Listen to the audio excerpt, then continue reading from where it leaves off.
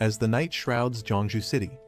Suddenly, the city's tranquility is shattered by an explosion of purple lightning, striking the central tower. A massive rift tears open above the city, from which an ancient, powerful warrior emerges. In response, the city's defenders, known as the 3rd Division, spring into action. This elite team, arrayed in battle gear, charges forward with determination etched on their faces. The depths of the rift, a powerful creature voices disdain, remarking on the humans' futile resistance. The creature identified as Huang Jin, a wolf king, expresses confidence in their inevitable victory, declaring that eradicating humanity is only a matter of time. As the 3rd Division makes a desperate stand, with determination in their eyes, they counterattack, despite the overwhelming might of the enemy. Amidst the ongoing battle, a key member of the 3rd Division questions if they are dealing with a C-class portal, hinting at the unexpected strength of their enemies. The battle escalates as the Wolf King, unfazed by human resistance, declares it's too late for any realizations. One brave warrior takes a stand, insisting on handling the Wolf King personally. This allows her comrades to focus on the remaining threats. Mr. Wenyuan, a pivotal ally, arrives just in time. Back at headquarters, an official notes the alarming frequency of C-class rifts appearing over Jeongju. This marks the 6th such event in a decade. In response, the decision is made to adapt the training and assessment of the city's defenders. The cultural exam scores for martial arts students will be halved, recognizing the need for more combat-ready individuals in the face of these recurrent threats. As the class in Jeongju's martial arts school is dismissed, the students engage in typical schoolyard banter. Inside, the conversations continue, revolving around academic pressures now intertwined with martial capabilities. A student laments the missed opportunity to sit next to Lin Yanren, a particularly admired classmate.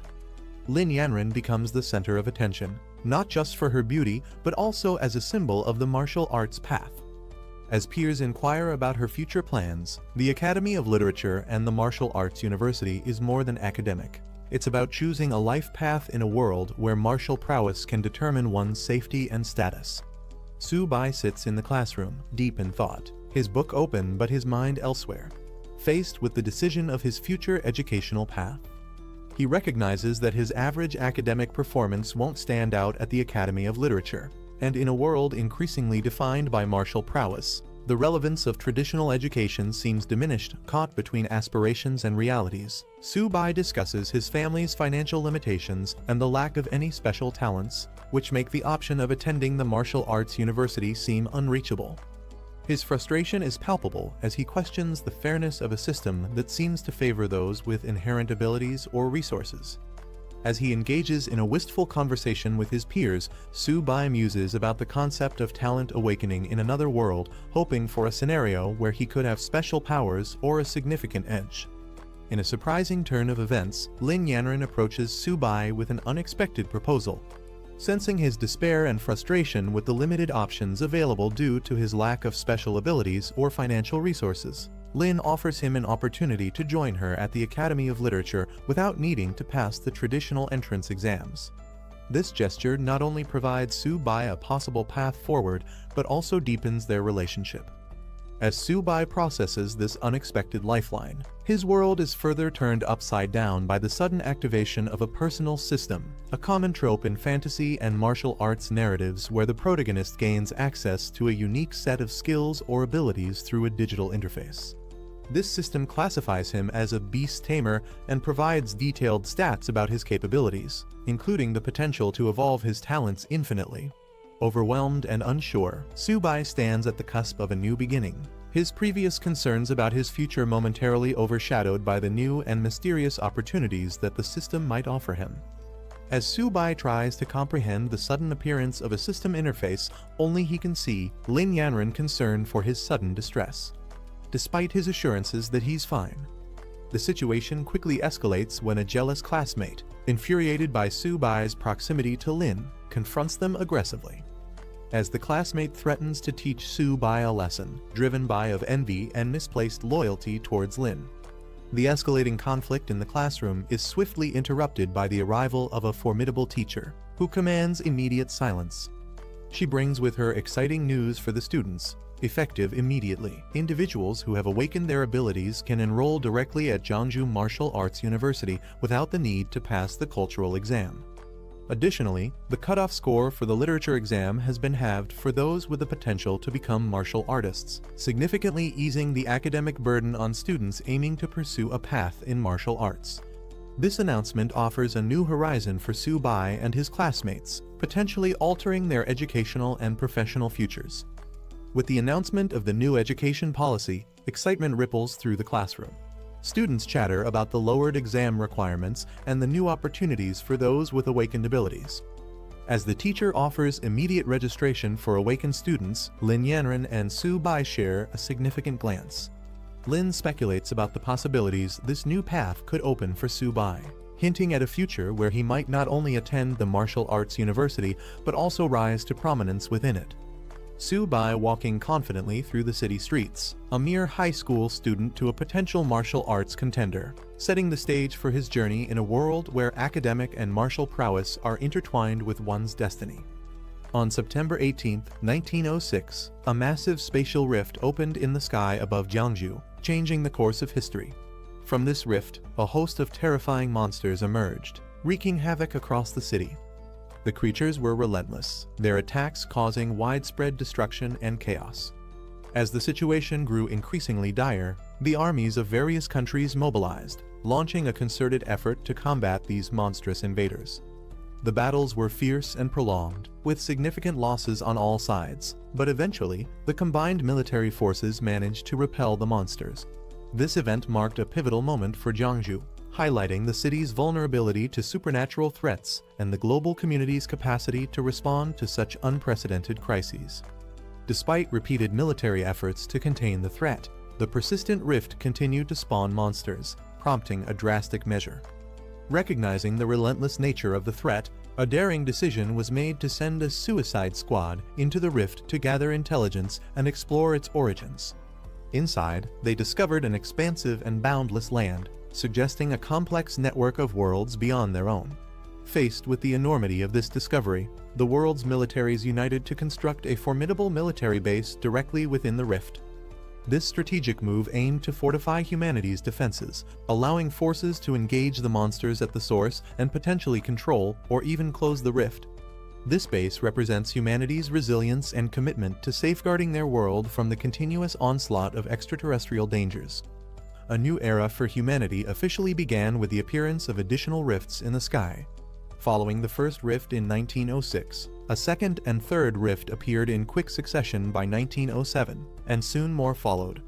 Over the century, these rifts grew more frequent, each introducing a unique breed of monsters, leading scientists to name the interconnected dimensions behind the rifts the battlefield of 10,000 races.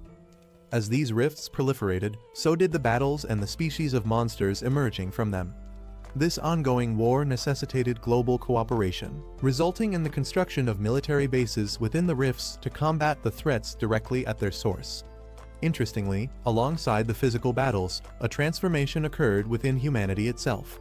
The spiritual energy of Earth began to rise, awakening latent abilities in humans, giving rise to a new era of martial artists and superpowered individuals.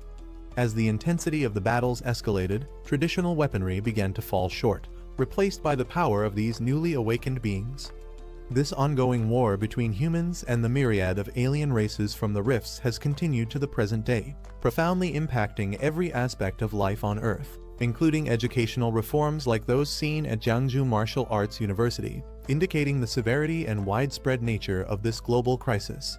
Su Bai, having activated a system that grants him the ability to tame beasts, decides to harness this newfound power to safeguard his family in a world increasingly fraught with danger. Recognizing the urgency to enhance his abilities, he resolves to attend a martial arts university backed by the military, which would not only provide him with the training he needs, but also place him in a position to directly contribute to humanity's defense against the rifts. Fortunately, Su Bai's special ability to tame beasts qualifies him for admission without the need for traditional exams, a boon that aligns perfectly with the recent educational reforms. Armed with his savings of more than 2,000 coins, he approaches the university with determination, hopeful that his financial resources will be sufficient to cover any additional expenses. As he steps into the university, he remembers that his system is supposed to automatically detect and guide him towards suitable opportunities. Yet, upon entering, nothing happens, leaving him momentarily confused. He approaches the reception, seeking guidance on how to proceed, a tangible step towards realizing his dream of becoming a protector not just for his family, but for his city as well. Upon entering the university, Su-bai, declaring his newfound ability as a beast tamer, inquires about the types of beasts available for taming. He's directed to several options, each with varying prices and capabilities. The first beast he considers is a common black cat with a netherworld sliver bloodline, priced at 36,000 yen, which he finds prohibitively expensive given his savings. His attention then shifts to a 4-eared dog, which boasts a 6-eared demon wolf bloodline and comes at a slightly lower cost of 33,000 yen. Still exploring his options, he's shown more beasts, including one priced at 56,000 yen and another at 90,000 yen, escalating his dilemma as he balances the potential of each beast against the financial constraints he faces. Confronted with these high prices, Su-bai realizes that his savings might not stretch as far as he had hoped, putting him in a position to make strategic decisions about which beast might offer the best balance of cost and potential for his journey as a martial artist. Frustrated by the high prices at the university and feeling like the options available are ripping him off, Su-bai returns home. There, he expresses his discontent with how expensive each beast is just for their bloodline.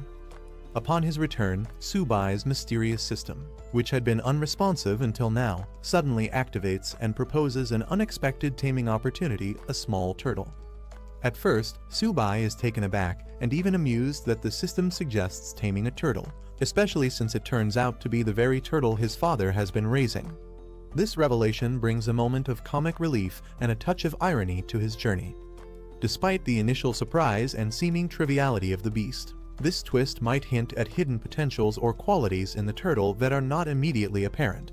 This situation sets the stage for Su-bai to explore and perhaps uncover unique abilities that could significantly aid him in his quest to protect his family and thrive in a chaotic world. After his initial shock and amusement at the prospect of taming a seemingly unremarkable turtle, Su-bai reassesses the situation. His system highlights the turtle's potential, revealing it as an ordinary beginner-level creature with a latent bloodline that can evolve infinitely and eventually attain formidable capabilities. Intrigued by this revelation, Su-bai decides to embrace the challenge, tapping into his newfound ability to see beyond the surface and explore the unique advantages his first tamed beast might offer. Choosing to accept the turtle as his ally, Su-bai's attitude shifts from skepticism to curiosity and determination. He commits to enhancing the turtle's abilities, utilizing the system's guidance to unlock and maximize its potential. This decision not only marks the start of his journey as a beast tamer, but also symbolizes his growth in adapting to the challenges of his new abilities and the realities of a world where the supernatural becomes an everyday element of survival and combat. Su-bai's initial skepticism about his first tamed beast, a turtle, quickly transforms into delight as he discovers its potential. The turtle, affectionately named Xiaoba, turns out to possess the Xuanwu holy bloodline. Despite its humble appearance and size, Su-bai recognizes the turtle's significant potential and decides it's worth far more than he initially thought, refusing to consider replacing it for anything else. At home, Su-bai's enthusiasm about his new beast is met with protective suspicion from his sister, Su Xiaomai, who asserts her attachment to Xiaoba, referring to it as Daddy's baby. As Su-bai and his sister interact with Xiaoba, the turtle unexpectedly demands food, revealing a more lively and engaging personality than Su-bai anticipated. Su-bai's situation escalates as Xiaoba, the seemingly unremarkable turtle, reveals a ravenous appetite that surprises everyone, including Su-bai and his sister Xiaomai. When Su-bai notes the turtle's insatiable hunger, he speculates it might be a sign of impending evolution, hinting at the turtle's hidden potential linked to its holy bloodline. As Su-bai scrambles to find more food to satiate Xiaoba's hunger, the situation at home becomes chaotic.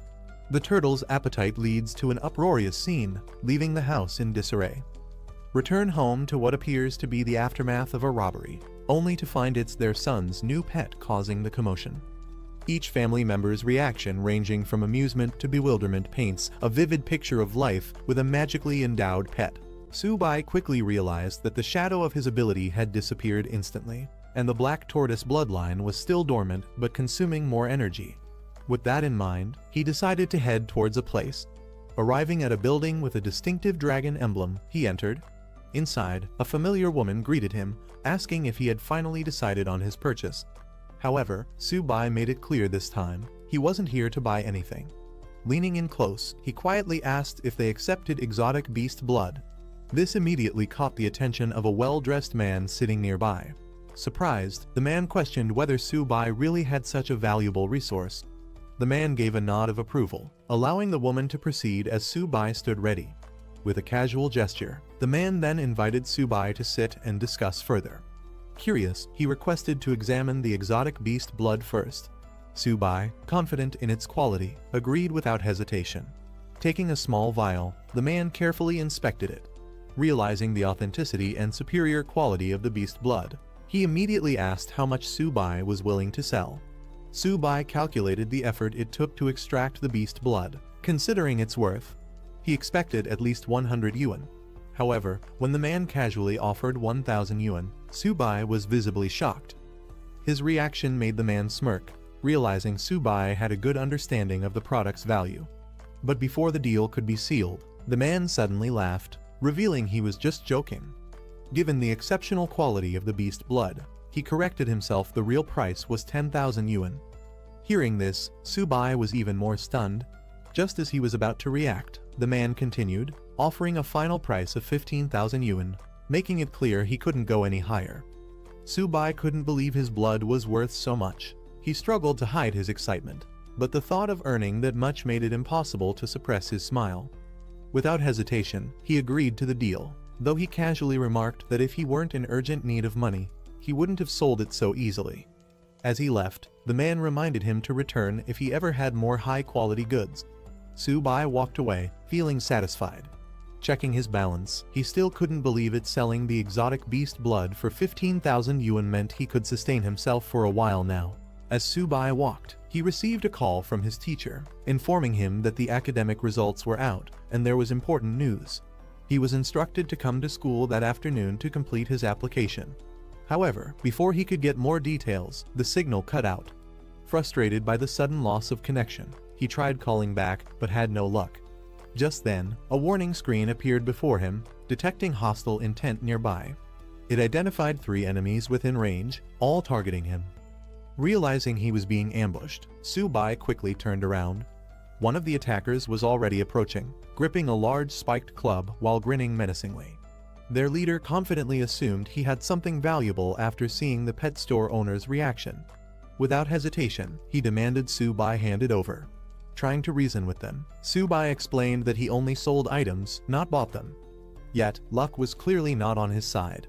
He quickly assessed the situation. Only one of them was a primary warrior, which meant he had a chance. Confidence sparked in his eyes. He wasn't afraid. However, the thug laughed at his expression, mocking his supposed cowardice and demanding the money. Su-bai appeared to surrender, curling up slightly, as if preparing to comply. He suddenly made his move, pretending to surrender, but instead hurling his turtle companion straight at the bald thug. Caught off guard, the thug quickly raised his weapon to strike, but the unexpected attack threw him off balance. His eyes widened in shock as he realized too late this was a trap. Panic took over as he let out a terrified scream. Su-bai took advantage of the opening, delivering a powerful counterattack that sent the bald thug flying. The force was so strong that it even made the thug imagine an egg cracking in his head. His 2 subordinates panicked and rushed to his aid, furious that Su-bai had dared to lay a hand on their boss. Without hesitation, they charged at him, weapons in hand. But Su-bai used his turtle companion's defense to shield himself. One of the attackers lunged, thinking he had Su-bai cornered. But Su-bai swiftly reacted, grabbing his fist mid-air, ready for the next move. He struck the incoming attacker, sending him flying backward. The second thug barely had time to react before he, too, was slammed into the ground. The bald leader, now regaining his footing, roared in fury. His face twisted with rage as he crawled forward, vowing to kill Su-bai. Su-bai quickly prepared to retreat. He called out to his turtle companion, signaling to pull back before things escalated further.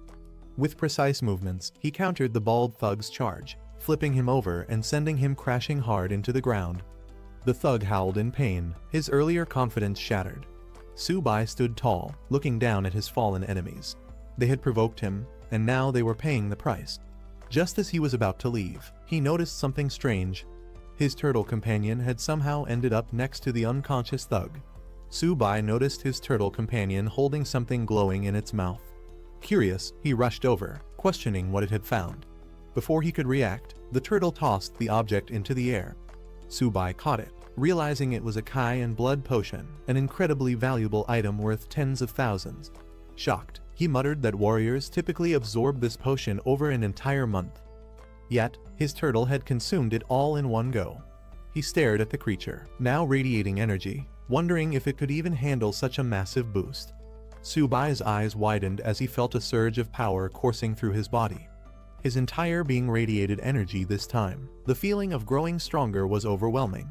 A system screen appeared before him, detailing his updated stats. His tamed beast's evolution had increased his attributes significantly, even granting him a new talent. Checking the turtle's stats, Su-bai was shocked its physique and defense had skyrocketed. The turtle had also grown in size, its shell now radiating with power. The kai and blood potion had caused an immense transformation, leaving Su-bai stunned at how much both he and his beast had advanced. Su-bai recalled what he had learned in class: normal high-level strength type exotic beasts usually only reached 30 in stats. Yet, his turtle was already exceeding that without even activating its full potential. Realizing the incredible potential his companion had, Su-bai decided it was time to leave. He patted the turtle, telling it they needed to get moving. Meanwhile, back at school, the academic results had been released, and it was time to submit applications. However, there was also a major announcement.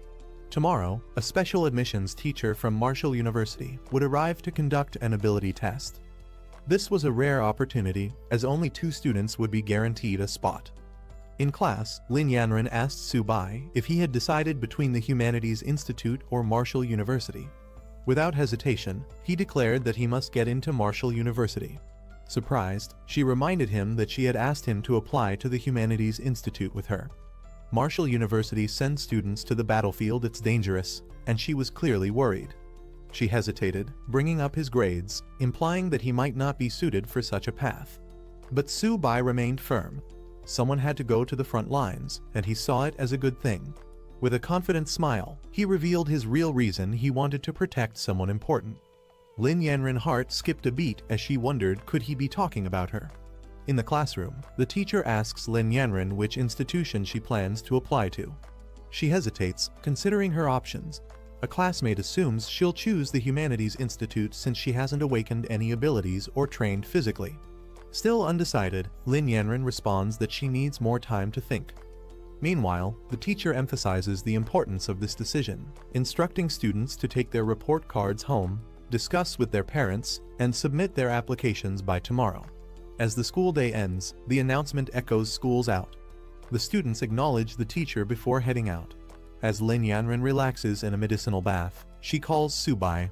She announces her decision: she's applying to Marshall University. She hints at a surprise, leaving Su-bai stunned. Su-bai, in the middle of training, can't believe what he just heard.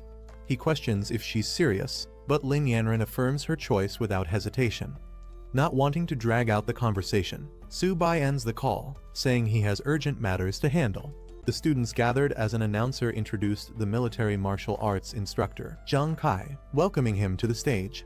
A woman addressed the students, explaining that Zhang Kai wasn't just an instructor, he was also their principal and a respected senior. Taking the microphone, Zhang Kai immediately reminded them of the academy's brutal reality, revealing past survival rates. A year ago, 126 students had joined, but only 65 remained. The numbers from previous years were even worse: less than half of each group had survived. 3 years ago, out of 86 students, only 11 were still alive. He made it clear that he wasn't trying to scare them, but to ensure they understood the truth. Being part of this academy wasn't something to celebrate, it was a constant fight to stay alive. Su-bai listening as the speech continued. The challenges ahead were clear: duty, responsibility, and the danger of protecting their nation. The instructor then addressed the crowd, reinforcing the academy's purpose. Wuda was a place where the strong were forged. He asked if they aspired to be part of the elite. and the students responded with a unified roar of determination. Satisfied with their enthusiasm, the instructor expressed his anticipation for their performance in the entrance exam. Jiang Kai called out to Subai. He turned, acknowledging the call, while Lin Yanren observed from the side. Approaching him, Jiang Kai confirmed his identity and informed him that a spot had been reserved for him at Wuda. He was instructed to head there immediately and prepare for the entrance examination. Subai was shocked to hear that a reserved spot had been arranged for him. He couldn't believe it, but the instructor confirmed that a vehicle was waiting to take him to the academy's entrance. Meanwhile, other students reacted with surprise and frustration. Some called it favoritism, while others wished they were in his place, envious of the special treatment. Shortly after, the students arrived at Wuda. The instructor announced their arrival, instructing them to disembark. As they stood outside, the instructor called for the students to follow, signaling the beginning of their journey at Wuda. As Subai and the students explored Wuda, they came across a towering stone pillar engraved with the school's motto. The inscription spoke of unwavering honor and dedication to the nation. Subai was impressed by its grandeur, while another student explained its significance. The instructor then led the group forward, guiding them to collect their uniforms before heading to the dormitories. Once there, she directed the male students to their designated area, informing them that they would soon receive further instructions regarding the examination. Subai acknowledged her guidance before heading inside. Reaching his assigned room, Subai reflected on the importance of resources in martial arts training. Inside the dormitory, a red-haired student showed off a rare bottle of medicine, explaining that it was made from extremely rare monster blood his father had acquired. He emphasized how valuable it was, something most people would never see in their lifetime. The others were fascinated, some admitting they had never encountered anything like it before, while one mentioned having bought similar products, but never something this rare. At that moment, Subai entered the room, introducing himself as their new doormate in room 303. A student Han Jiagang acknowledged him, noting that now everyone was present. He then introduced the other two students Tao Jiajun, who casually greeted Subai, and Fan Keon, who gave a friendly nod. Han Jiagang's doormates welcomed Subai, telling him there was no need for formalities since they were all roommates. They showed him the rare monster blood that Han Jiagang's father had obtained, explaining that it was difficult to acquire and required extensive effort to find. Subai, while unpacking, was surprised to hear it came from Yu Mountain and wondered if he was the one who had originally sold it. He casually asked about its price, assuming it must have been expensive. Han Jiagang, however, dismissed the cost, saying each drop was only around 30,000, totaling less than 100,000, an amount he considered insignificant. Hearing this, he realized that he had originally sold it for 30,000, but someone had resold it for triple the price. Frustrated, he cursed the middlemen who had taken advantage of the deal. Inside the dormitory, Subai's roommates excitedly pointed outside, claiming there was an incredibly beautiful girl downstairs. One of them even declared that she was his pick for the upcoming beauty contest. Curious, they rushed to the window, their eyes locking onto the tall, Lai Yanren confidently walking toward the dormitory. They were mesmerized by her appearance, praising her elegance and wondering why she was there. Meanwhile, outside, the dormitory manager stopped Lin Yanren, asking about her purpose in the men's dorms. Without hesitation, she stated that she was looking for Subai. The dormitory manager called out for Subai, announcing that a beautiful girl was waiting for him outside. His roommates were stunned by the revelation, unable to believe what they had just heard. Subai, without hesitation, decided to leave, while his roommates watched in disbelief. They couldn't understand why someone as stunning as her would be looking for him. Suspicious, they started to wonder if Subai was more influential than he appeared. Outside, Lin Yanren greeted Subai, complimenting how well he looked in his uniform. He responded casually. Lin Yanren adjusted Subai's uniform, complimenting him on how good he looked. Subai was caught off guard by her sudden closeness, unsure how to respond. Meanwhile, his doormates watched from the window, completely stunned. Seeing Lin Yanren personally fixing Subai's clothes left them in disbelief. They were outraged, unable to accept that Subai was casually interacting with someone they considered a goddess. Lin Yanren then brought up the reserved spot at Wuda, asking if Subai was upset about it. He reassured her that he wasn't angry, though he had initially planned to earn his place through the entrance test. Lin Yanren thanked him sincerely, admitting she had been worried about his reaction. Subai simply smiled, placing a hand on her head, telling her there was no way he could be upset with her. Lin Yanren informed Su-bai that the entrance examination was approaching and offered him some pills to help. However, Su-bai declined, saying she had already helped him enough and should keep them for herself. Before leaving, Lin Yanren waved at Su-bai, telling him she'd see him tomorrow. Su-bai could only watch as she walked away. Meanwhile, inside the dormitory, the other students had been observing everything. Shocked that Su-bai had not only interacted closely with Lin Yanren, but had even touched her head, they were desperate to find out who he really was. Back in the dorm, Su-bai returned to a completely different atmosphere. His roommates, who were once skeptical of him, now treated him with newfound respect, calling him Brother Su and eagerly inviting him to sit with them. Su-bai's dormmates surrounded him, eager to know about his connection with Lin Yanren. He casually mentioned that they were just high school classmates, but they weren't convinced, insisting he was being too humble. Taking advantage of their newfound camaraderie, Han Jiagang suggested that since they were dormmates, Su-bai should invite Lin Yanren to bring some of her friends over. Su-bai was caught off guard, unsure how to respond. To celebrate their first meeting, Han Jiagang proposed taking Su-bai out for a good meal and a chat. The others quickly agreed, deciding to handle all the arrangements themselves while telling Su-bai to rest. As they excitedly rushed out, Su-bai was left standing there, slightly overwhelmed by how quickly their attitude toward him had changed. After his dormmates left, Su-bai reflected on how interesting they were. He then took out Little Ba, letting it stretch out and breathe.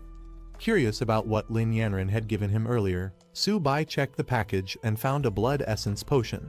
He smiled, realizing that it would be beneficial for his little companion Little Ba. With a mischievous grin, Su-bai teased Little Ba, asking if it knew what to do after consuming the potion. Meanwhile, his dormmates arrived at an extravagant hotel for their gathering. Su-bai was surprised at the high-end choice, questioning if it was necessary. However, Han Jiagang assured him that all he needed to do was enjoy himself and leave the rest to them. At the luxurious hotel, Han Jiagang raised a toast, expressing how fortunate he felt to have such great dormmates, especially Su-bai. The others eagerly joined in, welcoming the camaraderie. As they settled down, Su-bai mentioned his connection with Lin Yanren, casually implying that he could arrange introductions to some of her friends later. Shifting the topic, he told Jiagang that he needed his help with something. Revealing a bottle of rare monster blood, Su-bai downplayed its importance but asked for Jiagang's assistance in handling it. The others were instantly intrigued, recognizing its incredible value. Jiagang examined the blood carefully, realizing that it was of even higher quality than his own. Shocked, he admitted that he had never seen anything like it before. Han Jiagang was shocked by the rarity of Su-bai's monster blood and immediately offered to call his father for assistance. Later, Jiagang stepped aside to make the call, but his father was initially unimpressed, assuming his son had once again run out of pocket money. Jiagang quickly reassured him that this was serious. Explaining the situation, he told his father that his classmate had 7 drops of rare monster blood far superior to what they had obtained before. Unable to determine its value, he sought his father's advice. Hearing this, Jiagang's father was stunned, questioning if it was truly better than before. Jiagang swore by it, urging him to come see for himself. Without hesitation, his father instructed him to send the location, promising to dispatch Master Cao immediately. An hour later, Master Cao arrived to examine the monster blood. The moment he saw it, he was in awe, calling it the purest and most potent he had ever encountered. He excitedly declared that with such high energy content, he could create something extraordinary. Jiagang's father, still skeptical, questioned if Master Cao was exaggerating. However, Master Cao insisted that even with the finest equipment, the value of this blood would only increase.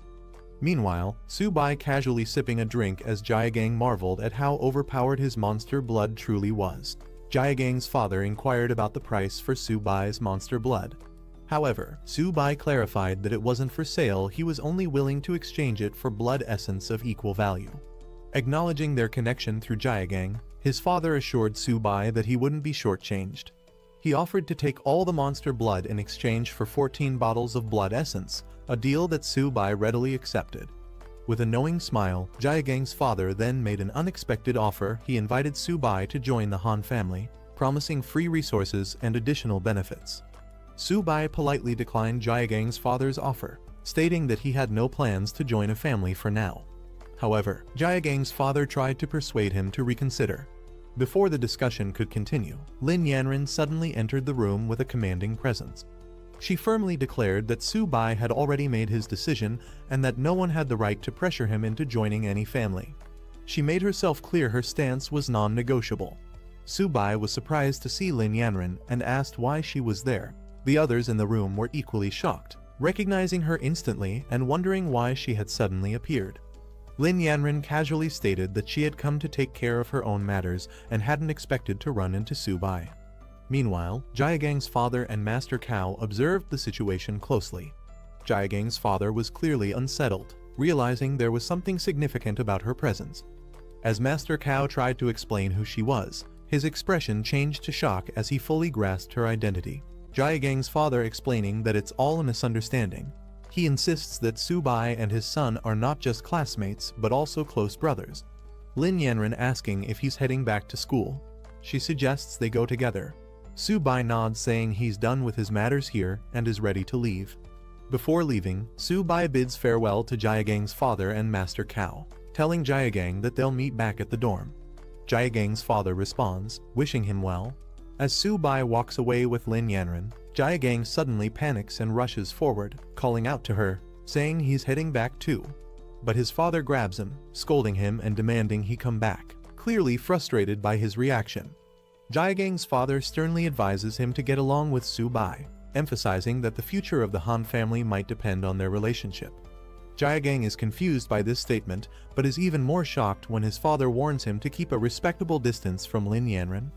Later, Jaegang questions his father, wondering why he never noticed how exceptional both Su-bai and Lin Yanren are. 2 days pass, and at the Marshall University campus training ground, the students gather for their freshman special training. The instructor announces that this session's training will take place at a significant location. The students are stunned to learn that they will be training at the battlefield of myriad races, a place filled with danger. Some voice their concerns, questioning the safety of such a decision. The instructor reassures them that while failing the training isn't a big deal, survival is what truly matters. He assures them that the designated training area has been secured and that their safety will be ensured. The instructor announces that each class will consist of 50 students, led by a bronze-level teacher who will be responsible for their training. He encourages the freshmen, wishing them success in their training. As the students are assigned to their groups, Lin Yanren excitedly informs Su-bai that they are in the same class. Nearby, Jaegang and other students react with excitement, thrilled to be in the same class as the goddess. Su-bai, however, wonders if this arrangement was intentional. A voice calls out for Class 8 to gather. A striking woman steps forward, introducing herself as Liao Yuxin, the special training instructor for the group. Liao Yuxin confidently informs the students that she will be in charge of all training tasks. As she speaks, several students are captivated by her striking appearance. Then, she announces their first task, writing a will. The students are stunned, their excitement immediately turning into panic. Some hesitate, questioning if she was serious, while others start to grasp the reality of the training. She gives them a day to complete this task, instructing them to gather at the teleportation plaza at 8 am for their departure to the battlefield of myriad races. Some students wonder if their lives are truly at risk, while others start worrying about the future. A few are left reflecting on their unfinished goals, realizing they might not return. Lin Yanren asks Su-bai about his plans before departure. He replies that he doesn't have much to prepare and plans to head back to the dorm. As they part ways, she tells him they'll meet tomorrow. Meanwhile, other students feel the pressure of the upcoming battlefield training and focus on their preparations. Later, at the dorms, a group of students invites Su-bai to join them for a fun night before their departure. However, Su-bai declines, saying he has things to take care of. Jaegang, understanding his decision, offers to bring anything back for him if needed. Su-bai acknowledges and lets them go.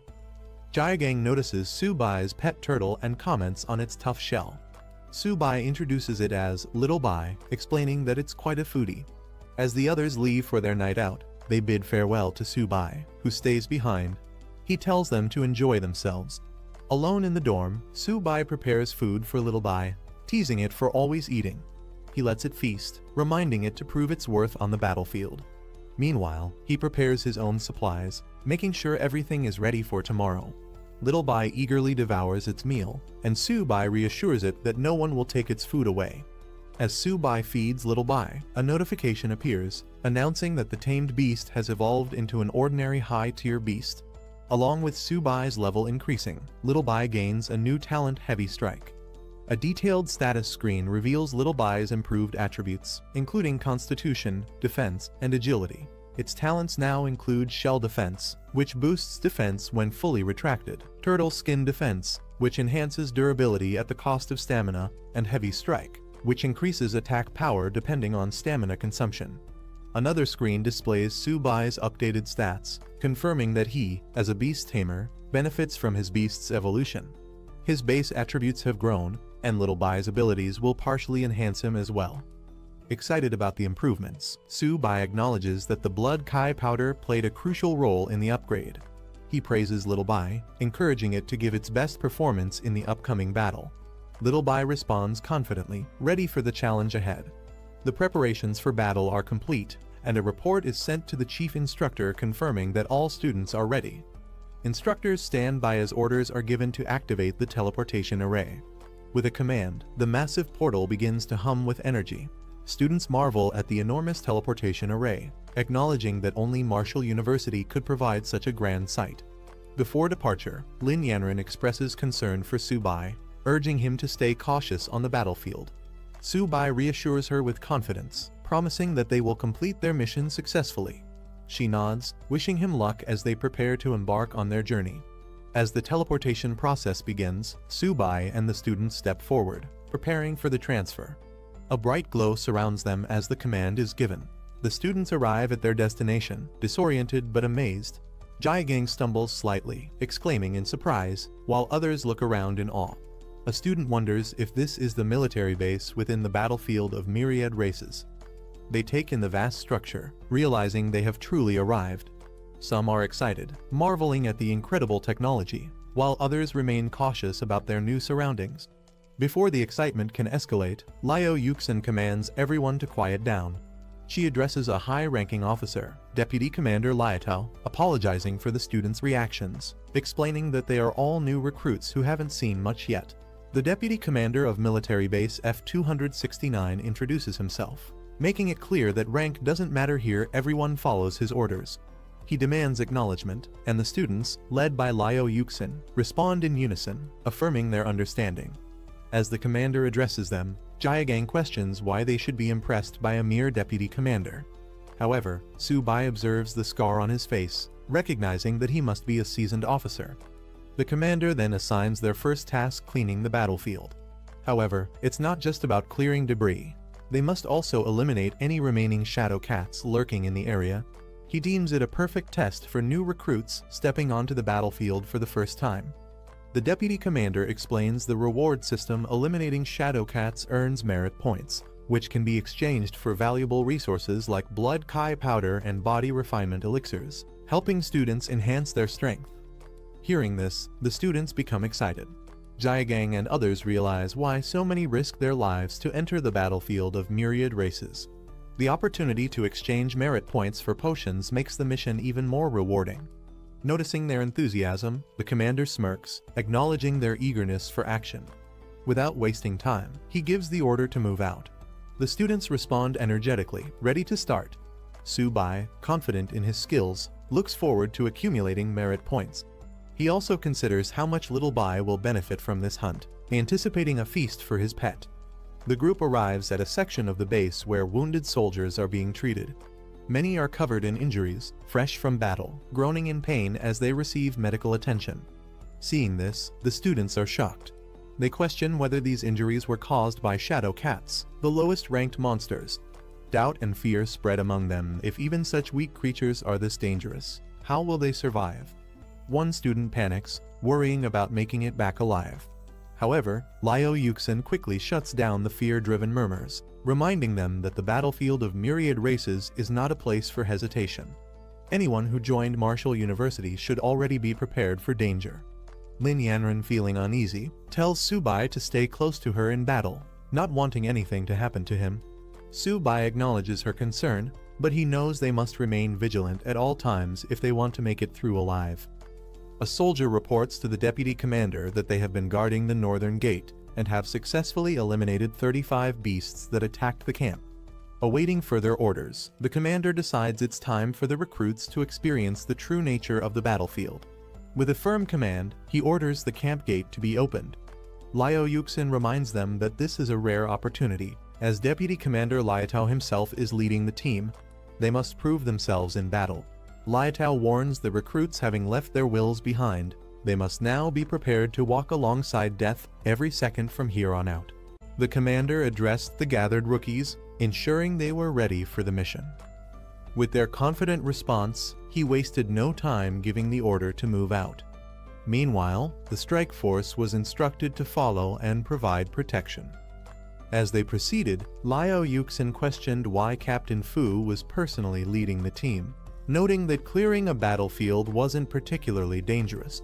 The commander casually dismissed her concerns, saying it would be a waste to send inexperienced rookies straight to the front lines. When Yuxin pressed further, he cut her off, telling her not to ask unnecessary questions. Later, as they marched, Yuxin expressed gratitude for his presence, but the commander brushed it off, stating that the students were warriors on the battlefield and it was his duty to protect them. At Didu, the highest military command post in Long, an urgent report was brought forth. Officials wasted no time in allowing the messenger to speak. The report detailed a dire situation. Monsters had broken through defenses on the battlefield of all races. A powerful group from the Young Cats tribe was already engaged in combat, but the crisis was far from contained. The invading horde had spread out, launching attacks on 12 additional military camps in the southwest. A high-ranking officer swiftly took charge, ordering an immediate assessment of the monsters' movements and warning other camps to prepare for battle. He emphasized the importance of protecting the new students from Wuda, as they represented the future of Long. The command was clear: these recruits must be safeguarded at all costs. Meanwhile, in Area F-269, the battlefield was chaotic. Soldiers were reminded that time was critical. Every moment spent there increased the risk of death. Fires raged, fallen enemies littered the ground, and the battle showed no signs of slowing. The rookies had entered a true war zone, where survival depended on speed and skill. Su Bai and his team continued harvesting resources from the battlefield. One of them pointed out that the hides, blood, flesh, and claws of the Yaoming cats could be used to craft weapons and medicines. Another remarked that with such valuable materials, it was no surprise that many people were willing to venture into such a dangerous place. Excitedly, someone announced they had found another monster core, celebrating their luck. Su Bai focused on gathering more resources, planned to collect additional cores to exchange for blood spirit essence. He figured this would allow his companion, Little 8, to level up once again. However, his interface suddenly flashed with an urgent alert. 164 Yaoming cats were rapidly approaching from 3 kilometers away in the southwest forest. The warning classified the situation as an extreme danger, rating the threat level at 5 stars and the danger to life at 4 stars. Su Bai was taken aback. The last time his system had issued a warning, it was for a minor threat, a low-level martial artist. But now, it was flagging a 5-star, life-threatening crisis. Alarmed, Liao Yuxin noticed his change in expression and immediately asked what was wrong. Su Bai urgently called out to Liao Yuxin, warning her about a large horde of monsters moving toward them from the southwest. Perched on a tree, she seemed skeptical, but listened as he insisted on the danger. Observing the area, Liao Yuxin found nothing unusual, only silence stretching across the battlefield. Frustrated, she reminded Su Bai that this was a battlefield, not a place to stir panic. Recklessly alarming others could have severe consequences. However, Su Bai insisted he wasn't joking. The threat was real, and the monsters were approaching fast. Captain Fu, overhearing their exchange, stepped in. He confidently dismissed Su Bai's claims, asserting that no monsters were within 2 kilometers. Su Bai, however, stood firm, warning that over 100 Yaoming cats were just 3 kilometers away and closing in quickly. Captain Fu scoffed at Subai's claim, questioning whether his senses were superior to his own. Liao Yuxin, trying to de-escalate the situation, suggested that Subai was simply overreacting due to his inexperience in battle and that it wasn't worth wasting time on. However, Lin Yanren stepped forward, insisting that no conclusions should be made without proper verification. She declared her trust in Subai, leaving Captain Fu momentarily speechless. Determined, Subai addressed everyone, urging them to believe him. He explained that as a monster tamer, he possessed an exceptional sense for detecting danger. This revelation surprised the group, with some questioning why the school hadn't documented such an important ability. Subai clarified that since he was guaranteed a spot at Wuda, his special abilities weren't officially recorded. Doubts spread among the others if he truly had the ability to tame monsters. Why had no one seen any proof of it? A sudden cry rang out as the Yaoming cats finally appeared, proving Subai's warning to be true. The group quickly realized the sheer number of enemies approaching, forcing them to act fast. Orders were given to form a defensive formation immediately. As the threat grew, the call for reinforcements was sent out. However, bad news followed. Nearby camps were also under attack, meaning no backup would be coming. They were on their own. Liao Yuxin expressed her concern, questioning if there were truly over 100 monsters. Without reinforcements, the students stood little chance against such an overwhelming force. Captain Fu, now convinced of the danger, acknowledged that Subai had been right all along. He could now sense the horde rapidly approaching. Wasting no time, Captain Fu ordered 4 soldiers to protect Subai and another student, ensuring their safety.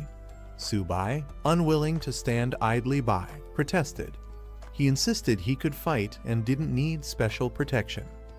A fierce Yaoming cat of the early bronze stage leaped into battle, its glowing green aura signaling its strength. The students barely had time to react before more of the creatures lunged toward them.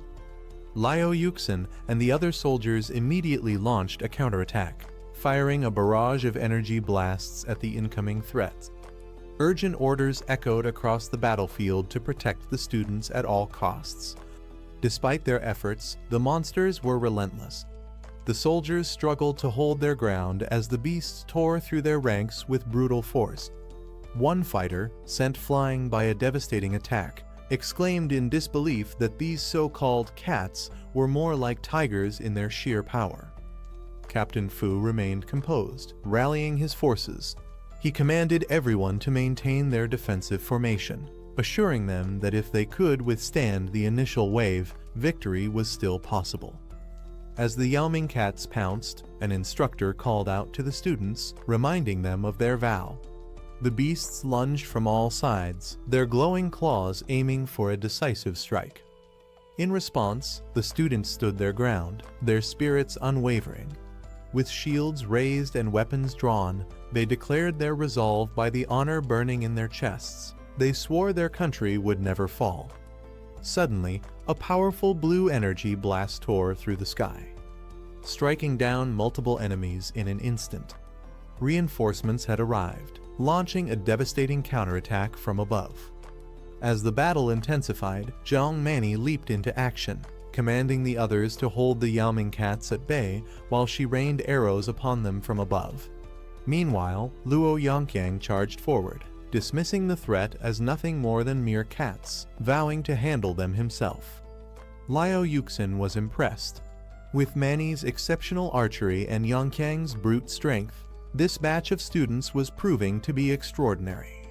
Subai observed them in admiration, acknowledging their power and skill. He couldn't help but note that while they had impressive abilities, his only weapon was his trusted companion, Little 8.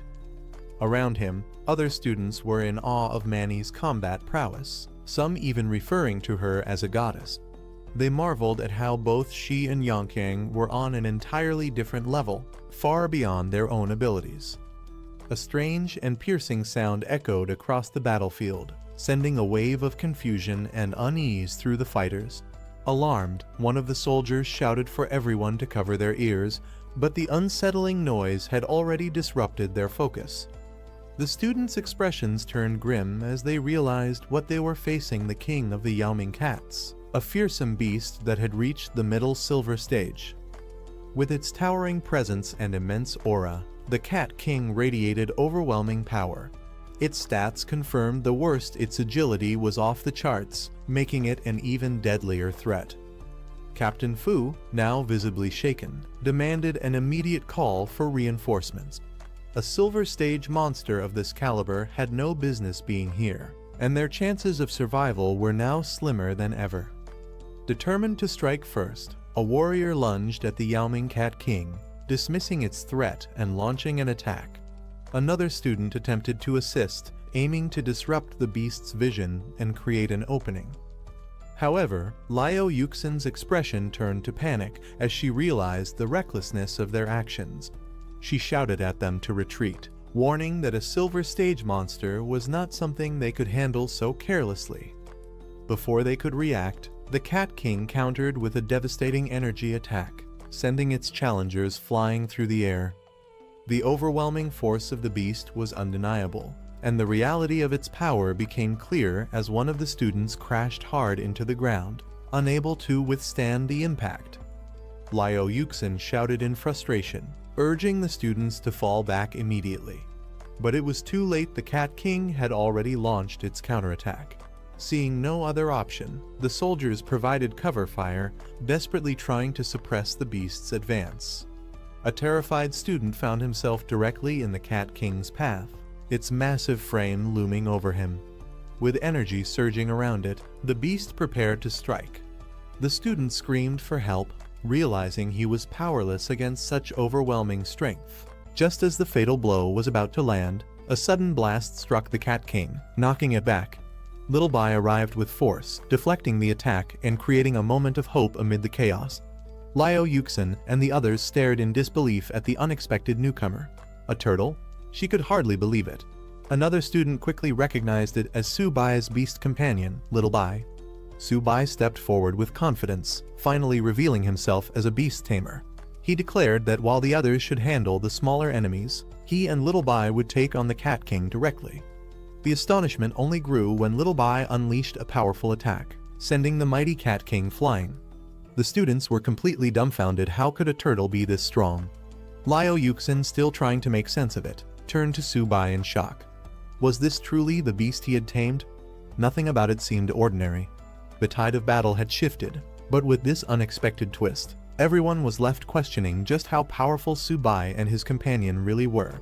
Su Bai commanded Little Bai to unleash its strength against the Cat King. The seemingly slow turtle suddenly moved with incredible speed, shocking everyone. The students could hardly believe their eyes. Was this really a turtle? As the battle raged, even Liao Yuxin admitted her surprise at Su Bai's abilities. No one had expected him to be this skilled, and his beast companion was unlike anything they had ever seen. With Su Bai now facing off against the Cat King, Liao Yuxin took charge of the battlefield. She rallied her classmates, calling for them to regroup and eliminate the remaining ghost cats before they could overwhelm them. The students responded with renewed determination, launching a fierce counterattack.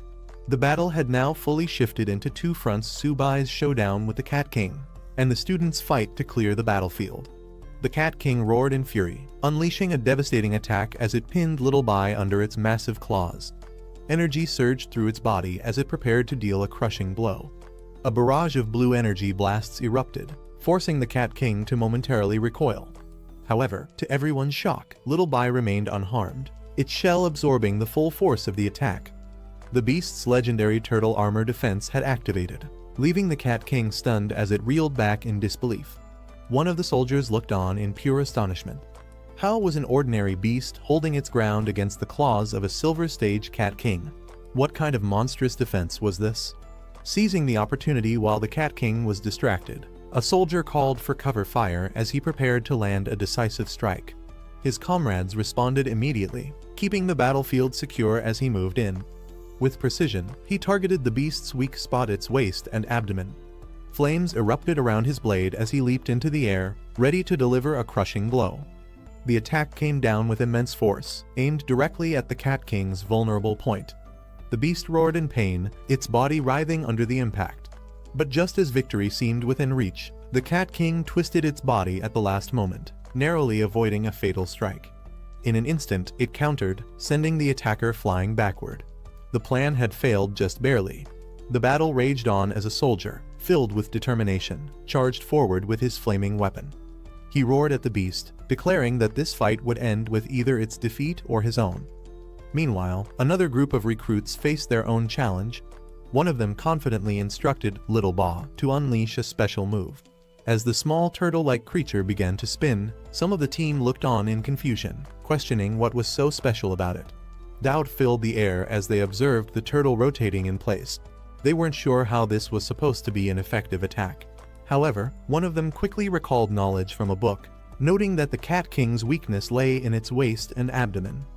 One of the recruits charged in, launching a powerful attack with a swift aerial strike, his determination unwavering. The force of his strike sent shockwaves through the battlefield, carving through the ground as energy erupted from the impact. The spinning turtle move, which had initially seemed questionable, now came into play. The energy it generated surged toward the enemy, targeting the exact weak spot mentioned in the book, the waist and abdomen. The beast, caught off guard, roared in pain as the attack connected, proving its effectiveness. Seeing the direct hit, another fighter stepped forward, ready to capitalize on the moment. A smirk crossed his face as he acknowledged that the weak spot had been struck. Now, the real challenge was whether the enemy could endure what was coming next. The battlefield raged on, but with each moment, the recruits grew stronger and more confident in their strategies. The fight was far from over, but they had proven that teamwork and knowledge were just as crucial as raw strength. The Cat King let out a final agonized roar as the attack struck its weak point. Blood dripped from its wounds as it struggled to stay on its feet, but its strength quickly faded.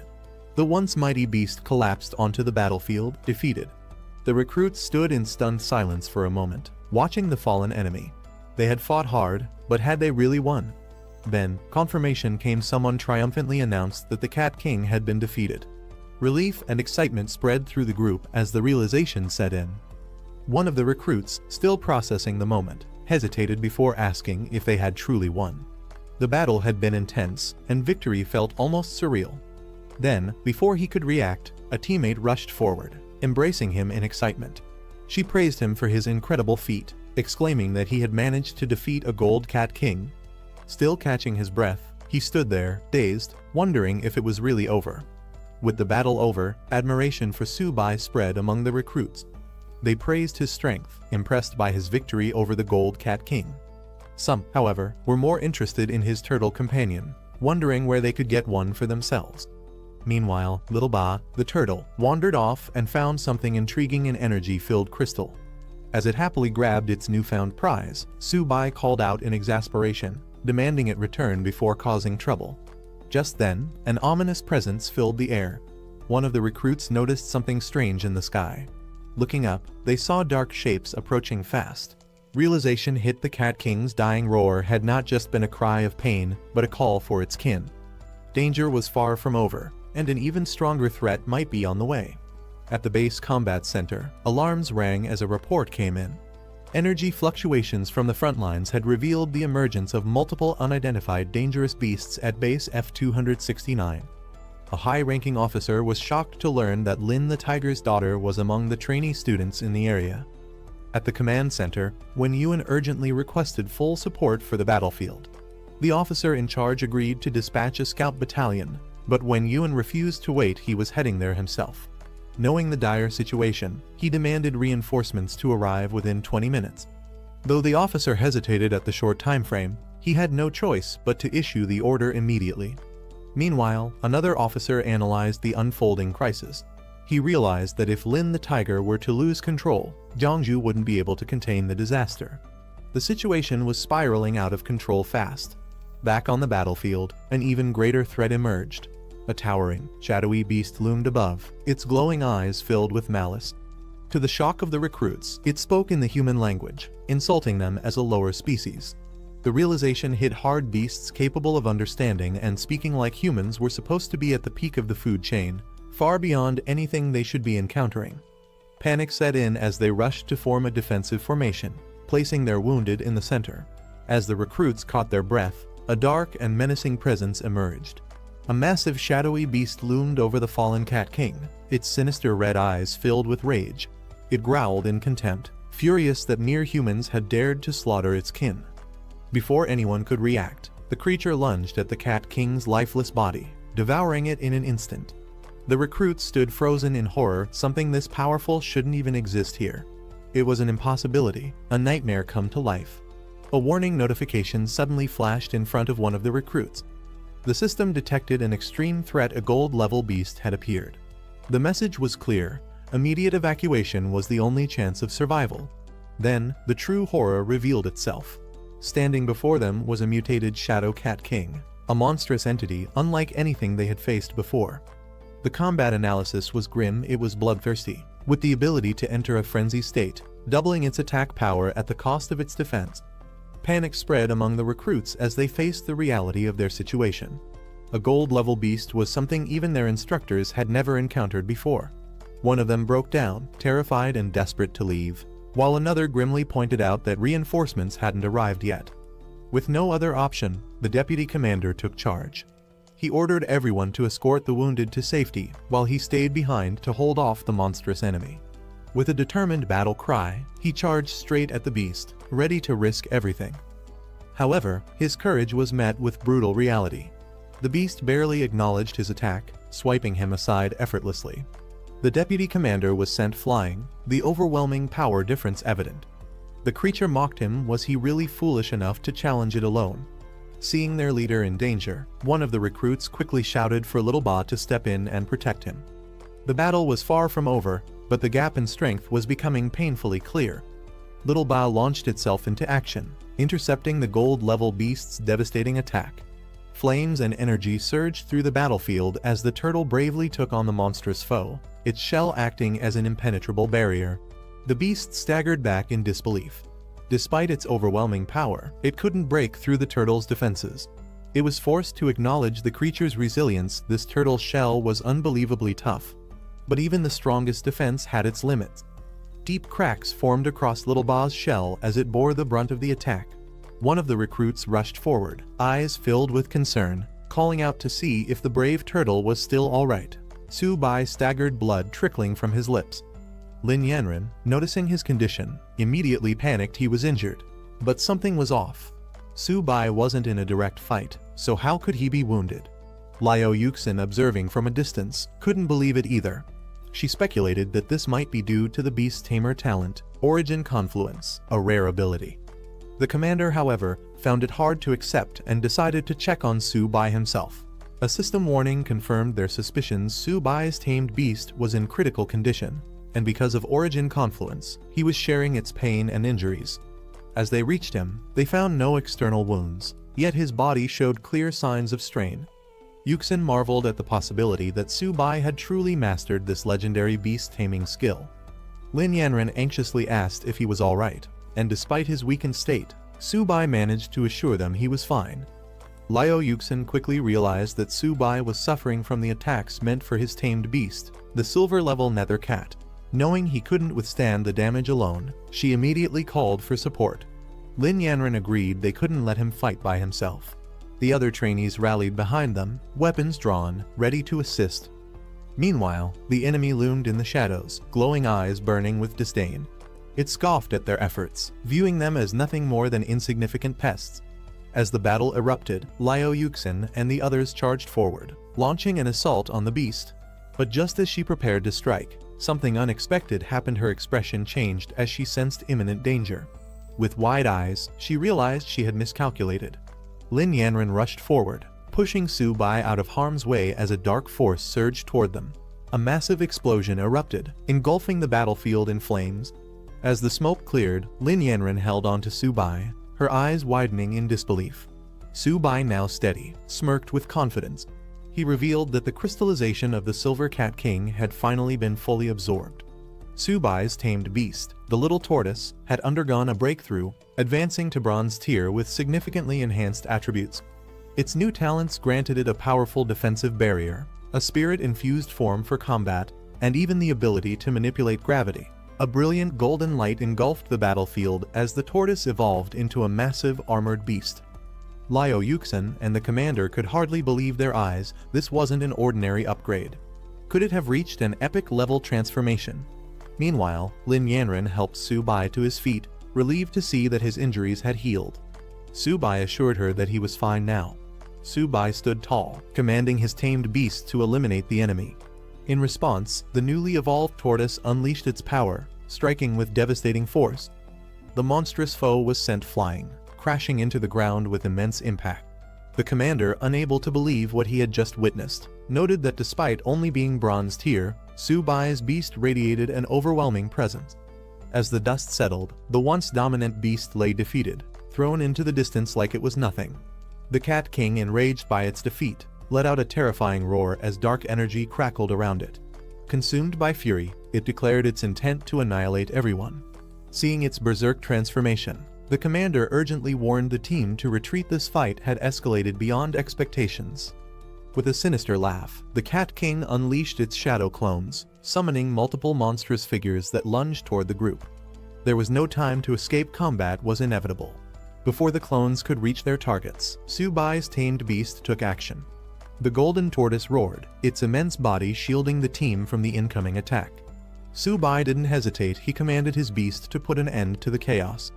In an instant, a powerful gravitational force erupted from the tortoise, pulling everything toward it. One of the trainees struggled to defend himself as a shadow beast lunged at him, its claws aimed for a lethal strike. But before it could land, a massive force pulled the creature away. Su Bai's tamed beast unleashed its gravitational might, sending the enemies hurtling through the air. With an earth-shattering roar, the armored tortoise stood tall, radiating an unstoppable power. Su Bai's eyes burned with determination as he commanded his beast to go all out. Responding to its master's call, the golden tortoise let out a deafening roar, gathering an overwhelming surge of energy in its core. The air trembled as it unleashed a massive energy blast, a blinding beam of golden light shooting toward the heavens. The shockwave from the attack spread across the battlefield, forcing everyone to shield themselves. As the golden energy engulfed the battlefield, the enemy was completely overpowered.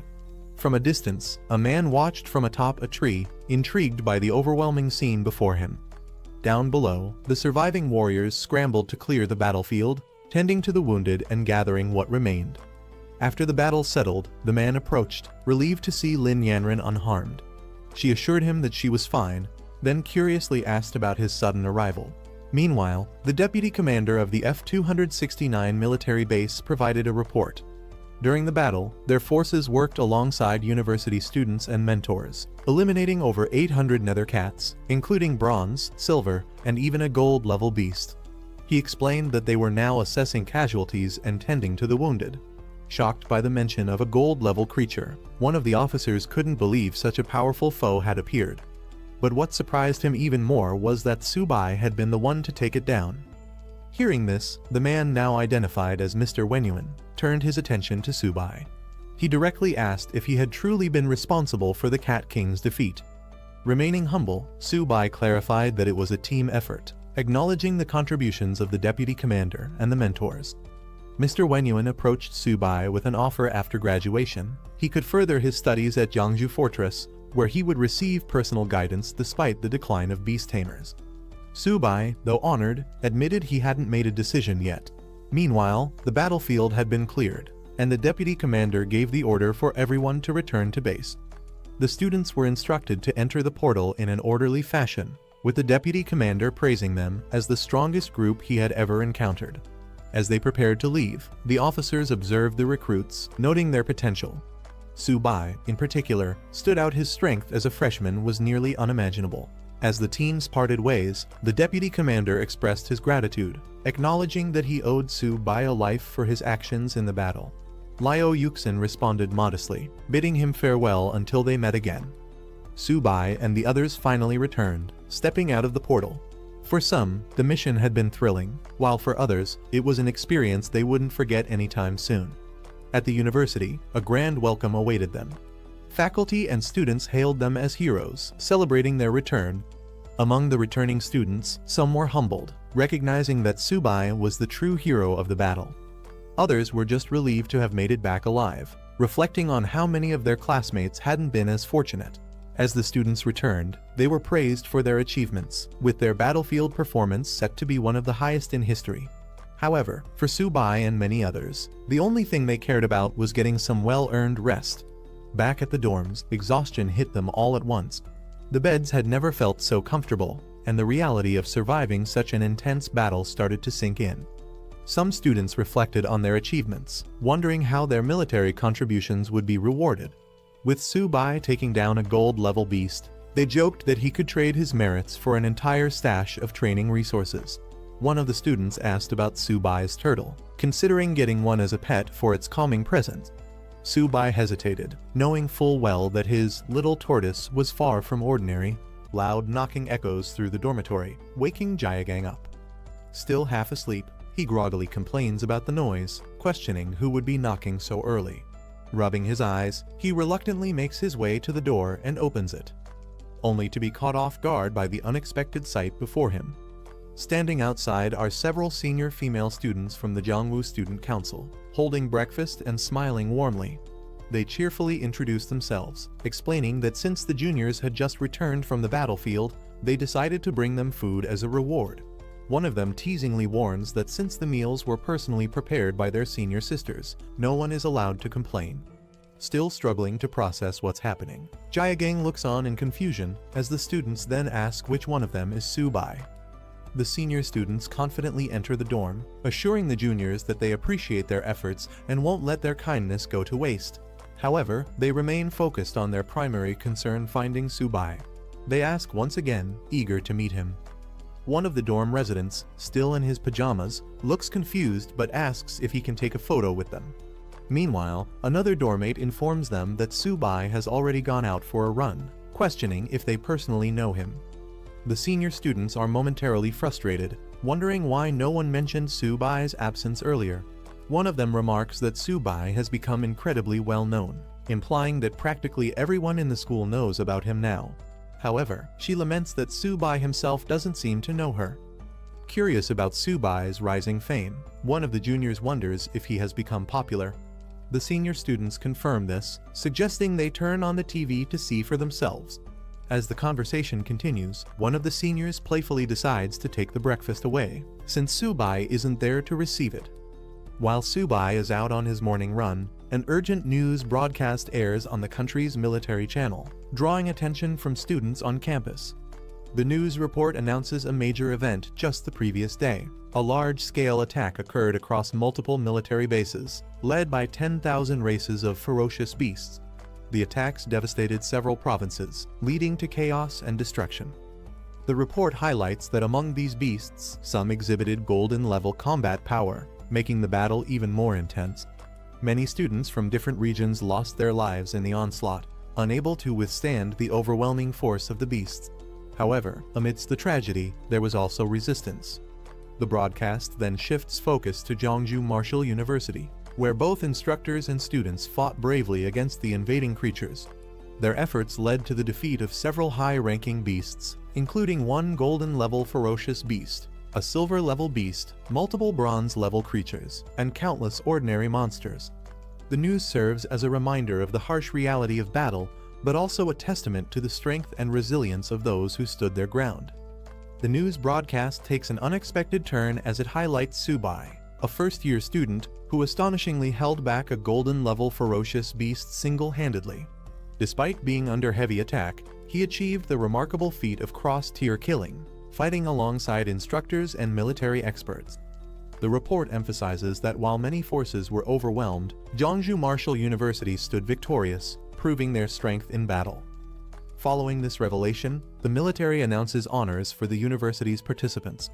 All involved students and instructors will receive a second-class merit and be awarded the Great Wall Silver Medal. However, Subai, recognized for his outstanding military achievements, is granted a first-class merit and receives the prestigious Great Wall Golden Medal, a highly coveted honor. As the news spreads, students across campus react in disbelief. The idea that a freshman could receive such a prestigious award is almost unimaginable. Many express admiration, wondering who Subai really is and how he managed such an accomplishment. Some see him as a symbol of hope for humanity, while others simply want to meet him. Amidst the growing attention, one enthusiastic girl boldly proclaims that she wants to date Su-bai, sending the crowd into an excited frenzy.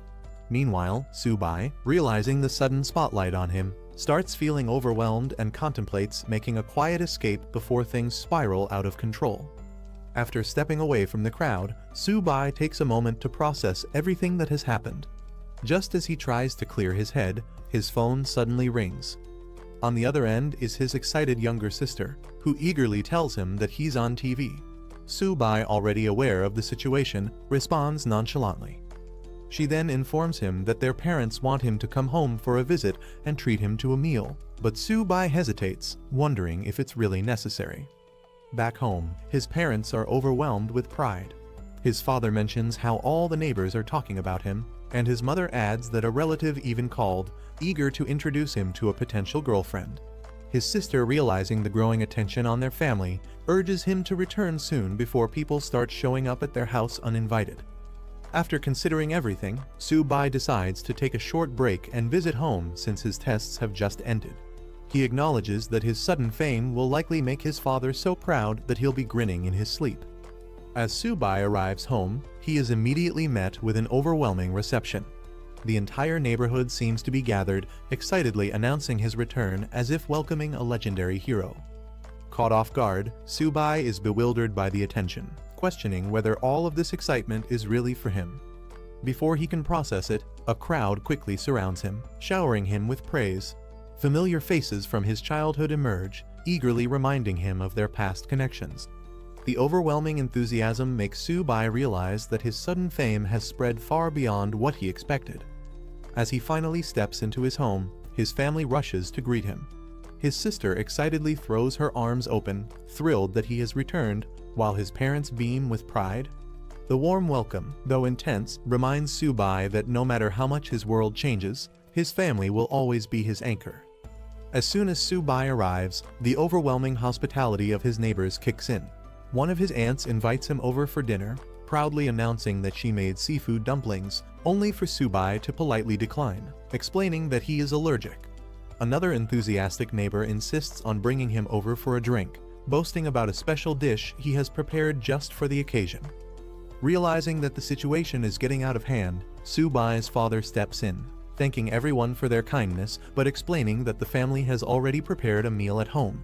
He assures them that once things settle down, Su-bai will make time to visit each of them. Su-bai agrees, knowing he can't refuse everyone outright, but hoping to escape the immediate flood of invitations. The situation takes a turn when one of the elders eagerly suggests introducing Su-bai to her granddaughter, hoping to set them up.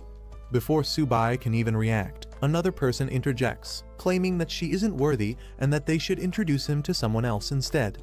Overwhelmed and unsure of how to respond, Su-bai finds himself stuck in the middle of their matchmaking plans. Later, back home, Su-bai vents to his sister, regretting that he didn't sneak in under the cover of darkness to avoid all the attention. His sister laughs, teasing him that it wouldn't have mattered one of their aunts had already stationed herself near their house, waiting to introduce her granddaughter to him no matter what. Realizing he's completely trapped by his newfound fame, Su-bai sighs, wondering how long this chaotic homecoming will last. After the chaotic welcome from his neighbors, Su-bai finally makes it home, where his parents prepare a warm family meal. His mother informs him that his father is personally cooking today, and she asks his sister to assist in the kitchen while telling Su-bai to take a break. Dropping his bag onto the couch, Su-bai slumps down and stretches, savoring the rare moment of peace. He leans back, relieved to finally take a breather after everything that has happened. A glowing Sitem screen suddenly appears before him, flickering with mysterious data.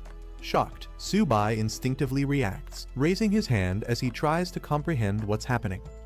As Su-bai stares at the system window, a message appears, notifying him that a contractable creature has been detected, a little kitten. The system prompts him with a choice, tame or give up. Confused by the sudden activation of what seems to be a Beastmaster ability, he hesitates, trying to make sense of it. His sister notices his distracted state and asks what's wrong. Su-bai, still bewildered, turns to her and asks if their family has a cat. She casually confirms, directing his attention to their pet. Looking over, Su-bai spots a small white kitten happily eating from its bowl. He questions if this is the creature the system was referring to and jokingly wonders if they could have gotten a more high-end pet. His sister, clearly attached to the kitten, defends it, saying it's adorable. She explains that she found Bai a few days ago on the road and decided to bring him home. Still processing the strange system prompt, Su-bai watches the little kitten, wondering if there's more to this unexpected situation than meets the eye. Seeing how much his sister adores the kitten, Su-bai decides to go along with it, agreeing that it's cute. However, his curiosity lingers as he glances at the system screen, which has revealed surprising information. The kitten, seemingly an ordinary stray, actually possesses a lineage of the white tiger's sacred beast, and has the potential to grow infinitely strong, eventually capable of slaying gods. Shocked by this revelation, Su-bai struggles to believe that this small creature could be so powerful. The system further details its stats, showing its talents, including sharp claws that double both attack speed and power, and its evolution method eating. Confronted with the choice once again, Su-bai hesitates only briefly before deciding that taming it first would be the safest option. As he prepares to confirm the selection, his sister cheerfully comments that the kitten seems to like him. Su-bai takes this moment to confess something important. He's now a beastmaster, someone who can form powerful bonds with creatures. With a playful smile, he asks if he can keep Bai for himself, suggesting that the kitten might be more than just a household pet. Su-bai's attempt to claim Bai as his own is met with instant resistance. His sister, visibly shocked and furious, shouts in defiance, refusing to give up her beloved pet. Su-bai, unfazed by her reaction, tries to reason with her. With a smirk, he hints that negotiation is always an option. Sensing an opportunity, he casually suggests offering her a laptop in exchange for the kitten. Determined to convince her, Su-bai ups the ante, reminding her about a dress she had been eyeing. But before he can even finish his sentence, his sister dashes away, declaring that there will be no negotiations whatsoever. Amused, Su-bai chases after her, trying to bargain while she evades him at all costs.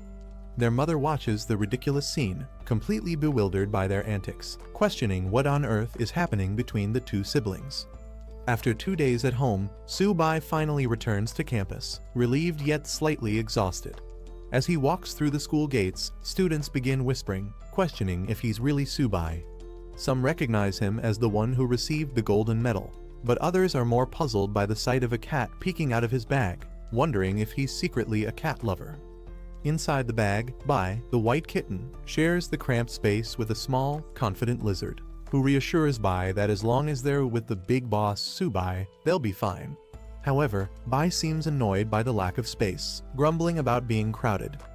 As Su-bai walks across campus, more students take notice of him. Some seem unimpressed by his average appearance, yet they're shocked by how many girls visit his dorm looking for him. Realizing that his fame isn't dying down anytime soon, Su-bai internally debates wearing a mask to avoid unwanted attention. Before he can settle back into campus life, an urgent announcement echoes across the school, summoning him to the principal's office. Hearing his name repeated over the loudspeakers, Su-bai sighs his return to school is already off to an eventful start. As Su-bai makes his way to the principal's office, he wonders what exactly the principal could want from him.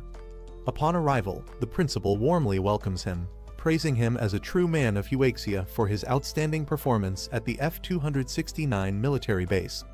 As a reward for his achievements, the principal offers Su-bai a chance to request anything he wants from the school.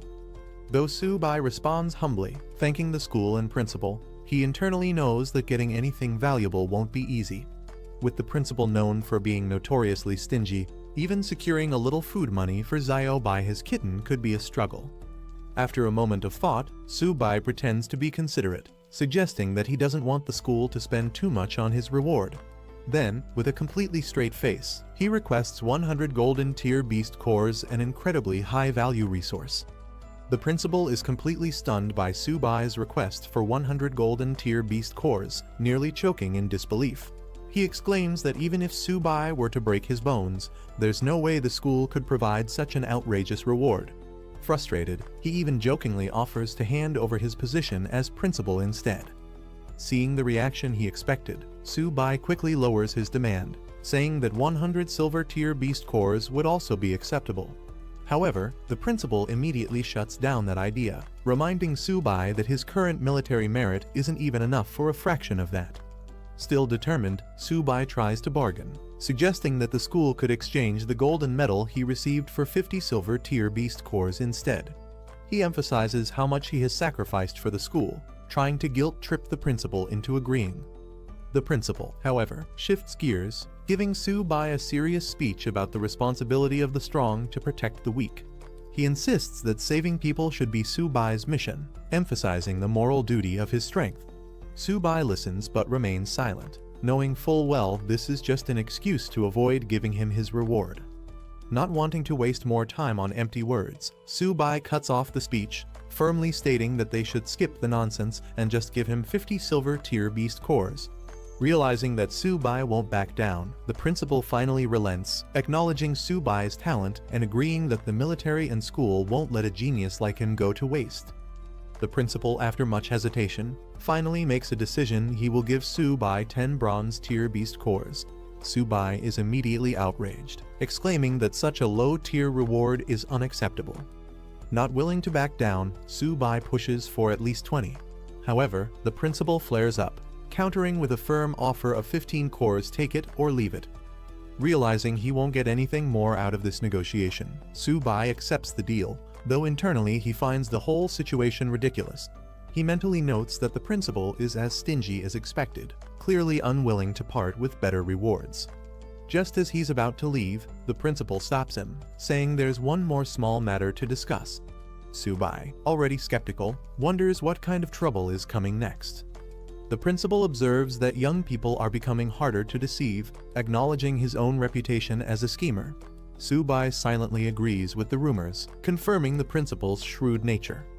The setting shifts to a large hall where the principal addresses a gathered group of students. He informs them that the 100 Schools League is now under military organization. While their school lacks the same level of resources as elite institutions like Imperial City Martial University and Magic City Martial University, he expresses his hopes that they can still achieve great results. With preparations underway, roll call begins. The first name called is Hu Qingshu, a third-year student with Bronze Intermediate Wood ability, who promptly responds. As more names are read out, students including Bai Ningbing and Xing Changxiang acknowledge their presence, standing ready for the upcoming challenge. As the roll call continues, Feng Juge's name is called. Meanwhile, a conversation starts between two students about the unfairness of their school's situation. They note that Zhongzhou Martial University was established later than other prestigious institutions, meaning it receives fewer training resources. This lack of support has led to consistently low rankings for their school in previous years. The roll call proceeds with names like Subai, a first-year student, and Zhang Mani, who both confirm their presence. More students, including Luo Yongkang, are called, and with that, the roll call concludes. The principal, standing before the assembled students, addresses them. He announces that this year, 10 representatives from their school will participate in the 100 Schools League, emphasizing that they are the most outstanding students from each grade. However, before proceeding further, he has an important announcement to make. The principal makes a surprising announcement: Subai will be the captain of the school's 100 Schools League team. The students react with shock, and Subai himself is caught off guard, questioning if there has been some mistake. One of the students steps forward, arguing that this decision is unfair. He points out that Senior Qingshu is the strongest among them in both power and experience, making him the more obvious choice for captain.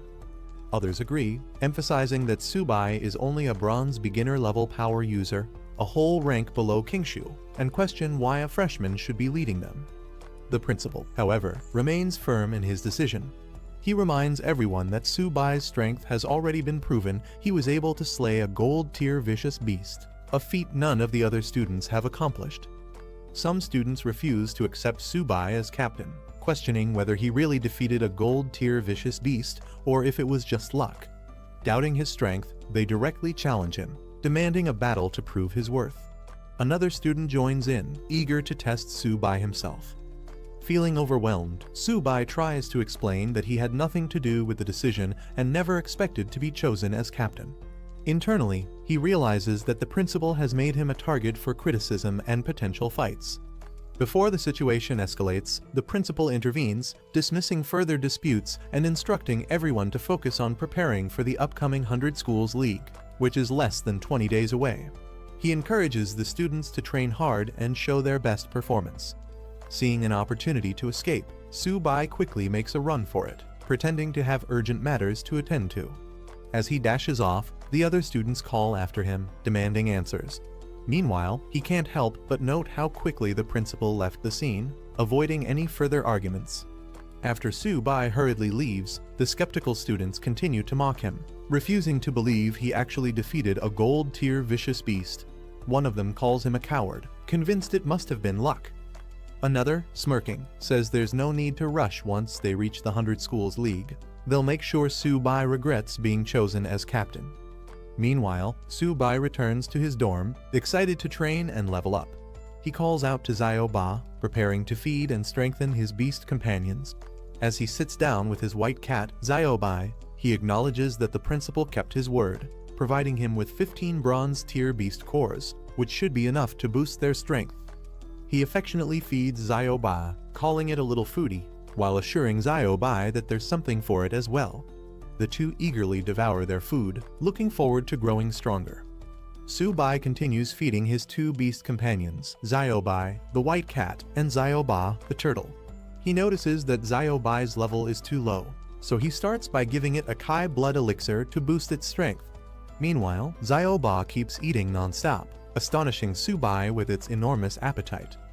As Xiao-ba devours more resources, Su-bai realizes that each bite costs a fortune, possibly worth hundreds of thousands or even millions.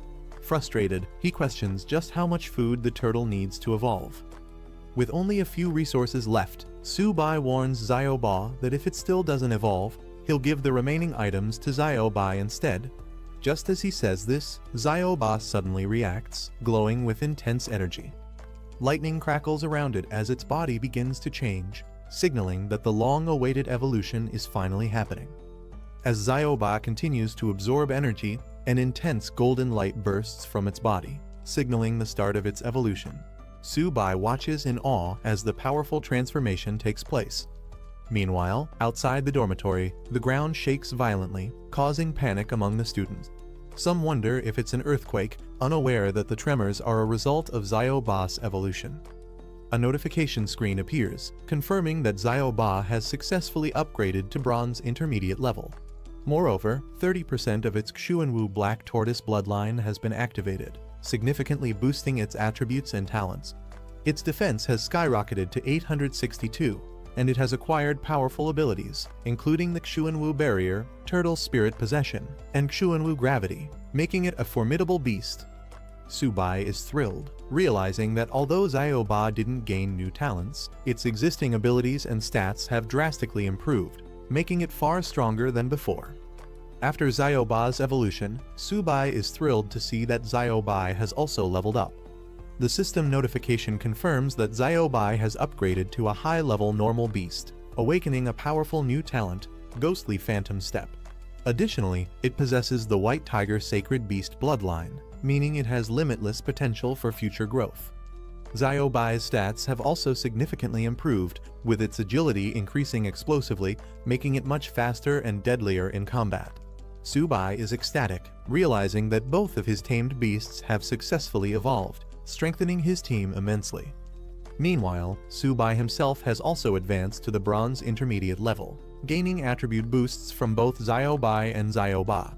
His constitution, agility, and spirit have all improved, and he now benefits from powerful talents, including infinite evolution of contracted beasts, universal beast taming skills, and origin confluence, allowing him to share energy and damage with his tamed beasts.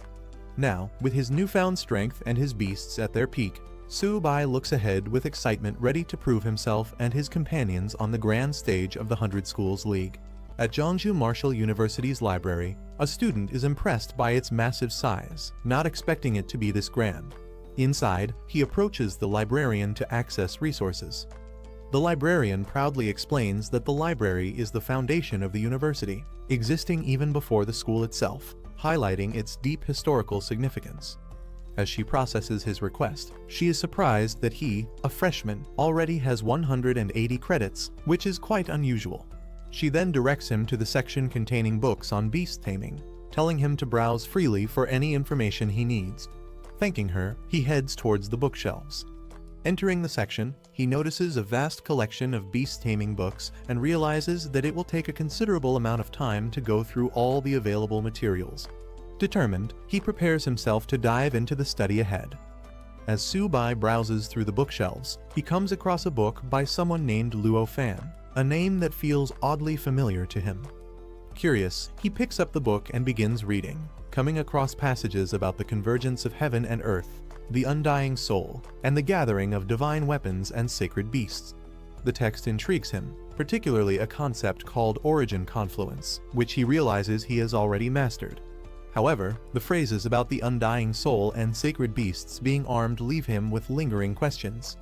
As he continues to read while walking through the library, a few other students notice him. Recognizing him as the freshman they've heard about, they seem unimpressed. One of them dismisses beast tamers, claiming that no matter how much they study, their future is bleak. Instead of paying him much attention, they decide to head elsewhere. As Su-bai continues reading, he becomes more fascinated by Luo Fan's legacy. He learns that this powerful senior created 3 divine skills: origin confluence, sacred beasts armed, and undying soul. Not only that, but he once fought alone against an invasion from various tribes, displaying unmatched strength. However, despite his incredible abilities, he was ultimately outnumbered and fell on the battlefield. Realizing the significance of this knowledge, Su-bai decides to study the book carefully. Suddenly, something strange happens. His eyes widen in shock as an unusual energy stirs within him. The book begins to glow and float in the air, radiating an intense golden light. He feels a mysterious force flowing into his body, leaving him both amazed and confused by the supernatural occurrence unfolding before him. After experiencing the strange energy from the book, Su-bai takes it to the librarian and asks if he can borrow it. The librarian greets him and takes the book to check its classification. However, she quickly realizes something odd. It has no library label and may not belong to the collection. Confused, Su-bai insists that he found it on the bookshelf. As she inspects the book further, something even stranger happens. No matter how hard she tries, she cannot open it. Shocked, she struggles with the book, unable to understand why it won't budge. Su-bai, who was reading it just moments ago without any issue, is equally surprised and steps in to take a closer look. The librarian remains puzzled about how the book refuses to open in her hands while Su-bai holds it with ease. Deciding that something unusual must have happened, she allows him to take it, instructing him to return it whenever he is done. Su-bai asks if he can borrow it indefinitely, and when she confirms, he thanks her and leaves. After he is gone, the librarian makes a phone call to the principal, informing him that the mysterious book he left on the shelf has been taken by Su-bai. The principal is shocked to hear that Su-bai was able to open the book. As he processes this revelation, a pleased expression crosses his face, and he acknowledges the development as something very good. The principal, standing in his office, reflects on the recent events. He speaks as if addressing someone from the past, stating that after 100 years, the person Luo Fan had been waiting for has finally appeared. He imagines that if Luo Fan's spirit in the underworld knew about this, he would be pleased. 2 weeks later, Jeongju Martial University becomes the stage for an important event, the 100 Schools League. A large welcome sign is displayed as buses arrive from various universities. The competition is divided into 5 major battle zones: East, South, West, North, and Central, with each zone selecting 2 qualifying teams.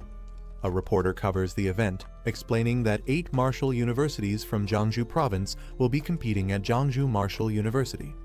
Meanwhile, a cheerful live streamer excitedly tells his audience that tickets for the tournament are scarce, promising to broadcast the entire event and even give out small gifts to viewers. The atmosphere is charged with anticipation as the competition is about to begin. Meanwhile, tensions rise as students from different martial universities arrive. A group clad in red uniforms from Longying Martial University is immediately met with hostility from Fuchuan University's team, dressed in blue and white. The 2 sides exchange sharp words, with one mocking Longying for showing up just to be beaten, while the other fires back, insisting that the outcome is far from decided. Their rivalry is evident as they prepare to prove themselves in the competition. Inside the grand tournament arena, spectators are left in awe as they witness the vast battlefield where the matches will take place.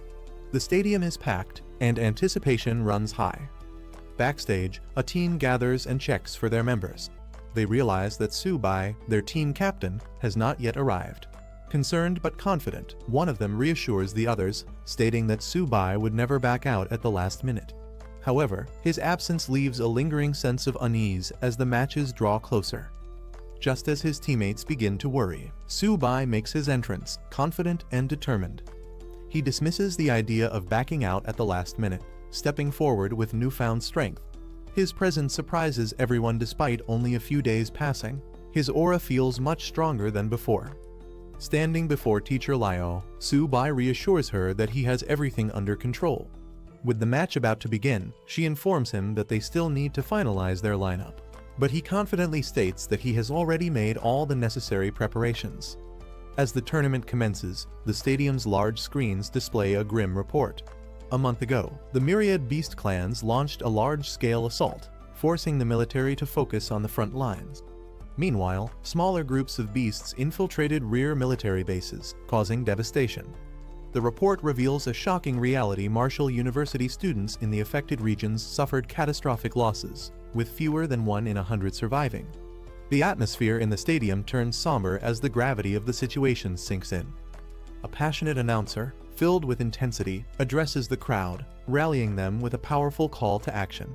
He asks if they are ready to avenge those lost in the myriad beast clan attacks, igniting a surge of emotions among the audience. The crowd erupts with fury and determination, chanting their resolve to defeat the vicious beasts and ensure victory for humanity. Seeing this strong response, the announcer praises their fighting spirit, declaring that such determination is the essence of the 100 Schools League. With this declaration, he officially opens the Jiangsu Provincial League, signaling the beginning of the tournament. He then explains the rules. The tournament will follow a team battle format, with each team consisting of up to 5 participants per match. The last standing team member determines the winner, while defeated opponents are eliminated from further participation. With that, the next step is to randomly draw matchups, setting the stage for the first battles of the competition. The tournament matchups are displayed on the large screen, revealing the first round of battles. Longying Marshall University will face Zinmin Marshall University, followed by Jiangsu Marshall University against Qingyuan Marshall University. Other matches include Fuchuan vs Zicheng and Eni vs Jiangsu. The announcer calls for the first participants to enter the battlefield. Meanwhile, Teacher Liao and the others discuss their upcoming match. They acknowledge that Longying is already engaged in battle and realize they still haven't finalized their team lineup. At that moment, the principal arrives, directly asking Subai if he has arranged the lineup. Subai, with his usual confidence, responds casually he will go first, leaving the rest of the team to decide among themselves. His relaxed attitude surprises his teammates, causing mixed reactions. One of them, in disbelief, questions if this is really his strategy for the match. As the team discusses their strategy, some express concerns about Subai's decision to go first without considering Qingyuan Marshall University's lineup. One of them worries about the humiliation their school might face if Subai were to lose. However, Subai confidently reassures them that he won't disappoint them. The principal, observing Subai's rapid progress, is impressed by how much he has improved in just a few days. However, he also pulls Subai aside and jokingly warns him not to go too far, advising him to leave some chances for the seniors. He hints that if Subai offends too many strong opponents, it could make his future at the university difficult. Meanwhile, the first match between Longying Marshall University and Zinmin Marshall University reaches its conclusion. A decisive attack sends a competitor flying out of the arena, and the victory is declared in Zinmin's favor. With Zinmin Marshall University swiftly defeating Longying, the competition proves to be fiercer than expected. Teacher Liao acknowledges their strength, but quickly shifts focus. It's now Subai's turn to take the stage. Without hesitation, Subai confidently strides forward, telling everyone to watch closely. His composed demeanor draws mixed reactions. Some are eager to witness his capabilities, while others remain skeptical about his strength. From the stands, Subai's supporters cheer loudly, urging him to win the championship. Among them is a red-haired girl in a white coat, passionately rooting for him alongside Jaegang, who appears just as excited for the upcoming battle. Stepping onto the grand stage, Su-bai faces his opponent in the massive arena. With the match set to begin, the anticipation reaches its peak. It's time to prove himself in the 100 Schools League. Lai Lingfeng, the squad captain of Qingyuan Martial University, stepped onto the stage, exuding confidence as he prepared to display his strength. He was eager to demonstrate what true power looked like. Meanwhile, Su-bai calmly called out his tamed beast Xiaoba, which immediately caught Lingfeng's attention. He seemed unimpressed, questioning if that little creature was really Su-bai's companion for the competition. Lingfeng couldn't hold back his laughter, mocking Su-bai for bringing what looked like a household pet into the tournament. As Su-bai casually drank his soda, he nonchalantly mentioned that he was in a rush that morning and hadn't even eaten yet. The audience erupted in disbelief. Spectators openly ridiculed Su-bai, wondering why he would bring such a weak-looking creature into a serious competition. Some even criticized Jiangsu Martial University, claiming the school had lost all credibility by allowing someone like Su-bai to participate.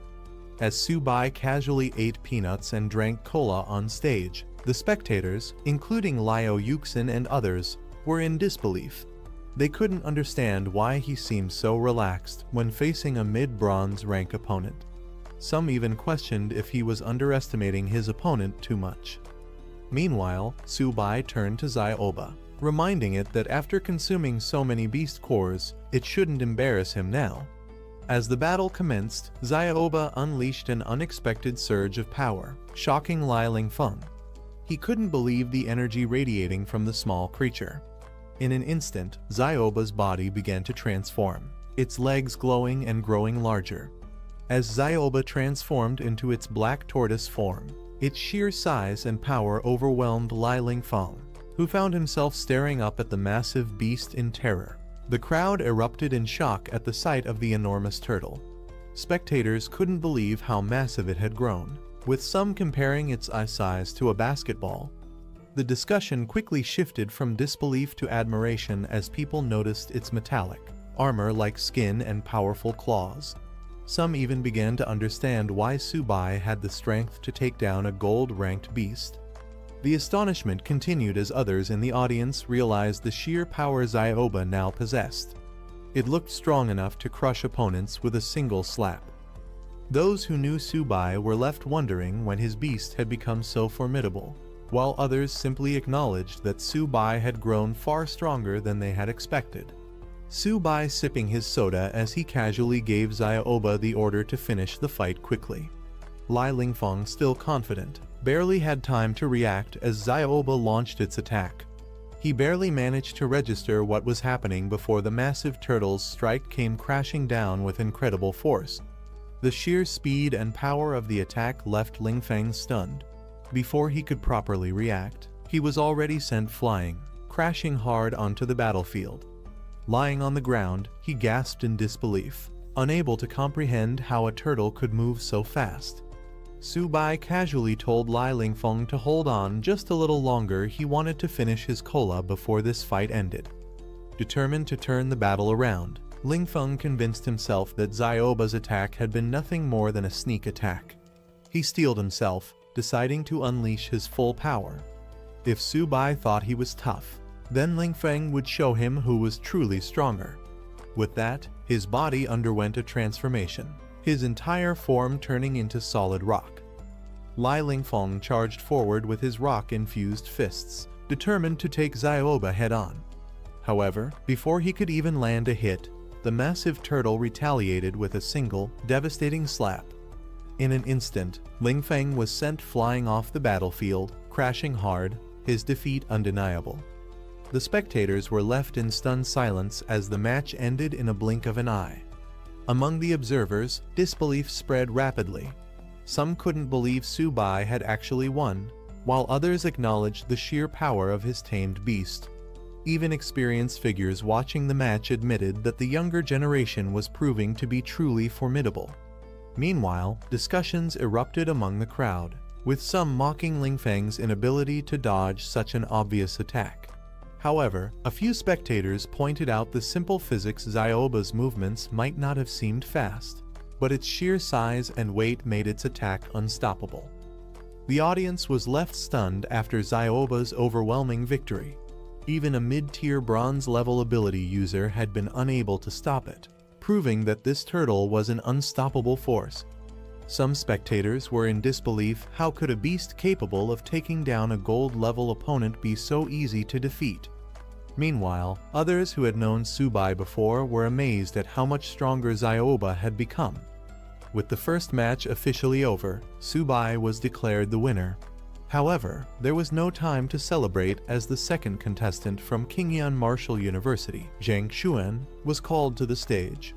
Zhang Xuan, a mid-bronze rank warrior, strategized her approach before the battle even began.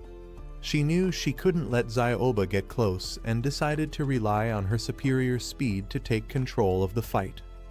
As soon as the match started, she moved at lightning speed, dashing around Zyoba in an attempt to stay out of its range. Zhang Xuan expertly used her speed to her advantage, staying just outside Zyoba's attack range. The audience immediately noticed the difference in strategy compared to the previous fight, with some even mocking Li Lingfeng for his reckless approach. Confident in her abilities, Zhang Xuan remained focused, believing that one well-timed strike would be enough to secure victory. She patiently waited for the perfect moment to strike while keeping her movements unpredictable. Meanwhile, spectators watching the fight analyzed the situation. Liu Yuxin and another instructor observed that Tsubai seemed to be underestimating his opponent, as Zyoba had been unable to land a single hit due to Zhang Xuan's superior agility. Tsubai remained as casual as ever, lazily sitting beside Zyoba while sipping his soda. Zyoba suddenly slammed the ground with overwhelming force, sending shockwaves across the battlefield. Zhang Xuan caught mid-air, barely managed to evade but acknowledged the sheer strength of the turtle. She landed skillfully, steadying herself for a counterattack. However, realizing the difficulty of facing Zyoba head-on, she quickly shifted her strategy. Instead of continuing the fight against the beast, she made a split-second decision to target the beast tamer directly. With lightning speed, she dashed towards Tsubai, hoping to turn the tide of the battle before it was too late. Tsubai, unfazed as ever, simply sipped his soda, as if the entire fight was nothing more than an afterthought. As Zhang Xuan made her move towards Tsubai, the spectators reacted in alarm. Liu Yuxin immediately recognized the danger, warning that Zhang Xuan was shifting her target. Lin Yanren, watching anxiously, shouted for Tsubai to be careful. Zhang Xuan, confident in her strategy, lunged forward with her weapon, declaring Tsubai's defeat. However, Tsubai remained entirely unfazed, still sipping his soda as if the fight was nothing more than entertainment to him. At the last moment, something unexpected happened. Tsubai continued drinking, completely unbothered, as a sudden force intervened. Just as Zhang Xuan closed in for her final strike, Zyoba reacted instantly, swinging its massive tail with precision. The sudden counterattack sent shockwaves through the battlefield, forcing Zhang Xuan to retreat. The audience erupted in amazement at Zyoba's move, calling it a divine tail swipe. Lin Yanren and others breathed a sigh of relief, realizing how close that encounter had been. As the dust settled, it became clear the match was over. Tsubai had claimed another swift victory. The spectators were in disbelief at how quickly he had won again, while Liu Yuxin and the other instructors acknowledged Tsubai's true strength. Meanwhile, Zhang Xuan, now on the ground, seemed completely drained. However, instead of frustration, she simply muttered something unexpected. She was finally full. Tsubai casually stretched, commenting that Zyoba might have been a bit too rough this time. Without much concern, he told Zhang Xuan to go heal herself before turning his attention back to the competition. Meanwhile, Zhang Xuan, exhausted and lying on a stretcher, muttered weakly while Tsubai nonchalantly declared that he was finally going to get serious. With complete confidence, he stood alongside Zyoba, issuing a challenge to the remaining competitors who was brave enough to step up next. The crowd erupted as another opponent was sent crashing into the water, the large screen replaying the dramatic fall.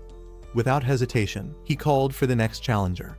His confidence was unshaken as another opponent fell before him, knocked down with ease. Amid the competition, Tsubai casually snapped a picture, flashing a grin while Zyoba dealt another decisive blow, sending yet another fighter flying. Finally, the match concluded with the announcement of his victory. The referee raised his hand, declaring Jeongju Martial University's Tsubai as the winner. The audience erupted in disbelief and admiration as Tsubai dominated the match, effortlessly securing victory with Zyoba at his side. Despite relying on his turtle companion, he had taken down 5 opponents in a row without breaking a sweat. Spectators were in awe, calling him both incredible and unorthodox. As chants of "one man, 5 wins" echoed through the arena, Tsubai couldn't help but feel amused and slightly puzzled. The way they phrased it made him feel more like the turtle in the fight rather than the actual fighter. After his impressive performance, officials and mentors approached him, praising his victory over the formidable King Shan Martial University. His success had brought great honor to Jeongju Martial University, and he humbly accepted the recognition. With the morning matches concluded, contestants were given time to rest and recover before the next round. The cafeteria was open to all, ensuring they could replenish their energy for the battles ahead. The competition was far from over, but for now, the fighters had earned a well-deserved break. As the competition continued, an announcement declared that food in the cafeteria was free of charge, much to the delight of the contestants. Meanwhile, in the Fuchuan Martial University lounge, the team strategized for their upcoming match. They anticipated facing Jeongju Martial University again, which meant they would likely go up against Tsubai. His tamed beast Zyoba was nearly unbeatable in close combat, making them anxious about how to counter him. In another lounge, Xinmin Martial University was also preparing. Their coach reassured them that despite Tsubai's strength, he wasn't invincible. He had weaknesses that could be exploited. Their best chance to win was to find a way around Zyoba's formidable defense and target Tsubai directly. Back in the arena, the announcer praised the fierce spirit and determination displayed by the students in the morning matches. With the first round complete, the second round of the competition was about to begin. Spectators marveled at Tsubai's dominance, some joking that the rest of Jeongju Martial University's team didn't even need to participate. With him alone, they believed he could defeat all the other schools. His teammates couldn't deny that having such a powerful ally was a great advantage. However, not everyone shared the same enthusiasm. A cautious observer reminded others that they were still in the provincial stage. Once Jeongju Martial University faced stronger opponents from outside the province, their overwhelming success might not continue. While the team had struggled for recognition in the past, Tsubai's presence now made their other members seem even more insignificant. As the excitement built up, the second round matchups were announced. Jeongju Martial University was set to face Xinmin Martial University, while other schools were also paired for their respective battles. In the first match of the round, Tsubai was chosen to fight against Lai Feng from Xinmin Martial University. As he stepped onto the stage, his opponent remained calm. Xinmin had anticipated this matchup and had already prepared a strategy specifically to counter Tsubai and his beast companion, Zyoba. Tsubai leaned casually against Zyoba, completely at ease as he watched his opponent. With a smug grin, he reassured Lai Feng not to be too nervous and promised the match would be over quickly. However, as soon as the battle began, Lai Feng refused to let Tsubai's arrogance go unchecked.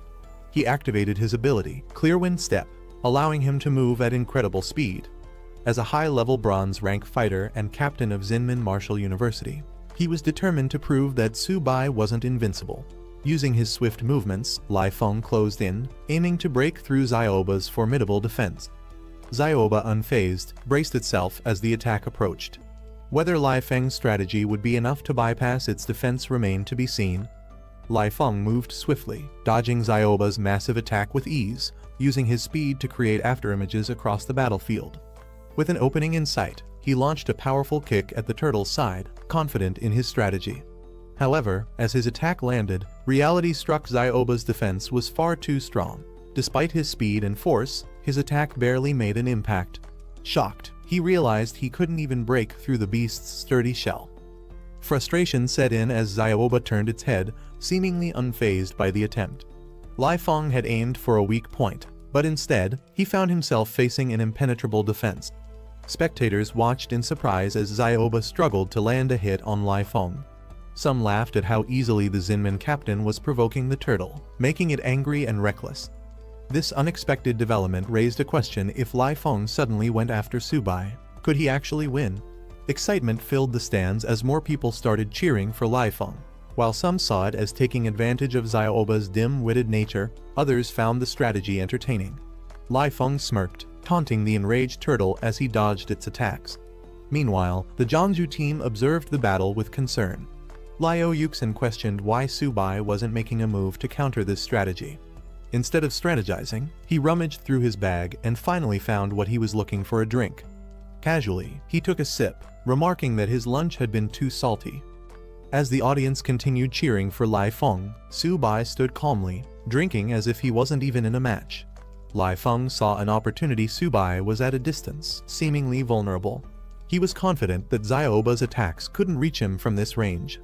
Fueled by frustration, Lai Feng launched a powerful attack, accusing Subai of underestimating him. Frustrated by Subai's nonchalant attitude, Lai Feng launched himself into the air, determined to make him pay for his arrogance. Subai, still calm, simply called out to Xiaoba. Suddenly, glowing golden rings spread across the battlefield, catching Lai Feng off guard. In an instant, his body froze mid-air, unable to move. Panic set in as he struggled to understand what was happening. Subai, still sipping his drink, watched as Lai Feng flailed helplessly, Xiaoba radiating an overwhelming presence. Lai Feng was in disbelief. This was beyond what he had prepared for. Subai, unbothered as ever, casually told Xiaoba to stop playing around and finish the battle. Xiaoba unleashed its ultimate move, Black Tortoise Gravity, as the golden armored illusion roared to life. Panic took over as he desperately pleaded, realizing he had lost control of the situation. With a sudden burst of energy, the golden projection launched Lai Feng like a shooting star across the battlefield. The audience gasped as he was sent flying out of the arena at incredible speed, disappearing into the distance. A moment later, a loud crash echoed through the stadium. Spectators rushed to the edge to see where he had landed, only to find a smoking crater in the concrete. The audience was left in shock, but realization quickly set in: Lai Feng wasn't weak. Subai was simply too strong. Some even admitted that if they were in Lai Feng's place, they would have surrendered immediately. Fighting against Subai seemed like a hopeless battle. Meanwhile, Zinmin Martial University's staff assessed the situation. With Lai Feng badly injured and no chance of turning the tide, they had no choice but to give up. The principal sighed in resignation. There was no point in continuing the match. The official announcement confirmed it: Zinmin Martial University had forfeited. The competition moved on, but the next team to face Jiangsu Martial University had a difficult decision to make. When the matchup was revealed, Fuchuan Martial University shocked everyone by immediately forfeiting before even stepping onto the stage. Spectators were stunned. How could they surrender without even trying? With Zinmin Martial University forfeiting, Subai barely had to exert any effort. His teammates acknowledged that this gave him more time to prepare for the next match against Fuchuan Martial University. However, some questioned whether he even needed to conserve strength in the first place. Despite Subai's overwhelming power, they remained cautious. Fuchuan's captain was a poison-type user, which could pose a real challenge. As the match began, Xiaoba roared, ready to engage. But before the fight could even start, Fuchuan's captain, Mao Kai, suddenly called for a pause. Mao Kai openly admitted that he had no chance of defeating Subai. Rather than fighting a hopeless battle, he suggested making a deal instead. Subai, still unfazed and sipping his drink, barely reacted. Raising an eyebrow, he casually asked, "What deal?" Mao Kai acknowledges Subai's strength, admitting that he stands no chance against him. However, instead of fighting outright, he brings up a discussion about beast tamers, hinting at a deeper motive. Subai is puzzled by this sudden shift in conversation, wondering what Mao Kai is really trying to do. As Mao Kai subtly channels energy into his hand, Subai quickly realizes the truth. This isn't about discussion at all. Mao Kai is stalling for time, attempting to activate his poison-type abilities, which take longer to fully unleash. Without hesitation, he calls upon his beast. He sends Xiaoba into battle, ready to put an end to Mao Kai's schemes before they can take effect. Mao Kai smirks as Subai finally realizes his true intention. The delay had given him just enough time to unleash his poison mist, which now spreads rapidly around the battlefield. Confident in his ability, Mao Kai taunts Subai, claiming that no matter how skilled a beast tamer he is, there's no escaping the deadly toxin. The mist engulfs the arena, leaving Su-bai seemingly trapped with no way to avoid the attack. Watching from the sidelines, Liu Yuxin and the others begin to worry. They recall Mao Kai's past victories, where he managed to poison even high-level beasts. Mao Kai moves confidently through the dense poison mist, unfazed by its effects. With a smug grin, he mocks Su-bai, knowing that his opponent is blinded and vulnerable while he remains unaffected. He believes the battle is already decided, convinced that Su-bai was too careless from the start. As the toxic fog thickens, Mao Kai watches Su-bai, who appears to be meditating in an attempt to resist the poison's effects. However, Mao Kai isn't concerned. He has more than just the mist at his disposal. With a sudden burst of energy, Mao Kai lunges, aiming to finish the fight. His hand surges with poison as he delivers his final blow, determined to eliminate Su-bai once and for all. Mao Kai launches his attack, aiming to strike from behind, but Su-bai remains completely unfazed. A defensive energy shield blocks the strike effortlessly, leaving Mao Kai stunned. Su-bai smirks, unfazed by the poison mist, remarking that attacking from behind was a mistake. Mao Kai, in complete disbelief, questions how Su-bai could possibly withstand his full-power poison claw attack within the toxic mist. From the observation deck, the onlookers quickly understand the secret behind Su-bai's resilience. He's using Origin Confluence, an advanced beast tamer ability that transfers the defense of his beast onto himself. Su-bai casually waves away the mist, mocking its foul stench. As the poison mist swirls, revealing Zioba's glowing eyes, Mao Kai freezes in shock. He's been exposed. Before he can react, Su-bai launches a decisive attack, sending Mao Kai flying out of the mist. The spectators erupt in excitement. One of them, Lin Yanren, watches with determination, refusing to let Su-bai outpace her. Meanwhile, others are in awe, declaring that Su-bai is far too overpowered for his opponents. The entire stadium bursts into chants of Su-bai's name alongside Zioba's, acknowledging their overwhelming strength. With Mao Kai defeated and unable to continue, Fuchuan Martial University decides to forfeit. The announcer officially declares the champion of the Provincial League Su-bai from Jeongju Martial University. Standing beside Zioba, Su-bai acknowledges his victory with relief, knowing the competition is finally over. After the match, the principal of Jeongju Martial University congratulates Su-bai for bringing honor to their institution. Seizing the moment, Su-bai playfully suggests that, given his achievement, he should receive additional resources for his cultivation. The principal, however, sees right through Su-bai's opportunistic request. With a knowing smirk, he chuckles to himself, amused that this clever brat is already trying to take advantage of the situation. With Jeongju Martial University emerging as the Provincial League champion, the principal announces that the military will reward them with military merit points, which can be exchanged for valuable resources. However, some students murmur their doubts, noting that only Su-bai participated in the competition. They question whether they would receive any benefits from the victory, leaving the principal struggling to respond. Shifting the focus, the principal informs them that in 3 days, they will be heading to Luo City for the regional league. He rallies the team, asking if they have confidence, but only Su-bai immediately responds enthusiastically, while the others remain hesitant. With the meeting coming to an end, the principal encourages everyone to rest and prepare for the upcoming challenge. But as he turns to leave, Su-bai once again brings up the matter of resources, ensuring that he doesn't miss out on any potential rewards from his victory. Before leaving, the principal specifically calls out Su-bai, expressing his high expectations for his performance in the upcoming regional league. However, Su-bai sighs, noting how quickly the principal dodges any conversation about resources. With the provincial league officially concluded, the top martial universities are recognized, but the most talked about competitor is undoubtedly Su-bai from Jeongju Martial University. His dominant performance, where he single-handedly defeated 5 opponents in each battle, has made him the highlight of the event. As Su-bai's achievements are broadcasted, people across the city take notice. His name spreads rapidly, inspiring martial arts students and earning admiration from onlookers who eagerly express their desire to meet him. Meanwhile, away from the attention, Su-bai finally finds a quiet place, the training room. In the training room, Su-bai reassures Ziobai, his small feline companion, that its chance to shine will come soon. He then reveals that he exchanged his military merit points for 4 silver high-tier beast cores, instructing Xiaobai to use them wisely. Knowing their value, he urges the little beast to eat sparingly. However, Xiaobai wastes no time, its eyes gleaming with excitement. Suddenly, a powerful burst of energy erupts around them, engulfing Xiaobai in a brilliant glow. As the energy surge settles, Xiaobai undergoes an incredible transformation, evolving into a sharp gold-white tiger and unlocking its sacred beast-white tiger bloodline.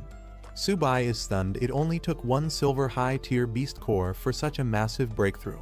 Seeing the success, Subai decides to go all in, giving all the remaining beast cores to Xiaobai, encouraging it to eat them and continue leveling up. He reassures the newly evolved beast that there's no rush, there's no competition for the food, so it can take its time absorbing the energy. However, after consuming all the remaining beast cores, nothing happens. Subai watches in disbelief as Xiaobai casually sits there, looking completely satisfied but showing no further reaction. Frustrated, he questions how such precious silver high-tier beast cores seemingly had no effect after the first one. Suddenly, a massive surge of energy erupts, engulfing Xiaobai in a radiant golden vortex. Subai watches in shock as an unprecedented transformation unfolds before his eyes. As the light fades, Xiaobai has evolved into a massive, majestic sharp gold-white tiger. Subai is stunned by its incredible new form, realizing this transformation is far beyond what he expected. Excited, he can't help but admire how much cooler this evolution is compared to Xiaobai. A new status screen appears, revealing Xiaobai's enhanced attributes and powerful talents. Now at bronze mid-tier, it has significantly increased stats and 3 powerful abilities. Sharp Gold 100 Claws delivers 100 rapid attacks, each strike growing stronger. Sharp Gold Spirit coats the body in energy, amplifying damage and tearing effects. Sharp Gold Ghost Shadow increases speed by 300%, making it nearly untouchable in battle. Subai examines Xiaobai's updated stats, thrilled by its heaven-defying attributes. He acknowledges that spending his 4 silver high-tier beast cores was absolutely worth it. Pleased with his beast's transformation, he praises Xiaobai, emphasizing that its strength will be crucial in the upcoming regional league. Meanwhile, in the imperial capital, a luxurious estate is shown, revealing a mysterious figure watching footage of Subai's battles. Intrigued by his skills, they comment on his many secrets, recognizing his unusual power. Deciding to dig deeper, the figure orders an investigation into Subai. They speculate that his turtle might be even more powerful than a legendary beast once owned by Luo Fan. With this command, an investigation into Subai's true abilities begins. 3 days later, the competition was set to begin at Luo Martial University. As the participants arrived, they couldn't help but notice the sheer size of the venue, which was significantly larger than their own. Inside the stadium, Luo Martial University supporters loudly chanted for their team, declaring their intent to claim the championship. Some of the visiting participants saw this as an attempt at intimidation, though others were more focused on the competition itself. Amid the commotion, Subai noticed a vacant area in the stadium and questioned the principal about it. The principal explained that only 9 martial universities were participating in the tournament, with 1 university voluntarily forfeiting. This meant that 1 team would receive a bye in the random draw, automatically advancing to the next round. Everything depended on luck. Hearing this, Subai silently hoped that his team wouldn't get the bye. He was eager to fight and earn military contributions through victories. With determination, he turned to the principal, insisting that he be allowed to participate, no matter what. As the anticipation for the tournament grew, Subai wasn't the only one eager to compete. His teammates also stepped forward, requesting to participate. The principal assured them that this time, everyone would get a chance to fight. However, first, they needed to go through the lot drawing process, and all eyes were on Subai as he prepared to draw. Once the draw was completed, the matchups were announced. The first battle would be between Luo Martial University and Fuchuan Martial University. As the announcer continued, it was revealed that 1 university would automatically advance due to the odd number of participants. When the second matchup was about to be revealed, Subai was shocked his university, Zhongzhou Martial University, had drawn the bye. His teammates and the principal celebrated, calling him their lucky charm for skipping the first round. They even joked that he should try his luck with a lottery ticket. However, while others were happy, Su-bai was disappointed. He had been looking forward to competing but ended up sitting out the first round. Frustrated, he couldn't help but think that, despite what others said, he was actually quite unlucky. The first round matches kicked off, with contestants giving it their all. Luoli Marshall University's representative dominated their match, relentlessly pressuring their opponent from Fuchuan Marshall University, who struggled to keep up. 2 hours later, the quarterfinals concluded, and the tournament moved on to the second round draw. As anticipation built up, the results were announced. To everyone's surprise, Jeongju Marshall University received a bye once again, skipping another round. The crowd erupted in disbelief. Some spectators began to question the fairness of the draw, wondering if something suspicious was going on. Others were frustrated, pointing out that Jeongju Marshall University hadn't fought even once and was still advancing. Some had even traveled far just to see intense battles, only to watch Su-bai comfortably sitting in the audience, snacking and drinking soda. While a single bye was understandable, getting 2 in a row seemed absurd. As whispers and complaints spread, Su-bai found himself at the center of attention, though not in the way he had hoped. Frustration spread among the audience as some competitors started questioning the fairness of the tournament. A red-haired girl speculated that Lu of Marshall University might be afraid of facing Su-bai directly, which was why Jeongju Marshall University had been given another bye. Others agreed, calling the competition system unfair, arguing that such an advantage was disrespectful to the other teams. In response to the complaints, a military representative conducted an official inspection. After reviewing the situation, he declared that there was no evidence of bias or foul play involved in Jeongju Marshall University's advancement. With that, the competition was set to continue as planned. Meanwhile, the principal of Jeongju Marshall University celebrated their luck, realizing that their team had already secured a top 3 ranking in the competition zone. One more victory, and they would advance to the final stage of the 5 major competition zones. However, while the principal and others were pleased, Su-bai was beyond frustrated. Another bye meant yet another missed opportunity to fight. An hour later, the tournament reached a critical moment. The audience roared in excitement as the final match of this competition zone was about to begin. The next battle was finally announced. Jeongju Marshall University would face Lans Marshall University. Finally, Jeongju Marshall University's turn had come, and the team was eager to step onto the battlefield. Su-bai, desperate to fight, immediately volunteered to go first. However, the principal urged everyone to stay calm, reminding them that despite their luck so far, they couldn't afford to be careless. He then assigned the match order. Luo Yanghao and Bai Ningbing would go first, followed by Wang Qingqing and Hu Qingshui. Su-bai was placed last, reserved for the decisive battle if needed. As the first match began, Luo Yanghao faced a mid-level bronze opponent despite only being at a low bronze level himself. He fought valiantly, putting up a strong resistance, but ultimately lost by a narrow margin. With the first round over and the pressure increasing, Jeongju Marshall University had to bounce back in the upcoming fights. Meanwhile, Su-bai, who was once again waiting for his turn, started to wonder if he would even get the chance to fight at all. Bai Ningbing entered the stage next, unleashing a wild and reckless fighting style.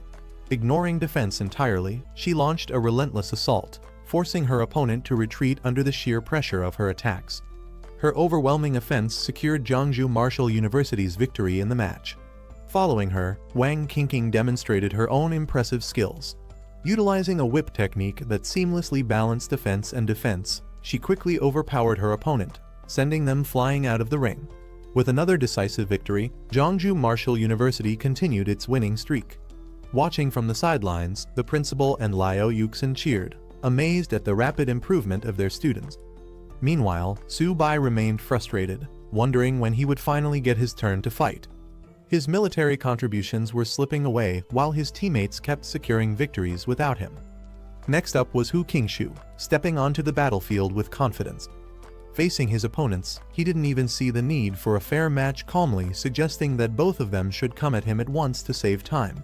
Hu Qingshui's confidence irritated his opponents, who warned him not to be too arrogant or he'd face an embarrassing defeat.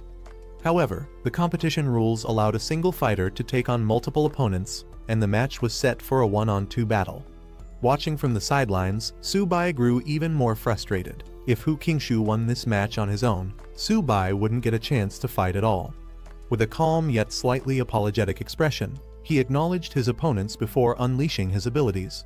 Hu Qingshu revealed his true strength, summoning a massive, ancient tree with his wood-type supernatural ability. The glowing blue energy radiating from it left his opponents stunned. Realizing the danger, one of the opponents warned his teammate to be cautious. They quickly noticed that the swirling leaves weren't ordinary, they seemed to hold a hidden threat. Despite their wariness, they tried to hold on, believing that Hu Qingshu's psychic power wouldn't last forever. From the sidelines, Subai and the principal observed the battle closely. Subai was particularly impressed, noting that Hu Qingshu's strength had grown significantly. Summoning such an ancient maple tree was no small feat, proving just how terrifying his psychic power was. Meanwhile, the principal acknowledged that Qingshu was truly living up to the reputation of his prestigious family. The audience was buzzing with excitement as Zhongzhou Martial University continued to reveal its hidden talents. Many were impressed by Hu Qingshu's overwhelming strength, with some finding it hard to believe just how powerful he actually was. However, others still held Subai in higher regard, pointing out that his tamed beast had already defeated a golden-ranked opponent. Meanwhile, Hu Qingshu's opponents were struggling to keep up. Despite their hopes that his psychic power would weaken over time, they saw no signs of it diminishing. The relentless storm of leaves and energy kept them on edge, forcing them into a defensive stance. Hu Qingshu controlled the swirling leaves with precision. Gathering his power, he made his next move, unleashing a breakthrough attack that sent his energy surging forward, aiming to finish the battle in one decisive strike. Hu Qingshu's devastating attack landed with full force, sending his opponents flying out of the ring. The referee wasted no time announcing Zhongzhou Martial University as the winner of the round, further cementing their dominance in the competition. With their victory, Zhongzhou Martial University, alongside Luohe Martial University, officially secured their spot in the national finals. After the match, the principal congratulated Hu Qingshu on his impressive performance, acknowledging that he had surprised everyone with his display of power. Qingshu humbly accepted the praise, but the principal wasn't finished. To Subai's surprise, the principal announced that he was the real hero of the competition. Confused and frustrated, Subai couldn't help but wonder if they were mocking him since he hadn't even stepped onto the battlefield. The team, however, laughed and explained that thanks to Subai's 2 consecutive buys in the draws, their path to victory had been much easier. Their joking remarks left him speechless as he realized his contribution to the team's success was entirely unintentional. With the competition over, the principal addressed the team, reminding them to rest and prepare for the national finals in 1 week. He also revealed that in addition to their earned military contributions, the school would be rewarding them with extra resources for training. The announcement was met with excitement, and the team erupted in cheers. Meanwhile, Subai sighed to himself. Since he hadn't participated in any battles, he was returning empty-handed and now had to figure out how to gather enough resources to feed his tamed beasts. At the Lin family mansion, Yanren was in the middle of intense combat training against robotic opponents. Her movements were swift and relentless, as if she had no intention of stopping. From a distance, Uncle Wenyuan called out to her, reminding her it was time to eat. However, Yanren refused to take a break, insisting that she wanted to continue training for another hour. Watching her from the sidelines, Wenyuan sighed. Ever since Subai had participated in the 100 Schools League, Yanren had become obsessed with training. She watched all of Subai's matches and practiced tirelessly, disregarding the importance of rest. Amid her training, Yanren mentioned that she had nearly run out of the pills Wenyuan had given her. She asked if he could request more from her father, eager to increase her strength as quickly as possible. Her drive was undeniable, but whether she was pushing herself too hard remained a concern. 7 days later, Subai arrived in Magic City, standing before the grand entrance of the prestigious Magic City Martial Arts University. The enormous golden gate immediately caught the attention of newcomers, who marveled at its luxurious appearance, sparkling under the sunlight. Some wondered if it was made of solid gold, unable to contain their amazement at such an extravagant display. Among the crowd, people speculated about the cost, estimating that the gate alone must have been worth billions. One individual dismissed it as an unnecessary extravagance, but another corrected him, revealing that the materials alone had cost 1.8 billion. The principal, walking alongside Subai, explained the significance of the gate. It wasn't just about wealth, it was a testament to power. Built in a single day by 20 gold level and 5 platinum level experts, it stood as a symbol of strength. He pointed out the university's motto, emphasizing that only the strong could protect the nation. Su-bai listened, taking in both the grandeur of the university and the deeper meaning behind its opulence. As the students from Jeongju Martial Arts University arrived, they were greeted by a representative of Magic City Martial Arts University. The man welcomed them warmly, introducing himself as Jiang Ming, the vice president of the student council. Principal Zhu, leading the visiting group, acknowledged the greeting and prepared to follow the guide.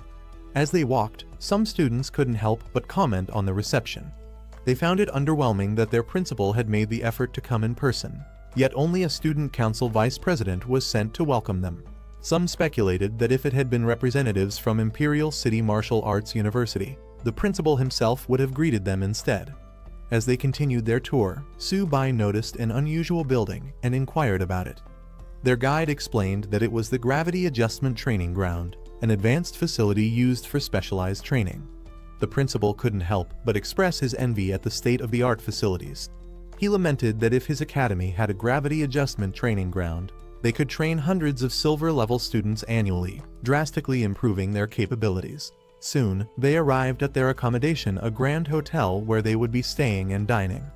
Their guide explained that the first floor featured a 24-hour buffet, an exciting perk for the visitors. The real surprise came when it was revealed that the buffet wasn't just any ordinary meal, it was made entirely from the meat of ferocious beasts, cooked by top-tier chefs. The meals were designed to enhance a martial artist's blood energy, providing unlimited nourishment. The principal, skeptical at first, asked if the food was truly unlimited. Their guide reassured him, stating that Magic City Martial Arts University would never let their guests go hungry. He encouraged everyone to eat to their heart's content, further showcasing the university's abundant resources and hospitality. Excited by the idea of an unlimited feast, Su-bai eagerly rushed ahead, ready to indulge. His enthusiasm didn't go unnoticed, and some couldn't help but joke about how much he was looking forward to the meal. Others, however, began to worry if he ate that much, would there be anything left for them? One student remarked that they had no idea just how much Su-bai could consume, hinting that his appetite was far beyond normal.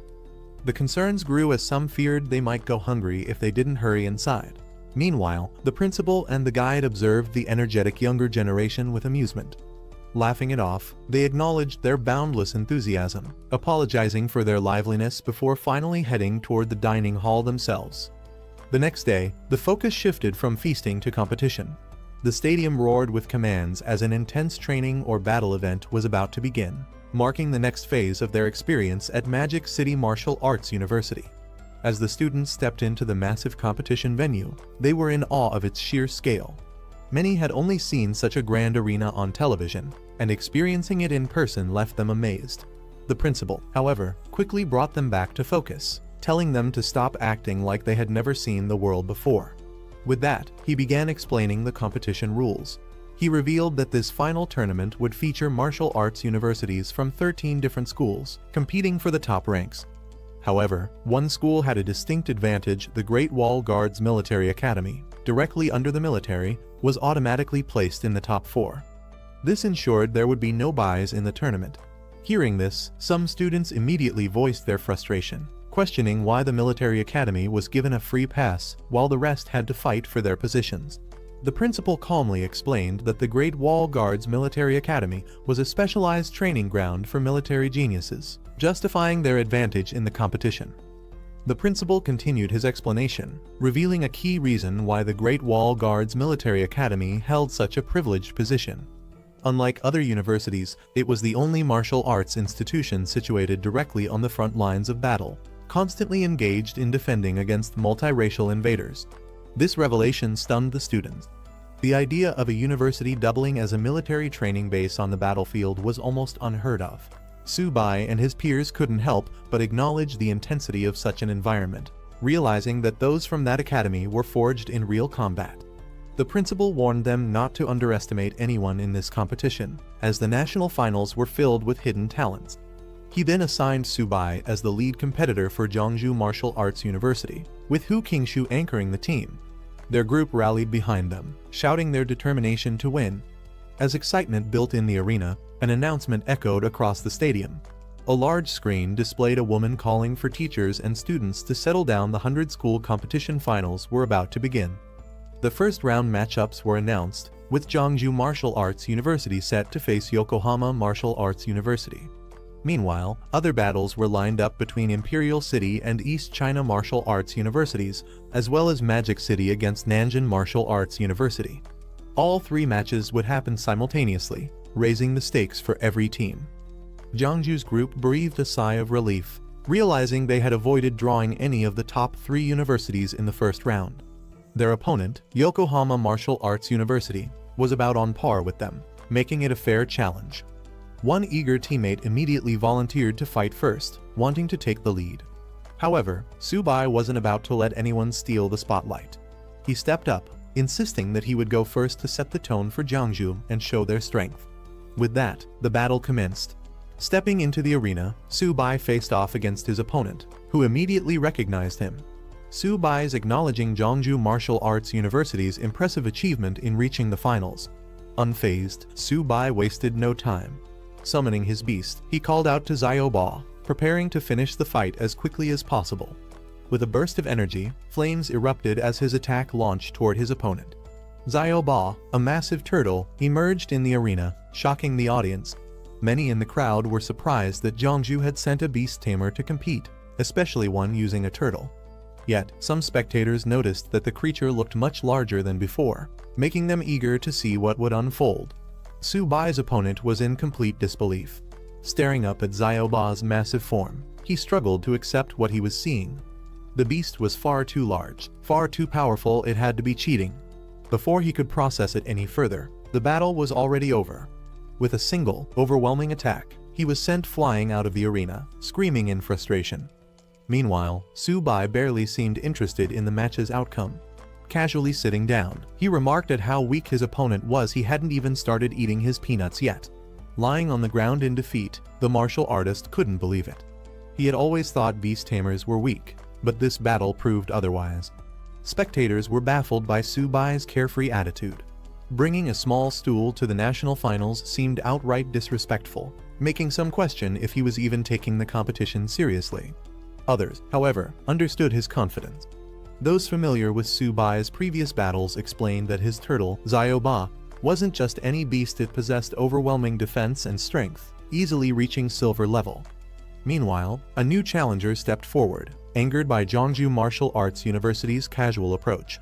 She saw Subai's nonchalance as an insult and was determined to make him pay. However, Subai remained unfazed, casually enjoying his snack and even taking a moment to appreciate the comic he was reading. As his opponent charged in full force, Subai continued to relax in his seat, showing no concern for the fight ahead. While still lounging on his stool, his beast Xiaoba unleashed a devastating attack, finishing the match in an instant. The announcement confirmed that Jeongju Martial Arts University had won. Spectators couldn't believe what they had just witnessed. Not only had Subai barely moved during the fight, but he had been snacking on peanuts the entire time. His behavior was so casual that it bordered on humiliating for his opponents. Meanwhile, the principal of Jeongju Martial Arts University couldn't help but chuckle at the situation. While Subai's overwhelming victory was a great achievement, it also meant he would have to deal with the aftermath. How was he supposed to face Yokohama's principal after this? However, not everyone was celebrating just yet. A reminder came from the sidelines: Subai might have dominated so far, but tougher opponents were waiting. Attention shifted toward a new figure emerging from the crowd. The team captain from Imperial City Martial Arts University had arrived, and the real challenge was just beginning. As the competition heated up, a towering fighter lunged forward, aiming to crush his red-haired challenger with brute force. In an instant, an explosion rocked the arena. The fight ended in a blink as flames engulfed the stage, leaving spectators stunned. When the smoke cleared, the red-haired warrior stood victorious, holding his burning weapons with a casual apology. He had hit a little too hard. The announcement confirmed that Imperial City Martial Arts University had won decisively. Observing from the sidelines, the Jeongju principal took note of the fighter's terrifying strength. He quickly realized that this was no ordinary competitor. This was a fire attribute martial artist at the peak of the silver level. The match ended, and Jeongju Martial Arts University was declared the winner. As the announcement echoed through the stadium, one of the spectators immediately requested to handle Subai personally, eager for a rematch. standing beside his principal, Wang Minkun confidently vowed to give Jiangsu Martial Arts University a taste of fighting against overwhelming odds. His principal, not wanting him to take unnecessary risks, advised him to use his speed rather than confronting Su Bai's defenses head-on. Minkun, however, showed no concern, assuring his principal that he had it under control. As the next match was set, Su Bai faced off against Wang Minkun. The latter, still bitter about Su Bai's previous victory, was determined to turn the tables this time. He believed Jiangsu's luck had run out and that their victory would not be repeated. Meanwhile, Su Bai, unbothered, sat back and assessed his opponent. Noting that Minkun was a silver rank wind attribute user, Wang Minkun unleashed his power, calling upon the force of the wind. With swirling gusts forming around him, he boasted about showing the true strength of his rank. A powerful wind vortex erupted from him, rushing towards Ba and Su Bai with overwhelming force. As the attack intensified, Su Bai realized the gravity of the situation. The force of the wind was so strong that even Earth's gravity struggled to restrain Minkun. Wang Minkun overwhelmed the battlefield with his wind attacks, moving too fast for Su Bai to react. Confident in his speed, he taunted his opponent, certain that the match would end before Su Bai could even make a move. With a smirk, Minkun leaped into the air, preparing to strike the final blow. Calling Su Bai a mere bronze-ranked fighter, he unleashed a powerful wind slash. Meanwhile, Su Bai remained seated, casually sipping his drink, annoyed that the wind was interfering with his snack time. Determined to end things quickly, Minkun intensified his attacks, launching a barrage of wind slashes at Su Bai. As the dust settled, he turned away, assuming victory. He casually remarked that he might have hit a little too hard, suggesting that Su Bai should take the time to recover. As the dust settled, Su Bai remained completely, sipping his drink with a smirk. A golden barrier shimmered around him. Minkun's powerful wind attacks had done nothing. Su Bai casually questioned what had just been said. Minkun was stunned. Seeing Su Bai's defensive ability, he quickly realized that this was no ordinary technique. Su Bai had mastered source synchronization, something thought to be nearly impossible. Shocked that someone could actually wield Luo Fan's divine technique, he hesitated, realizing this battle wasn't going to be as easy as he had assumed. Meanwhile, Su Bai remained relaxed, mocking Minkun's reliance on speed. With an amused expression, he challenged the wind attribute user, implying that sheer speed wouldn't be enough to take him down. Finally, as the battle escalated, Su Bai called Ba back, signaling a shift in his strategy. Su Bai decided to turn the battle into a game of speed. With a smirk, he reached into his bag and pulled out a small, seemingly harmless white cat. Confidently, he declared that he would match his opponent's speed on his own terms. Su Bai encouraged it, signaling that it was time to shine. The small feline let out a fierce cry, surprising the audience. Minkun, however, was unimpressed and burst into laughter, mocking Su Bai for bringing a pet cat to a serious battle. He ridiculed him, questioning whether he had lost his mind. Meanwhile, the spectators were equally entertained, with some questioning what kind of university would allow a contestant to bring a pet into a fight. While many laughed at the absurdity, others were charmed by Bai's appearance, with one girl in particular gushing over how adorable the little cat was, even expressing a desire to have one herself. As Su Bai casually pulled out his small stool and drink, the audience grew more confused. Some spectators questioned his actions, wondering if he was simply mocking his opponent. First a stool, then a drink, and now a pet cat. Was he even taking this fight seriously? However, among the onlookers, one experienced figure urged patience. He recognized that Bai was no ordinary cat and suggested they wait and see what Su Bai had planned. Meanwhile, Minkun continued to laugh, still underestimating Su Bai's choice. He dismissed the cat entirely, insisting that Su Bai should bring out his turtle instead. Amused but calm, Su Bai gave Bai a simple instruction not to hit too hard.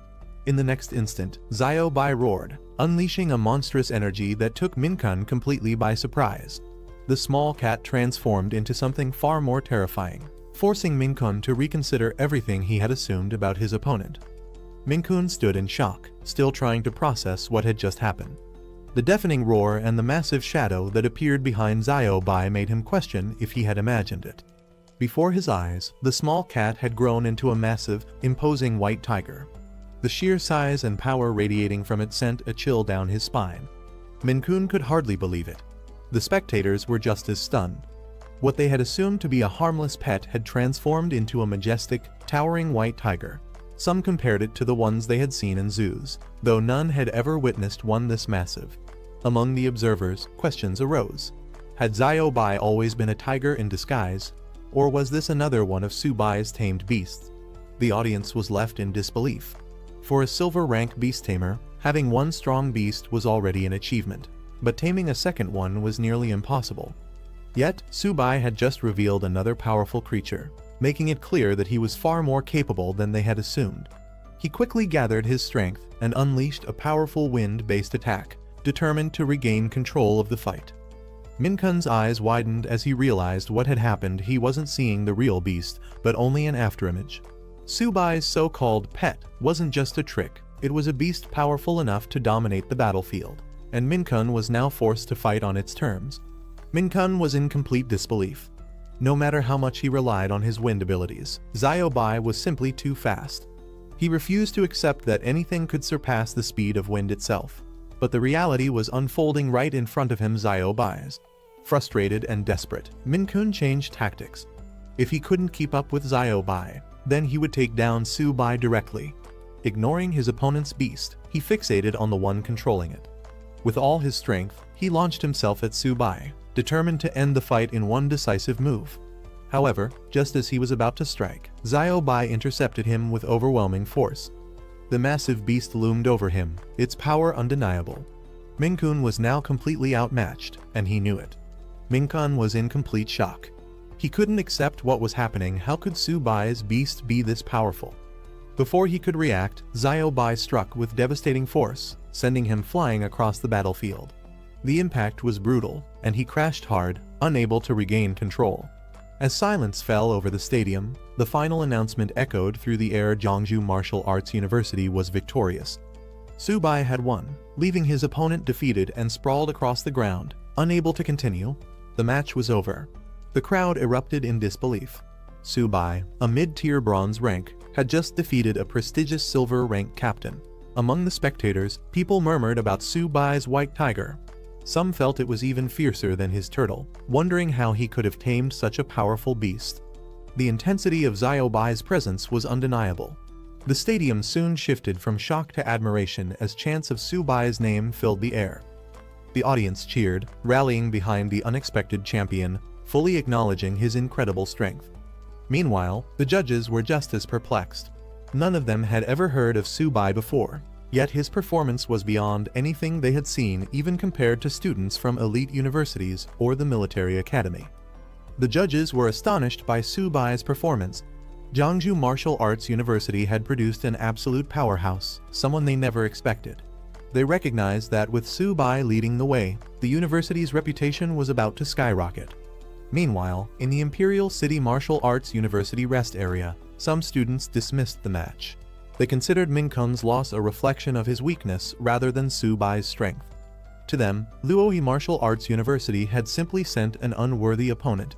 Elsewhere, a group of students viewed Subai with open disdain.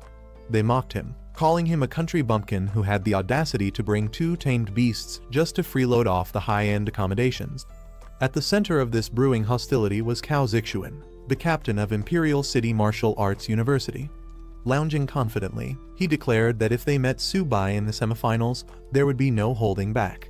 His team wouldn't just defeat Subai, they would crush him. A golden barrier shimmered around him. Minkun's powerful wind attacks had done nothing. Subai casually questioned what had just been said. Minkun was stunned. Seeing Subai's defensive ability, he quickly realized that this was no ordinary technique. Subai had mastered source synchronization, something thought to be nearly impossible. Shocked that someone could actually wield Luo Fan's divine technique, he hesitated, realizing this battle wasn't going to be as easy as he had assumed. Meanwhile, Subai remained relaxed, mocking Minkun's reliance on speed. With an amused expression, he challenged the wind attribute user, implying that sheer speed wouldn't be enough to take him down. Finally, as the battle escalated, Subai called Xiaobai back, signaling a shift in his strategy. Subai decided to turn the battle into a game of speed. With a smirk, he reached into his bag and pulled out a small, seemingly harmless white cat. Confidently, he declared that he would match his opponent's speed on his own terms. Subai encouraged it, signaling that it was time to shine. The small feline let out a fierce cry, surprising the audience. Minkun, however, was unimpressed and burst into laughter, mocking Subai for bringing a pet cat to a serious battle. He ridiculed him, questioning whether he had lost his mind. Meanwhile, the spectators were equally entertained, with some questioning what kind of university would allow a contestant to bring a pet into a fight. While many laughed at the absurdity, others were charmed by Xiaobai's appearance, with one girl in particular gushing over how adorable the little cat was, even expressing a desire to have one herself. As Subai casually pulled out his small stool and drink, the audience grew more confused. Some spectators questioned his actions, wondering if he was simply mocking his opponent. First a stool, then a drink, and now a pet cat. Was he even taking this fight seriously? However, among the onlookers, one experienced figure urged patience. He recognized that Xiaobai was no ordinary cat and suggested they wait and see what Subai had planned. Meanwhile, Minkun continued to laugh, still underestimating Subai's choice. He dismissed the cat entirely, insisting that Subai should bring out his turtle instead. Amused but calm, Subai gave Xiaobai a simple instruction not to hit too hard. In the next instant, Xiaobai roared, unleashing a monstrous energy that took Minkun completely by surprise. The small cat transformed into something far more terrifying, forcing Minkun to reconsider everything he had assumed about his opponent. Minkun stood in shock, still trying to process what had just happened. The deafening roar and the massive shadow that appeared behind Xiaobai made him question if he had imagined it. Before his eyes, the small cat had grown into a massive, imposing white tiger. The sheer size and power radiating from it sent a chill down his spine. Minkun could hardly believe it. The spectators were just as stunned. What they had assumed to be a harmless pet had transformed into a majestic, towering white tiger. Some compared it to the ones they had seen in zoos, though none had ever witnessed one this massive. Among the observers, questions arose. Had Xiaobai always been a tiger in disguise? Or was this another one of Subai's tamed beasts? The audience was left in disbelief. For a silver rank beast tamer, having one strong beast was already an achievement, but taming a second one was nearly impossible. Yet, Subai had just revealed another powerful creature, making it clear that he was far more capable than they had assumed. He quickly gathered his strength and unleashed a powerful wind-based attack, determined to regain control of the fight. Minkun's eyes widened as he realized what had happened. He wasn't seeing the real beast, but only an afterimage. Subai's so-called pet wasn't just a trick, it was a beast powerful enough to dominate the battlefield, and Minkun was now forced to fight on its terms. Minkun was in complete disbelief. No matter how much he relied on his wind abilities, Xiaobai was simply too fast. He refused to accept that anything could surpass the speed of wind itself. But the reality was unfolding right in front of him. Xiaobai's. Frustrated and desperate, Minkun changed tactics. If he couldn't keep up with Xiaobai, then he would take down Subai directly. Ignoring his opponent's beast, he fixated on the one controlling it. With all his strength, he launched himself at Subai, determined to end the fight in one decisive move. However, just as he was about to strike, Xiaobai intercepted him with overwhelming force. The massive beast loomed over him, its power undeniable. Minkun was now completely outmatched, and he knew it. Minkun was in complete shock. He couldn't accept what was happening. How could Subai's beast be this powerful? Before he could react, Xiaobai struck with devastating force, sending him flying across the battlefield. The impact was brutal, and he crashed hard, unable to regain control. As silence fell over the stadium, the final announcement echoed through the air. Jiangsu Martial Arts University was victorious. Subai had won, leaving his opponent defeated and sprawled across the ground, unable to continue. The match was over. The crowd erupted in disbelief. Subai, a mid-tier bronze rank, had just defeated a prestigious silver rank captain. Among the spectators, people murmured about Subai's white tiger. Some felt it was even fiercer than his turtle, wondering how he could have tamed such a powerful beast. The intensity of Xiaobai's presence was undeniable. The stadium soon shifted from shock to admiration as chants of Subai's name filled the air. The audience cheered, rallying behind the unexpected champion, fully acknowledging his incredible strength. Meanwhile, the judges were just as perplexed. None of them had ever heard of Subai before, yet his performance was beyond anything they had seen, even compared to students from elite universities or the military academy. The judges were astonished by Subai's performance. Jeongju Martial Arts University had produced an absolute powerhouse, someone they never expected. They recognized that with Su Bai leading the way, the university's reputation was about to skyrocket. Meanwhile, in the Imperial City Martial Arts University rest area, some students dismissed the match. They considered Min Kun's loss a reflection of his weakness rather than Su Bai's strength. To them, Luoyi Martial Arts University had simply sent an unworthy opponent. Elsewhere, a group of students viewed Su Bai with open disdain. They mocked him, calling him a country bumpkin who had the audacity to bring 2 tamed beasts just to freeload off the high-end accommodations. At the center of this brewing hostility was Cao Zixuan, the captain of Imperial City Martial Arts University. Lounging confidently, he declared that if they met Su Bai in the semifinals, there would be no holding back. His team wouldn't just defeat Su Bai, they would crush him. Manding. Clad in dark uniforms, they carried their academy's banner with pride. These warriors had been forged through real battles, fighting myriad race elites and proving their worth. Now, they were here to dominate the competition. The Great Wall Guardian Military Academy stood by its unshakable motto, as long as the myriad races exist, the Great Wall will never fall.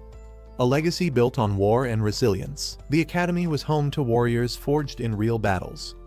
At the helm of this formidable institution was Nai King, the strongest human and the only king-level expert, serving as its honorary principal. His presence alone was enough to deter any myriad race from setting foot near their territory. Recognized as the most powerful martial academy in the Dragon Nation, the Great Wall Guardians were more than just competitors. They were the frontline barrier of humanity itself. The audience buzzed with anticipation. The academy's reputation was legendary. Every student there was considered a hero.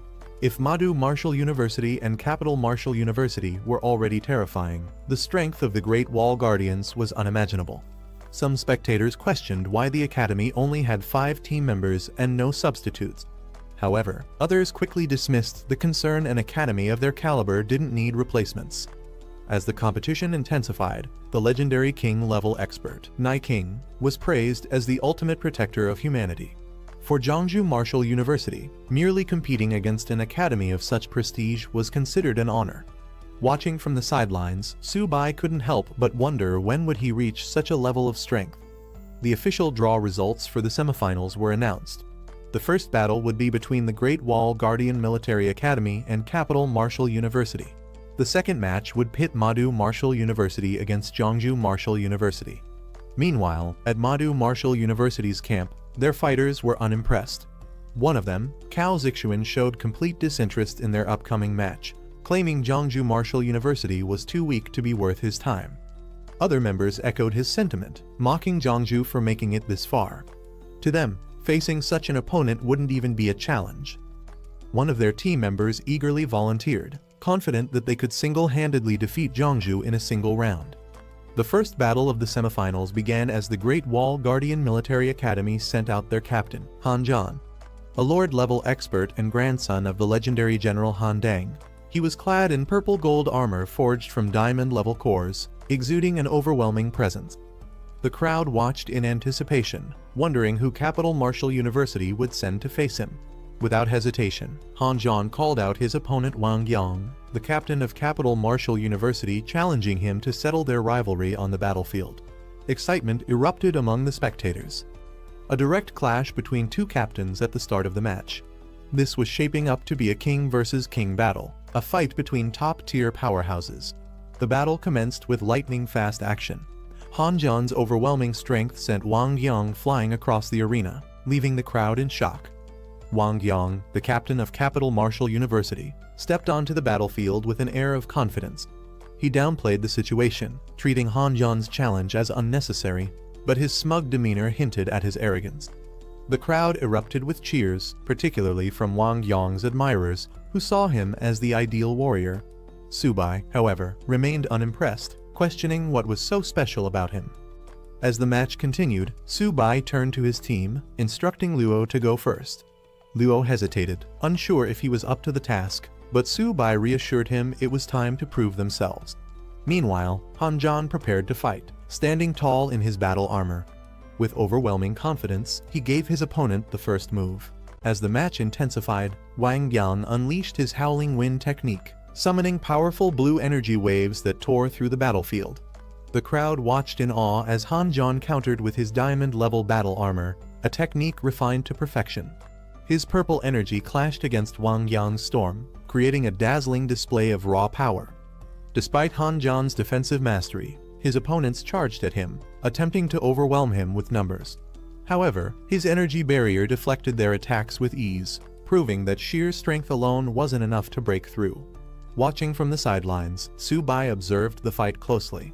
Principal, standing beside him, analyzed the battle, noting Wang Yang's unmatched agility and how his technique made him nearly invisible in combat. Su Bai couldn't help but question the vast power difference. Wang Yang was at mid-tier silver, while he was still only at mid-tier bronze. Wang Yang's movements blurred as his howling wind technique intensified. Revealing his true strength, Han Jan unleashed a surge of power. His mid-tier silver rank was now on full display. Without hesitation, he struck with a devastating move, Sky-Splitting Slash. A massive wave of energy descended, engulfing the battlefield in flames and sending shockwaves in all directions. The impact left Wang Yang struggling to maintain his balance as the sheer force pushed him back. The audience watched in shock as Han Jan's Sky-Splitting Slash shook the battlefield. Some recognized the technique immediately, recalling that General Han had once used it to take down a diamond-level enemy. Among the spectators, experts analyzed Han Jan's strategy. Despite being known for its destructive power, he had adapted the skill for control rather than pure offense, an unconventional but brilliant approach. His tactical genius solidified his reputation as the strongest military commander. Meanwhile, Wang Yang wielding a massive weapon, he unleashed a surge of energy, revealing himself as another mid-tier silver warrior. Han Jan reacted instantly, evading the incoming strike with precision. Han Jan, recognizing Wang Yang's attempt to force a direct clash. Confident in his overwhelming strength, he declared the battle was already over. In an instant, his attack landed, creating a fiery explosion that shook the arena. The impact sent shockwaves across the battlefield, leaving the audience in stunned silence. Wang Yang was struck down, his body convulsing from the sheer force of the attack before collapsing to the ground. The spectators reacted with mixed emotions. Some were in awe of Han Jan's power, while others were unsettled by his sheer dominance. Discussions broke out among the audience, with some acknowledging that if Han Jan had used the blade's edge instead of its back, Wang Yang wouldn't have survived. The battlefield fell silent as the dust settled. Some spectators questioned the brutality of the fight, wondering if such overwhelming force was necessary in a mere competition. Others debated whether ending it in a draw would have been a more honorable choice. Wang Yang acknowledged his defeat. He steadied himself with his weapon, admitting Han Jan's strength was beyond his own. With the first round concluded, the Great Wall military martial arts team secured victory. From the sidelines, Su Bai observed the battle carefully. He noted the sheer strength of the opposing team. However, there was no hesitation. His match was next. Turning to Luo Yangqiang, he asked if he was ready. Before the next round began, the principal reminded Yang Hao to fight within his limits. The goal was participation. There was no need to push beyond what he could handle. However, Yang Hao was determined. He assured the principal that he wouldn't let Jiangsu Martial University down. With that, the second round commenced. Zhang Lexiao, a sinister-looking opponent wielding dual blades, stepped onto the battlefield, his confidence clear. Mocking his opponent, Zhang Lexiao taunted Yang Hao, making it clear that he viewed him as nothing more than a plaything. But Yang Hao wasn't fazed. With his massive cleaver in hand, he charged forward, launching a powerful vertical slash. Yang Hao struck first, his cleaver slicing through the air in a powerful vertical slash. The impact connected, but Zhang Lexiao barely flinched. In an instant, Zhang Lexiao retaliated. His movements were swift, his dual blades creating a web of red slashes around Yang Hao. Lexiao laughed, taunting him as he continued his assault, treating the fight like a game. Yang Hao gritted his teeth, struggling to keep up with his opponent's unpredictable attacks. From the sideline, frustration grew among Jiangsu Martial University's team. Watching Yang Qiang struggle against Zhang Lexiao's relentless attacks felt like outright humiliation. Some urged the principal to call him back before it got worse. But Su Bai refused to accept that. He insisted that Yang Qiang was fighting for more than just a match. He was defending the pride of their university. Stopping him now would mean surrendering that honor. Zhang Lexiao continued his torment, taunting Yang Qiang to surrender. He warned that the longer he resisted, the worse it would get. But despite the pain and exhaustion, Yang King refused. He clenched his weapon tightly and declared that Jiangsu Martial University would never admit defeat. He struck again, this time with enough force to break any remaining resistance. Zhang Lexiao continued his relentless assault, slashing through the air with an eerie excitement. He mocked Yang King's stubbornness, taunting him to surrender. But even as his body trembled, covered in wounds, Yang King refused to yield. With one final strike, Lexiao delivered a devastating blow, sending Yang King crashing to the ground. The impact echoed through the arena, leaving him motionless on the floor. The crowd murmured in shock. Some questioned the cruelty of the fight. Was there really a need to push an opponent this far?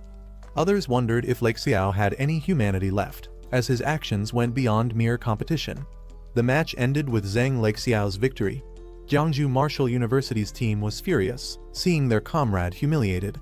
Su Bai clenched his fists, determined to make Madu Martial University pay for their arrogance.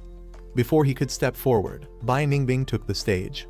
Confident and composed, he promised not to let Zhang Lexiao continue his unchecked arrogance. The principal warned him not to be reckless, but Bai Ningbing had already made up his mind. As Bai stepped into the ring, Zhang Lexiao greeted him with a smirk, unimpressed. He mocked his new opponent, finding him far less entertaining than the last. But Bai Ningbing wasn't interested in banter. He immediately shattered his own sheath, signaling he had no intention of playing games. The second round began. Without hesitation, Bai Ningbing launched forward using Void Step. His blade aimed to end the fight in an instant. Bai Ningbing wasted no time, launching himself at Zhang Lexiao with his White Spirit Blade technique. His movements were swift and precise, aiming for a decisive strike. Lexiao smirked, amused at his opponent's ruthlessness, but he wasn't about to let himself be taken down so easily. With a burst of red energy, he countered, deflecting Bai's assault while maintaining his eerie grin. The spectators watched in awe. The sheer brutality of the battle left many questioning whether they were really witnessing a fight between students. The arena was filled with a scent of blood, heightening the tension. Some onlookers suggested stopping the fight before it escalated further, fearing one of them might die. But neither Bai Ningbing nor Zhang Lexiao had any intention of backing down. The battle was only getting started. Zhang Lexiao weaved his twin blades through the air, forming a deadly net of crimson slashes. But Bai didn't hesitate. With burning determination, he charged straight through the attack, his White Spirit Blade technique tearing through the red streaks. Lexiao dodged at the last moment. Bai's attack had real force behind it. Still, he laughed, unfazed by the threat. He taunted Bai, questioning if he truly had what it took to end him. Bai struck again, his movements razor-sharp. But Lexiao countered effortlessly, blocking the attack. With a cruel smile, he belittled Bai, dismissing him as nothing more than a low-tier fighter from a nameless university. Zhang Lexiao smirked, pressing his blade against Bai Ningbing's throat. He declared the fight over, confident in his victory. But Bai refused to accept defeat. With a fierce glare, he tightened his grip on his sword, forcing himself forward despite the searing pain. Then, Bai impaled himself to strike Lexiao at the same time. Blood splattered across the arena as both fighters were locked in a fatal exchange. For Bai, winning didn't matter anymore. If taking his opponent down meant sacrificing himself, so be it. His grin widened as he declared that killing Lexiao was enough. Bai Ningbing tightened his grip, as he declared that Jiangsu Martial University fought differently, unlike cowards who preyed on the weak. He drove his blade forward, aiming to end it all. Zhang Lexiao's arrogance shattered in an instant. He begged for his life, his voice desperate. He called out to his principal, pleading to be saved. A firm hand reached out, stopping Bai's blade just before it could strike. The principal of Madu Martial University stepped in, swiftly restraining Lexiao and conceding defeat on behalf of their team. The announcer declared Madu Martial University's defeat, leaving their team stunned. Bai Ningbing stood firm, while Zhang Lexiao, who had moments ago been so arrogant, now trembled in disgrace. One of the Madu representatives lashed out in frustration, unable to accept their loss. But Jiangsu's principal stepped in, ensuring order was maintained. Bai Ningbing was quickly shielded, his victory secured. Madu's principal turned toward Jiangsu's team. He reminded them that reaching the top 4 didn't mean they were strong enough to challenge Madu. However, Jiangsu's side stood their ground, making it clear that their students' lives were just as valuable. The principal's calling Su Bai to the stage. Su Bai rushed forward, ready for the next match. As Su-bai sprinted toward the battlefield, the crowd's expectations weighed heavily on him. He assured the principal that he wouldn't disappoint, fully prepared to carry the honor of Jiangsu Martial University. Meanwhile, a severely injured Ningbing was carried off on a stretcher. The principal commended him for his efforts, reminding him that his performance had already brought honor to Jiangsu. The medical team reassured him that his well-being came first, but Su-bai would ensure their team's revenge. On the opposing side, Cao Zixuan impatiently stepped forward, eager to fight. With an arrogant smirk, he volunteered to take down Jiangsu's team himself. However, his principal advised restraint, reminding him that the championship match still awaited. Su-bai stepped into the arena as he directly challenged Madu Martial University. If Madu lost, he demanded a public apology for their disrespect toward Jiangsu. Jiangsu's supporters erupted in cheers, fully backing Su-bai. They were eager to see Madu humbled and forced to admit their mistake. Among the onlookers, a group of reporters and live streamers quickly picked up on the story.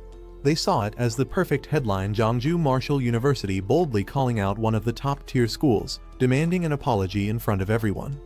Meanwhile, on the Madu side, Cao Zixuan and his team scoffed at the demand. To them, Jiangsu didn't even deserve consideration. One of Madu's fighters, Huang Sheng, volunteered to accept the challenge, eager to show Jiangsu the overwhelming difference in strength. Su-bai stood confidently in the arena, looking at his opponent. His tone was calm but firm. Was Madu finally here to apologize? To him, strength was the only truth, and the strong never bowed to the weak. His arrogance was met with approval from his side, reinforcing their belief in superiority. Instead of dragging things out, he suggested Madu send up another fighter. Taking them on one by one was a waste of time. He had more important things to do. The spectators were stunned. Many saw Su-bai's challenge as sheer arrogance. Madu's top fighter, Cao Zixuan, hadn't even stepped in yet. Some questioned whether Su-bai was being reckless, but others admitted that Madu had indeed gone too far. Still, taking on multiple opponents at once seemed impossible. Su-bai extended his hand, signaling his opponent to step forward. His confidence was undeniable, challenging Madu without hesitation. The Madu fighters were stunned. Since when did Jiangsu Martial University dare to provoke them so openly? The Madu principal responded coldly, ordering his fighters to use their strength to remind Jiangsu of their place. Their dignity couldn't be trampled so easily. Cao Zixuan smirked, stepping onto the battlefield alongside his teammate. If Jiangsu wanted to act arrogant, he was more than happy to crush them. As he took his stance, a powerful aura erupted around him. His twin swords glowed with intense energy, red and blue flames surrounding his figure. The spectators watched in awe. Cao Zixuan's true power was being unleashed. As Cao Zixuan unsheathed his twin swords, the audience was stunned. Forged from millennium cold iron and molten lava iron, these weapons were crafted from some of the rarest materials. But what truly shocked them was the power embedded in their hilts: platinum-level cores from immensely powerful beings. The spectators whispered among themselves, recognizing the immense investment Madu and the Cao family had placed in him. Each sword alone was worth a fortune. Some even speculated if he had mastered the legendary technique left behind by the Ice-Fire War God, a former Madu graduate. Cao Zixuan smirked, offering Su-bai a chance to summon his beast. He claimed he didn't want the fight to be called unfair, giving Su-bai a moment to prepare. Su-bai, unfazed, responded with a smirk of his own. He didn't need a beast to handle this fight. The crowd was in disbelief. Su-bai, a beast tamer, had chosen to fight without summoning his beast. His opponents mocked his decision, considering it sheer arrogance.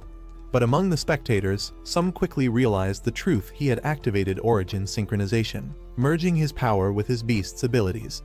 Cao Zixuan wasted no time, charging forward with incredible speed, his twin swords blazing with energy. His confidence was absolute. He believed Su-bai was simply throwing himself to his own demise. A slight smirk crossed his lips as he observed his opponent's impatience. Without hesitation, he activated his abilities: Sharp Metal Spirit, Sharp Metal Phantom, and Earth Spirit Possession, his body surging with overwhelming energy.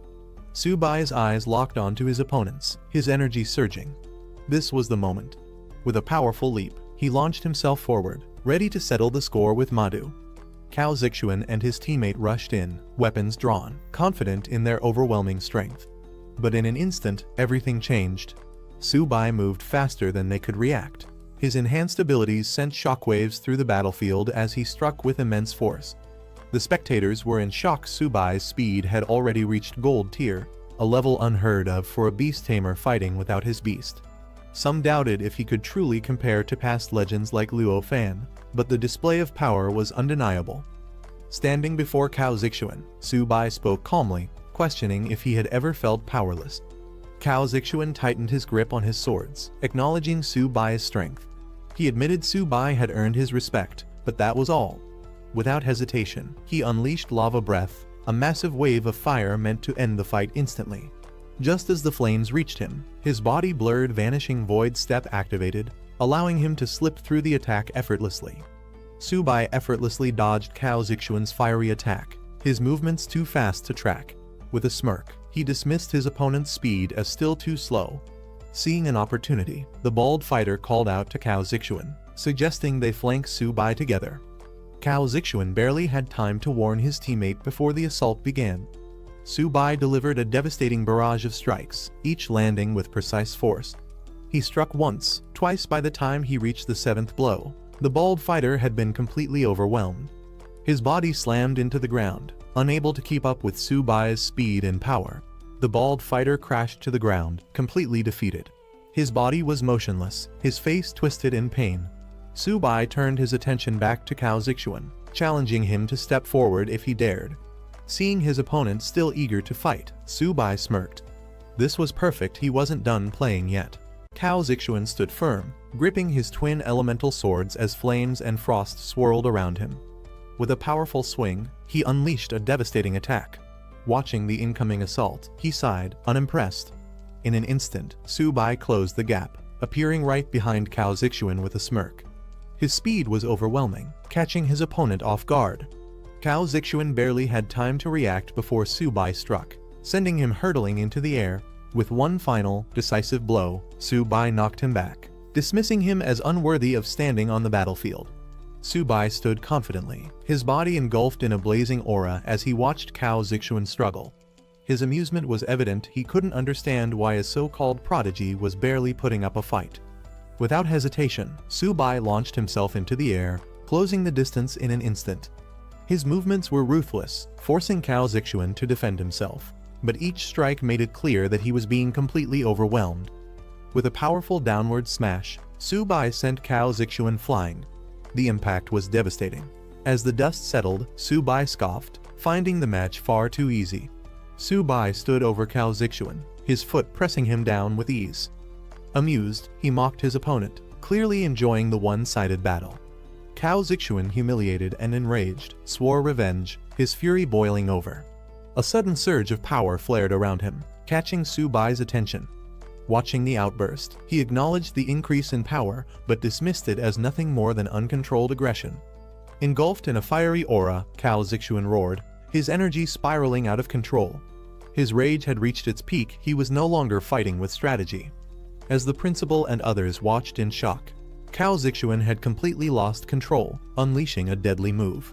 Some questioned if Subai's taunts had pushed him too far, wondering if he had underestimated his opponent's rage. Cao Zixuan, now consumed by fury, charged at Subai with his flaming swords, declaring his intent to end the fight decisively. Subai, however, showed no fear. If anything, he found the situation finally becoming interesting. As Cao Zixuan's attack came crashing down, Subai effortlessly raised his defense, summoning an impenetrable golden barrier. Cao Zixuan's disbelief was evident. His strongest attack had been blocked with ease. His frustration boiled over, questioning how such a defense was even possible. Subai smirked as he absorbed the energy around him, his golden aura flaring even brighter. He mocked Cao Zixuan, unimpressed by his attack, before deciding it was time to retaliate. Subai launched a counterattack. His power surged, sending shockwaves through the arena. Cao Zixuan had no time to react as Subai's strike shattered his defense, sending him flying. Cao Zixuan's twin swords crashed onto the battlefield, a clear sign of his defeat. The entire arena fell silent for a moment before gasps and murmurs erupted. The spectators struggled to process what they had just witnessed. Subai wasn't just strong, he was terrifying. The spectators remained in awe. Some recognized Subai's overwhelming power, comparing him to legendary figures of the past. Despite being only at mid-bronze rank, His potential was undeniable, perhaps even more terrifying than those from elite families. Meanwhile, Subai casually picked up Cao Zixuan's fallen swords, inspecting them with interest. Cao Zixuan, barely able to stand, shouted in frustration. He demanded Subai return the weapons, enraged at the thought of losing them. However, Subai remained indifferent. Given how Martial University treated others, he doubted they would offer an apology or compensation. With a smirk, he decided the swords would serve as proper repayment. Cao Zixuan, seething with rage, refused to accept defeat. With reckless determination, he lunged at Subai, declaring his intent to end the fight on his terms. Subai watched him with a calm expression. As Cao Zixuan lunged, Subai swiftly dodged and countered, questioning if his opponent even had the strength left to continue. Without hesitation, Subai delivered a powerful knee strike, sending Cao Zixuan soaring through the air. As Cao Zixuan crashed onto the battlefield once again, it was clear this fight had been over long before he realized it. Subai charged forward, his eyes locked onto Cao Zixuan. He wouldn't allow anyone to trample over Zhongzhou Martial University. With lightning speed, he closed the distance, unleashing a barrage of strikes. Cao Zixuan had no time to react. Each attack landed with crushing force, punishing him for his arrogance. The crowd erupted in shock. Subai's strength was beyond anything they had imagined. His speed, technique, and overwhelming power left no weaknesses. Some questioned if anyone from Martial University could even stand against him, while others speculated that only Hanja might pose a challenge. As the dust settled, the arena echoed with cheers for Subai. Zhongzhou Martial University had made its statement loud and clear. The humiliation of Martial University was complete. This was the price of provoking them. The referee officially declared Subai the winner as he stood over Cao Zixuan's defeated body. The outcome had been decisive. Zhongzhou Martial University had secured yet another victory. As Subai turned, he noticed a strong gaze fixed on him. Han Yan had been watching him intently since the start of the match. Han Yan made his intentions clear. He wasn't just observing, he was waiting. A future battle between them was inevitable. Meanwhile, Subai examined the twin swords in his hands, amused by Cao Zixuan's earlier desperation. If he had been that anxious over them, they must be valuable. However, before he could leave, a voice suddenly called out, stopping him in his tracks. A senior official from Martial University stepped forward, demanding the return of Cao Zixuan's swords. However, Subai reminding him that the battlefield's rules dictated that seized weapons did not have to be returned. With a smirk, Subai made an offer. If Martial University apologized to Zhongzhou Martial University and all the weaker academies they had bullied, while also compensating for the damage they caused, he would consider returning the weapons. The official was furious, finding the demand outrageous. But Subai merely pointed out that he was treating them with the same philosophy they had always followed: survival of the fittest. The crowd erupted in support of Subai, eager to see how Martial University would recover from such a humiliating defeat. The tables had turned, and their usual arrogance had backfired. However, Martial University's principal had no intention of letting things end this way. His aura flared with immense power, his diamond rank energy surging through the air. Declaring that Subai needed to be taught a lesson, he prepared to take matters into his own hands. Gasps of shock filled the arena as bystanders realized what was about to happen. A high-ranking expert was about to attack a student. Warnings rang out, urging Subai to retreat before it was too late. But before anyone could intervene, the powerful figure charged forward. The Martial University principal unleashed his full power, his diamond rank energy exploding outward with terrifying force. Subai braced himself, feeling the overwhelming pressure of a warrior far beyond his level. As the attack bore down on him, another force intervened. A powerful clash of energies erupted as a high-ranking figure stepped in to shield Subai, preventing the principal's assault from landing. Anger flared among the spectators. Accusations flew. How could a diamond rank expert justify attacking a student? The tension escalated as multiple influential figures took sides, some demanding that Martial University back down, while others defended their authority. Before the situation could spiral further, a devastating force struck, shaking the battlefield. The sky crackled with energy as an even greater power prepared to intervene, threatening to change the course of the confrontation entirely. As the battlefield trembled from the overwhelming clash of power, Zhao Yi, a Lord-level expert ranked 6th, arrived, his presence alone enough to shatter the oppressive energy. The Martial University principal's face darkened. He recognized this man immediately. Elder Zhao, once absent for years, now stood before him, furious at the chaos Martial University had become. Elder Zhao didn't hold back his disappointment. Seeing a high-ranking expert resort to attacking a student was disgraceful. He questioned how Martial University had fallen to such a level in his absence. Turning to Su Bai, Elder Zhao acknowledged his strength. He had observed the match and was impressed. In a rare move, he publicly apologized on behalf of Martial University, shocking everyone. Elder Zhao's voice echoed across the arena as he addressed Martial University's failures. He condemned their neglect of responsibility and the misuse of power, declaring their loss to Jiangsu Martial University undeniable. As a result, Su Bai would keep the twin swords as rightful spoils of victory. With a final judgment, Elder Zhao stripped the Martial University principal of his position, deeming him too reckless and impatient. Instead, he was reassigned as an instructor, a punishment that left him speechless. Meanwhile, the tournament officials announced a brief pause to repair the battlefield before the grand finals. The crowd cheered for Jiangsu Martial University, recognizing them as the strongest contenders of the tournament. Many whispered about Su Bai, calling him the biggest dark horse of the competition. As the excitement settled, Su Bai's mentors and allies praised him for his victory, acknowledging the honor he had brought to Jiangsu Martial University. Despite his composed demeanor, Su Bai jokingly admitted that even he had been a little nervous. As Jiangsu Martial University advanced to the finals, discussions turned to their next opponent, Great Wall Military Martial University. Their strongest fighter, Han Jan, was known to be an unfathomable force. Despite the challenges ahead, reaching the finals was already an incredible achievement. Su Bai, however, was far from satisfied. With a playful grin, he reminded the principal of his contributions, subtly hinting at a well-deserved reward. Amused, the principal handed over 2 high-tier silver beast cores, acknowledging Su Bai's ability to take full advantage of the situation. With only an hour before the final match, excitement filled the arena. The 100 Schools tournament reached its climax as spectators roared in anticipation. Fans of both sides cheered, some chanting Han Jan's name, others placing their hopes on Jiangsu Martial University. As the grand finals began, Han Jan stood tall, declaring he had been waiting for this moment. He proposed a decisive battle, 1 round to determine the true winner. Su Bai accepted without hesitation. This was exactly what he wanted. Before making his move, Su Bai activated his system to analyze Han Jan's attributes. As expected, his opponent's stats were far from ordinary. His constitution and agility were at an unknown limit, proving the danger ahead. Without wasting a second, Han Jan charged forward, his spear crackling with energy. He taunted Su Bai, demanding he fight properly rather than standing idle. Su Bai smirked, activating his abilities. If Han Jan was in such a rush to see his power, he'd gladly show him.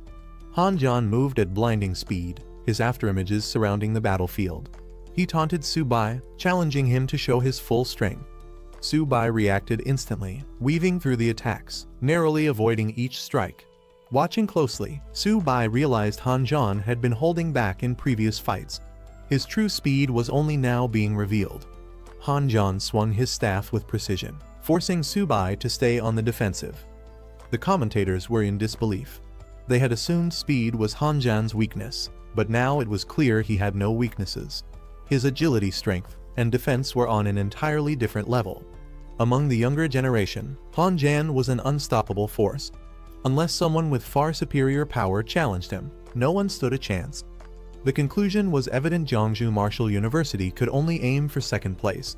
Su Bai was no match for Han Jan. Su Bai launched a powerful strike, aiming straight for Han Jan, but Han Jan barely flinched, countering effortlessly. Observing closely, Su Bai acknowledged Han Jan's incredible combat experience. He had fought countless battles and displayed no weaknesses. Su Bai prepared his next move. He claimed Han Jan wouldn't escape this time, unleashing a fierce attack. Han Jan's eyes widened in shock as Su Bai's strike landed with explosive force. The seemingly invincible warrior had been caught off guard. The crowd erupted with mixed reactions. Some called Su Bai's attack underhanded, while others praised his ruthlessness. To them, this wasn't just a match, it was a real battlefield, where winning was all that mattered. Han Jan, regaining his stance, scoffed at Su Bai's tactics. He accused him of using shameless tricks, but Su Bai simply smirked, reminding him that in a fight, anything was fair game. Without hesitation, Su-bai followed up with another fierce strike, aiming for an opening. Han-jan barely managed to react, but Su-bai wasn't letting up. He leaped into the air, delivering a crushing blow with full force, determined to finish the fight. Han-jan's aura flared as he declared he would fight at full power. Dark energy surged around him, his confidence unwavering. He had gathered enough intel on Su-bai, now it was time to strike. With a single motion, Han-jan unleashed a devastating technique, sending a barrage of energy slashes towards Su-bai. Instead of dodging, Su-bai stood his ground, determined to test his endurance against the overwhelming force. The commentators were in shock. Han-jan had just used a legendary technique, one that was said to have wiped out thousands in a single strike years ago. If Su-bai couldn't withstand this attack, the fight would be over in an instant. Su-bai braced himself as Han-jan unleashed his full strength. Waves of energy slashed through the air, forcing Su-bai back. The intensity of the attack was overwhelming, pushing him to his limits. The force of the impact sent Su-bai flying. For a moment, the crowd held its breath had he been defeated. Han-jan stood tall, confident in his dominance. He challenged Su-bai to show his true power, refusing to believe this was all he had. From the sidelines, spectators doubted anyone could survive such a devastating technique. Had Su-bai finally fallen? Or was this just the beginning of his counterattack? Su-bai steadied himself, gripping his weapons tightly. Han-jan had pushed him to the limit, leaving him no choice but to fight at full strength. Summoning his beasts, Bai and another massive creature appeared beside him, radiating overwhelming power. Flames roared as Su-bai commanded them into battle, turning the tide in an instant.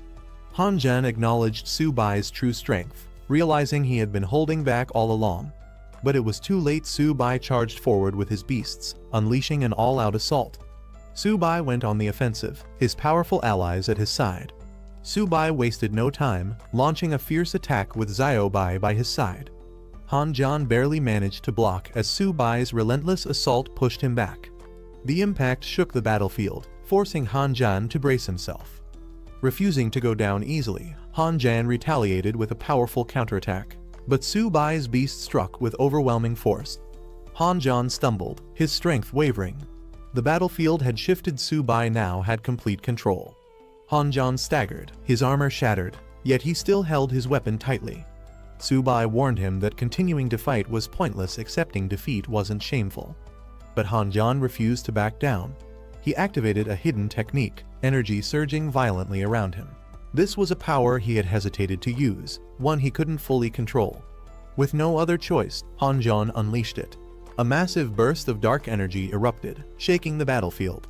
Su-bai, taken aback, questioned if this was even a normal battle anymore. The sheer intensity of the attack was beyond anything expected at this level. Some students whispered among themselves, talking about the difference between the power levels. One of them remarked that anything below gold rank was basically cannon fodder. They believed Han-jan was likely at the peak of the gold level, far above Su-bai, who was still stuck at the bronze rank. No matter how strong Su-bai was in their eyes, the gap was impossible to bridge. Meanwhile, Han-jan unleashed a terrifying final attack, completely engulfed in purple energy, his eyes glowing with fury. He declared that Su-bai wouldn't survive this last move. The sky lit up with overwhelming energy as Han-jan struck down with full force. Su-bai stood his ground but couldn't hide his panic. He admitted to himself that he couldn't hold off such a powerful blow. Just as the attack was about to land, Su-bai desperately cried out for help, calling for Bai. In a flash of green energy, rushed in and swapped positions. Han-jan's ultimate attack landed with devastating force, engulfing the area in a violent explosion of purple energy. The impact echoed across the field, shocking everyone watching as the blast lit up the surroundings. Realizing Han-jan had exhausted himself with that last strike, Su-bai sent the tiger in for the counterattack. Meanwhile, the teachers and officials monitoring the battle were stunned. One of them questioned if Su-bai had just used spatial abilities, something only beings at platinum rank and above could typically control. They couldn't believe that someone supposedly still at the bronze level could display such power. The observers continued to reel from the shock of what they had just witnessed. One of the senior officials, stunned, realized that the movement technique Su-bai used wasn't just any skill, it was a top-tier ability, one that had now been reworked by Su-bai himself. That kind of innovation and control could only come from someone with monstrous talent. The question hung in the air: was Su-bai really just a bronze rank? Meanwhile, other spectators in the arena were just as bewildered.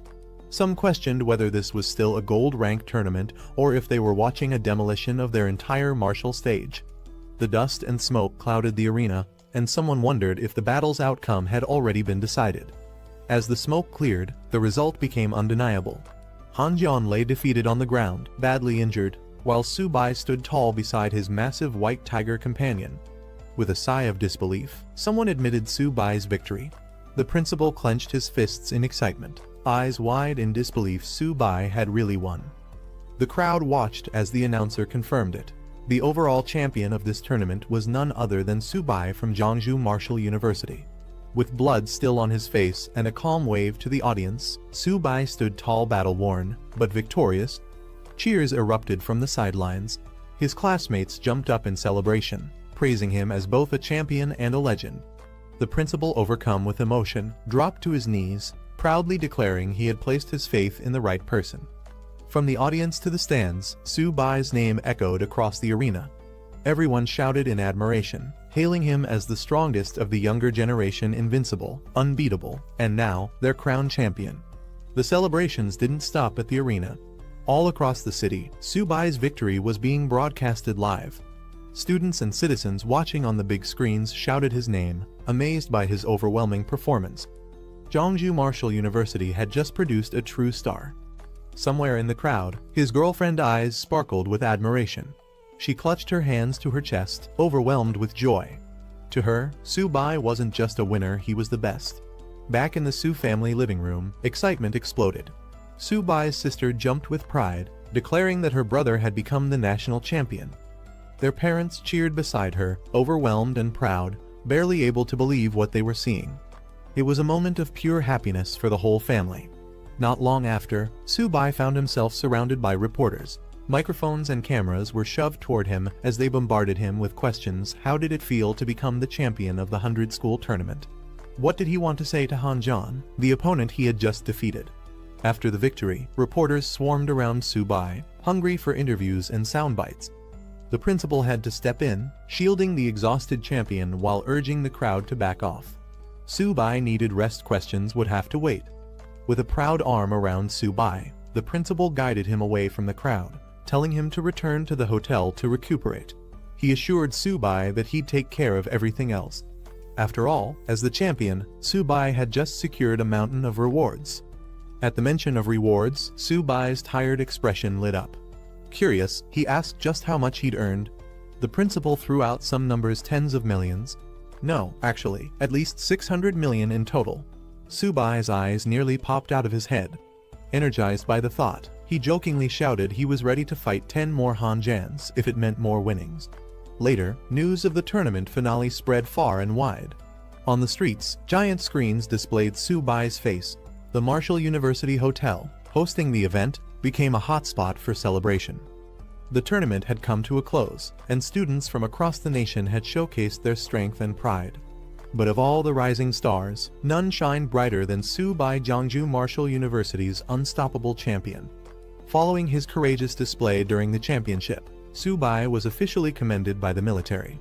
For his exceptional bravery and performance on the battlefield, he was awarded first-class military merit, a prestigious honor medal, and a reward of 60,000 merit points, an incredible achievement for any student.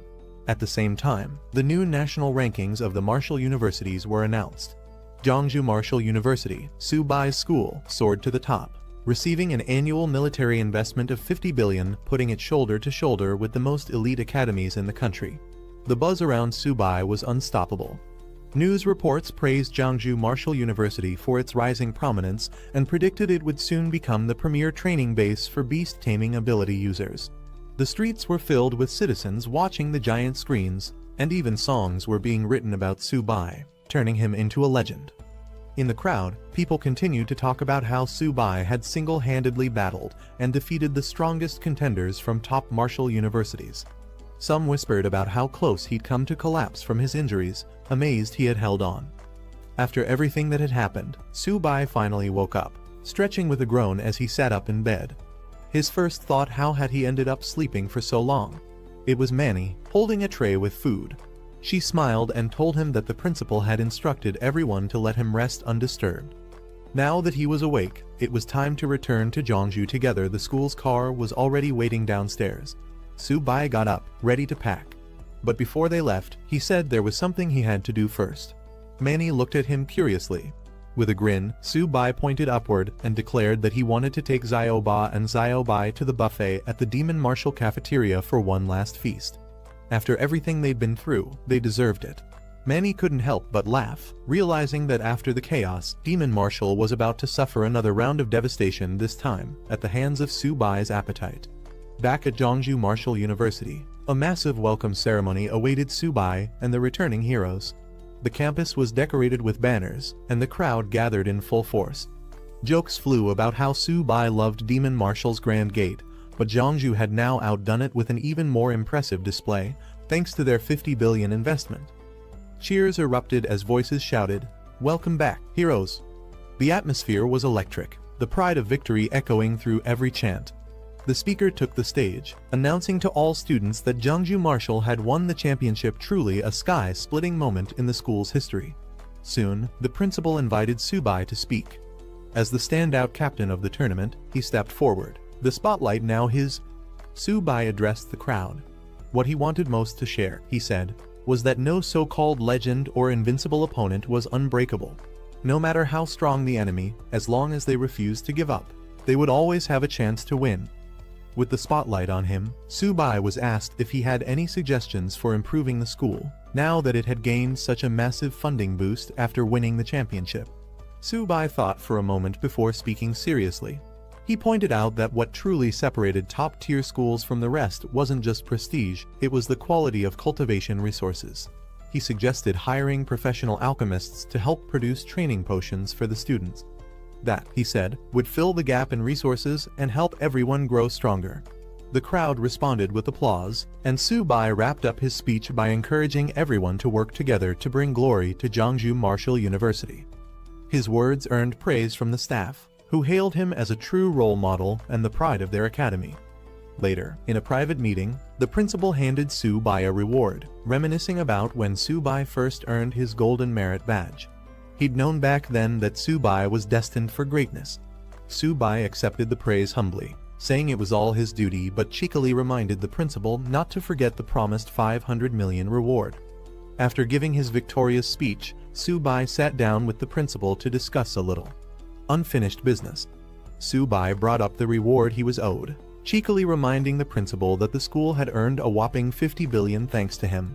Surely, he joked, 500 million wasn't too much to ask. The principal nearly choked, exclaiming that it was supposed to be 5 million, not 500 million. But Su-bai argued back he had shed blood for the school and made them a fortune. Wasn't that worth a bit more? Flustered, the principal said he'd transfer him 10,000 military merit points and suggested he redeem cultivation resources directly from the stationed officers. Su-bai, still unsatisfied, protested loudly, accusing the principal of betrayal and injustice. Standing in front of the closed door, he pouted and muttered, "Old man, you win this time?" Though the principal didn't give in to Su-bai's full demand, Su-bai accepted the 1 billion with a smirk, muttering that revenge could wait after all. Even a smaller sum would be enough to upgrade Xiaoba and Xiaobai for now. Meanwhile, Su-bai's popularity continued to explode. A group of female students showed up at his dorm trying to catch a glimpse of him, only to be told he wasn't there. Little did they know, Su-bai was already relaxing somewhere else, far from the chaos. Xiaobai and Xiaoba, his loyal companions, were treated to a hearty meal, gobbling down food happily while a hand from above reminded them not to choke. Su-bai lounged above them on his bunk, arms behind his head, finally at ease. He praised them for their great performance during the tournament and told them to rest up well because there would definitely be more challenges ahead. Just as Su-bai was about to fully relax, a sudden flash of golden light filled the room. His eyes widened, body glowing faintly as he sat up on his bunk. Su-bai's Earth-type spirit beast finally evolved, breaking through to the early silver rank. The breakthrough activated its bloodline and even granted it a new elemental talent related to Earth. He looked at the upgrade results and felt like the money he spent was finally worth it. Encouraged, he pushed the turtle to keep eating so it could continue leveling up. Not long after, another flash lit up the room. It was his white tiger, which had also leveled up. Stats and talents updated. It now stood proudly beside the turtle. Su-bai laughed proudly. He joked that even Han-jan had to grind until his 30s to hit early silver, while he managed it thanks to these two food-loving beasts. Now, with both pets leveling up smoothly, he was confident his own rank would skyrocket next. Out of nowhere, a man in a pink shirt dashed into Su-bai's hallway like his life depended on it, calling him a god. Caught off guard, Su-bai sat there confused with his two spirit beasts, wondering what got into this guy. The visitor named Jiagang could barely contain himself. He grabbed Su-bai's hand and dramatically announced that he had awakened as a beast tamer too, just like Su-bai. Trying to calm him down, Su-bai told him to take it slow, but Jiagang wasn't done. He proudly pulled out his own spirit beast, a turtle, just like Su-bai's little 8. Su-bai was stunned. He didn't expect Jiagang to get the exact same kind of beast. Turns out, Jiagang's father was so thrilled about his son awakening that he spent a fortune to catch a bronze rank beast for him. Su-bai, still crouched in disbelief, couldn't help but question, what's a low-rank beast like that really going to achieve anyway? Jiagang proudly declared he would raise only turtles specifically, ones like Su-bai's little 8. In his mind, any proper beast tamer should raise a Wangba, and he even tried to rope Su-bai into agreeing with that idea. Su-bai awkwardly tried to explain that not all Wangbas are that special, but before he could finish, something unexpected happened. A system notification popped up. Su-bai had just awakened a brand new talent, Dominion. It allowed him to use sacred beast blood to trigger deeper awakening in other beast tamers, granting their beasts a rare bloodline and transforming them into descendants of sacred beasts. According to the system, with enough synchronization and desire, he could actually help others unlock beast master potential too, and even control life and death of awakened beasts. He looked at Jiagang's turtle, then at his own little 8 and Whitey, and couldn't help but wonder, were his pets about to start taking disciples of their own? Jiagang noticed Su-bai's strange reaction and asked why he looked even more hyped than him. Su-bai quickly recovered and agreed raising a Wangba was the true path of a good beast tamer. He even echoed Jiagang's earlier claim, saying if you're not raising one, you're doing it wrong. He was definitely acting a bit too enthusiastic. Meanwhile, over at Zhongju Martial University, new students gathered for their beast tamer training. The place was now considered one of the top institutions, attracting aspiring tamers from all over. A group chatted about the reputation of the school, and one of them was especially excited, declaring that they came just to learn under Su-bai himself. As the orientation began, an instructor welcomed the students and told them to stay calm. Since they had chosen this path, the school would open its arms to guide them. She then asked everyone to bring out their contracted beasts. And with full confidence, one buffed-out guy loudly announced his own partner and proudly pulled a strange, floppy turtle out of his backpack. The crowd's faces said it all. Expectations versus reality just hit hard. Turns out the goofy-looking turtle wasn't the only one. More students showed up with the exact same type of spirit beast. It quickly became clear, Wangbas were trending, and this was less like an admission event and more like a Wangba convention. One student, Lei Guang, proudly displayed his turtle and insisted he was a beast tamer too. But the instructor wasn't buying it. She called him out, saying he lacked the qualities of a true tamer and probably was just a physically gifted martial artist. Worse, she questioned whether his spirit beast was even legit, suspecting it was just a cheap wild turtle from the local market. Not stopping there, the instructor shifted her sharp gaze to other students too, starting to assess their abilities. She pointed at another student and pegged him as a lightning type Asura, clearly keeping a mental tally of who belonged where. The crowd wasn't having it though. Lei Guang protested loudly, claiming his turtle was special and that he wanted to be in the same class as Su-bai. Another guy backed him up, arguing that being a lightning Asura shouldn't disqualify anyone from becoming a beast tamer. His turtle, after all, was a lightning type too. Su-bai walked onto campus and was immediately hit with a strange realization: Wangbas were everywhere. He couldn't believe what he was seeing. Was this still a school or a nationwide turtle cult? Someone even joked that by being near the beast tamer department long enough, you might evolve your own special lightning Wangba. Elsewhere in the crowd, a girl holding a purple beast heard someone mention Subai and froze. She couldn't believe it. Subai was here in person. As soon as someone spotted him, the crowd went wild.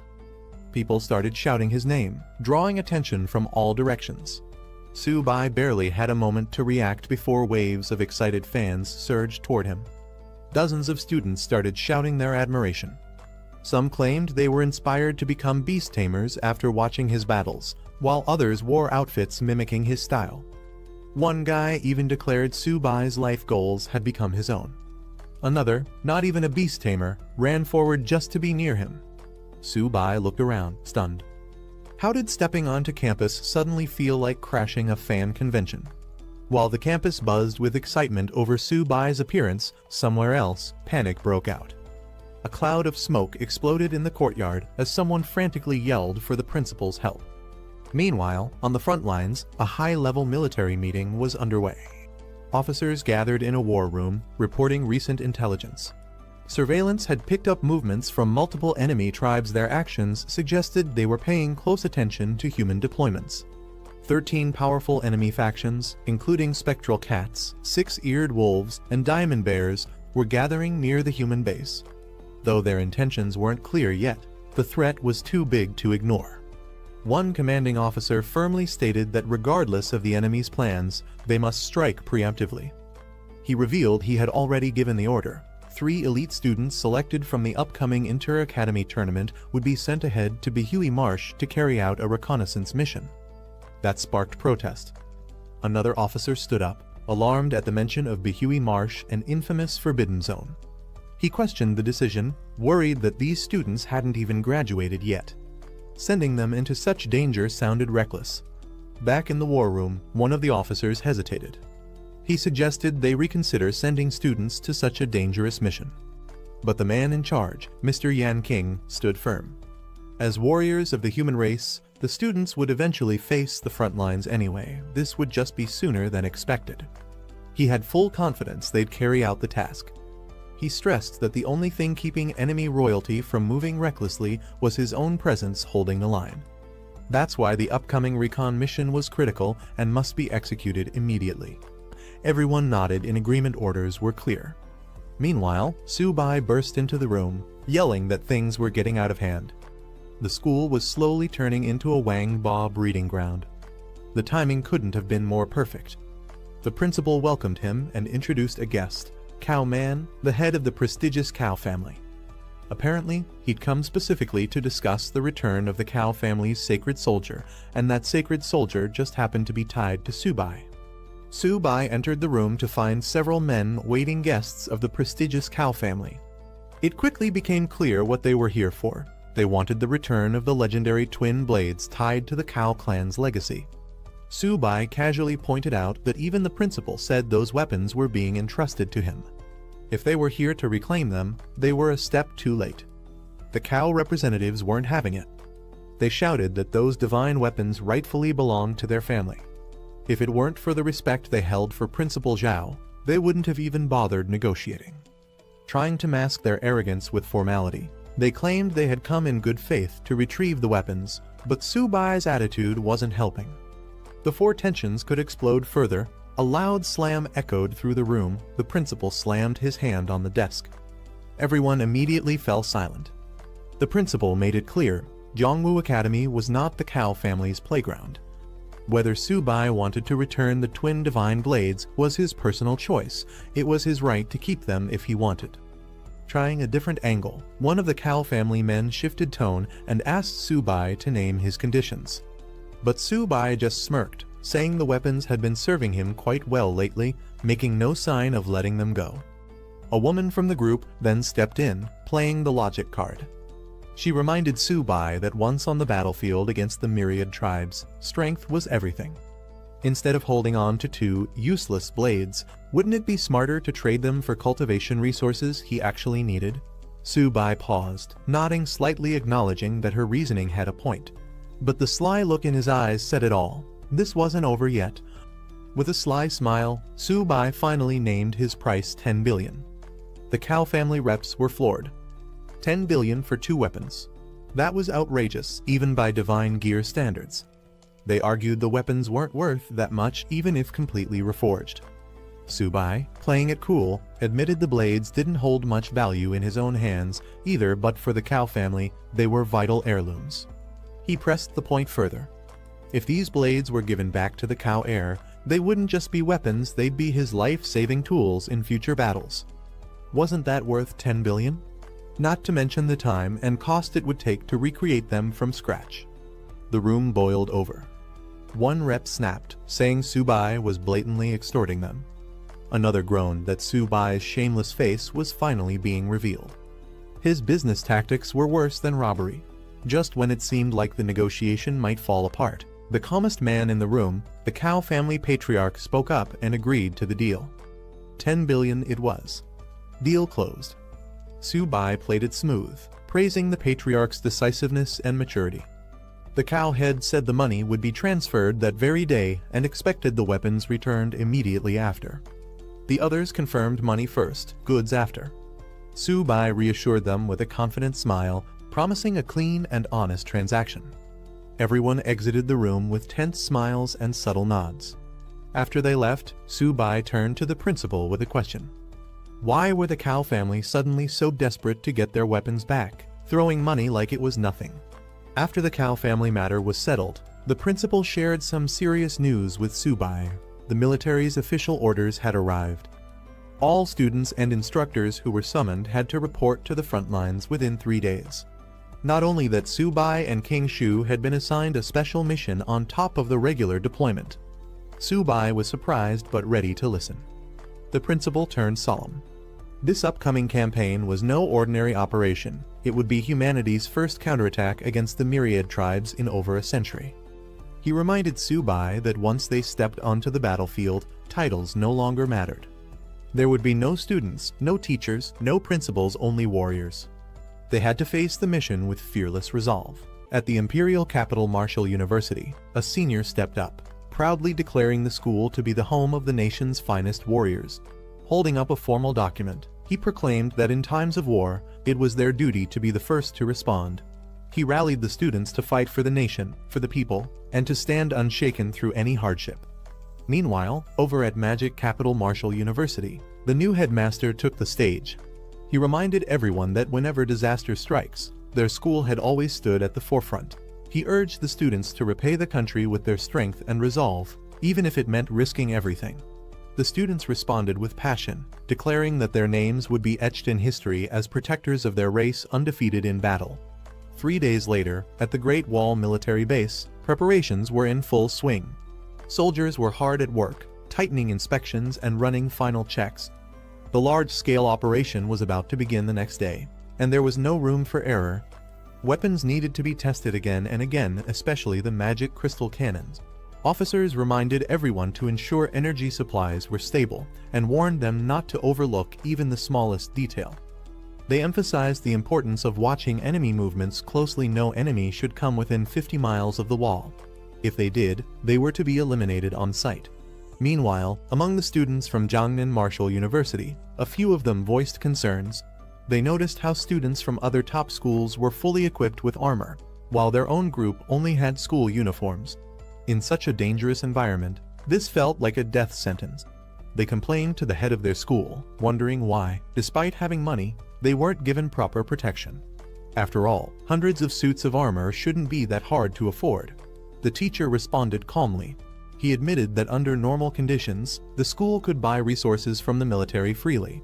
But during wartime, everything had changed. Resources could now only be exchanged through military merit.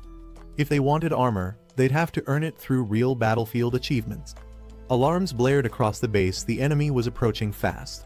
Commanders immediately called for all units to get into position. The defense troops stationed at the Great Wall were ordered to gather and prepare for deployment.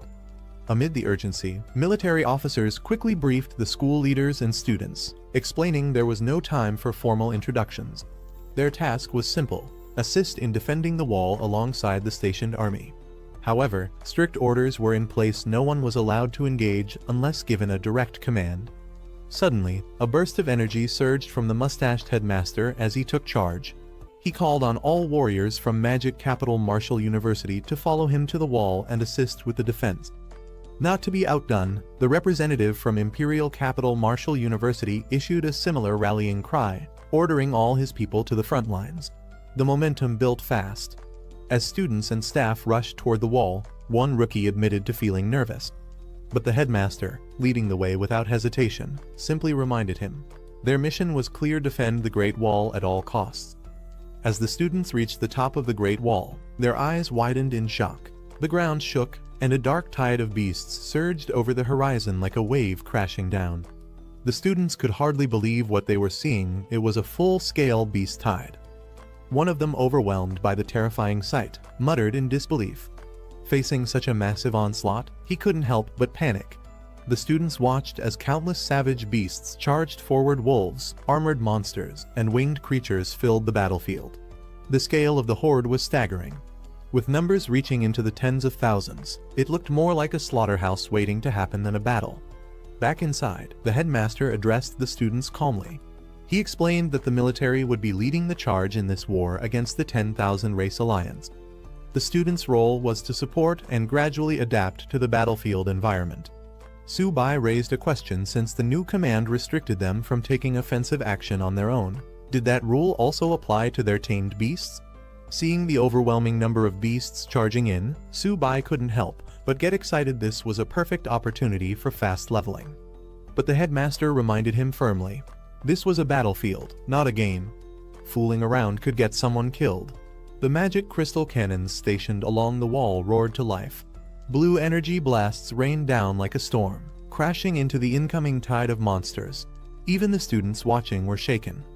The raw destructive power of those cannons was terrifying enough to tear through entire ranks of the beast horde. Meanwhile, the command team sprang into action. Orders were shouted to recharge the cannons and get ready for the next volley.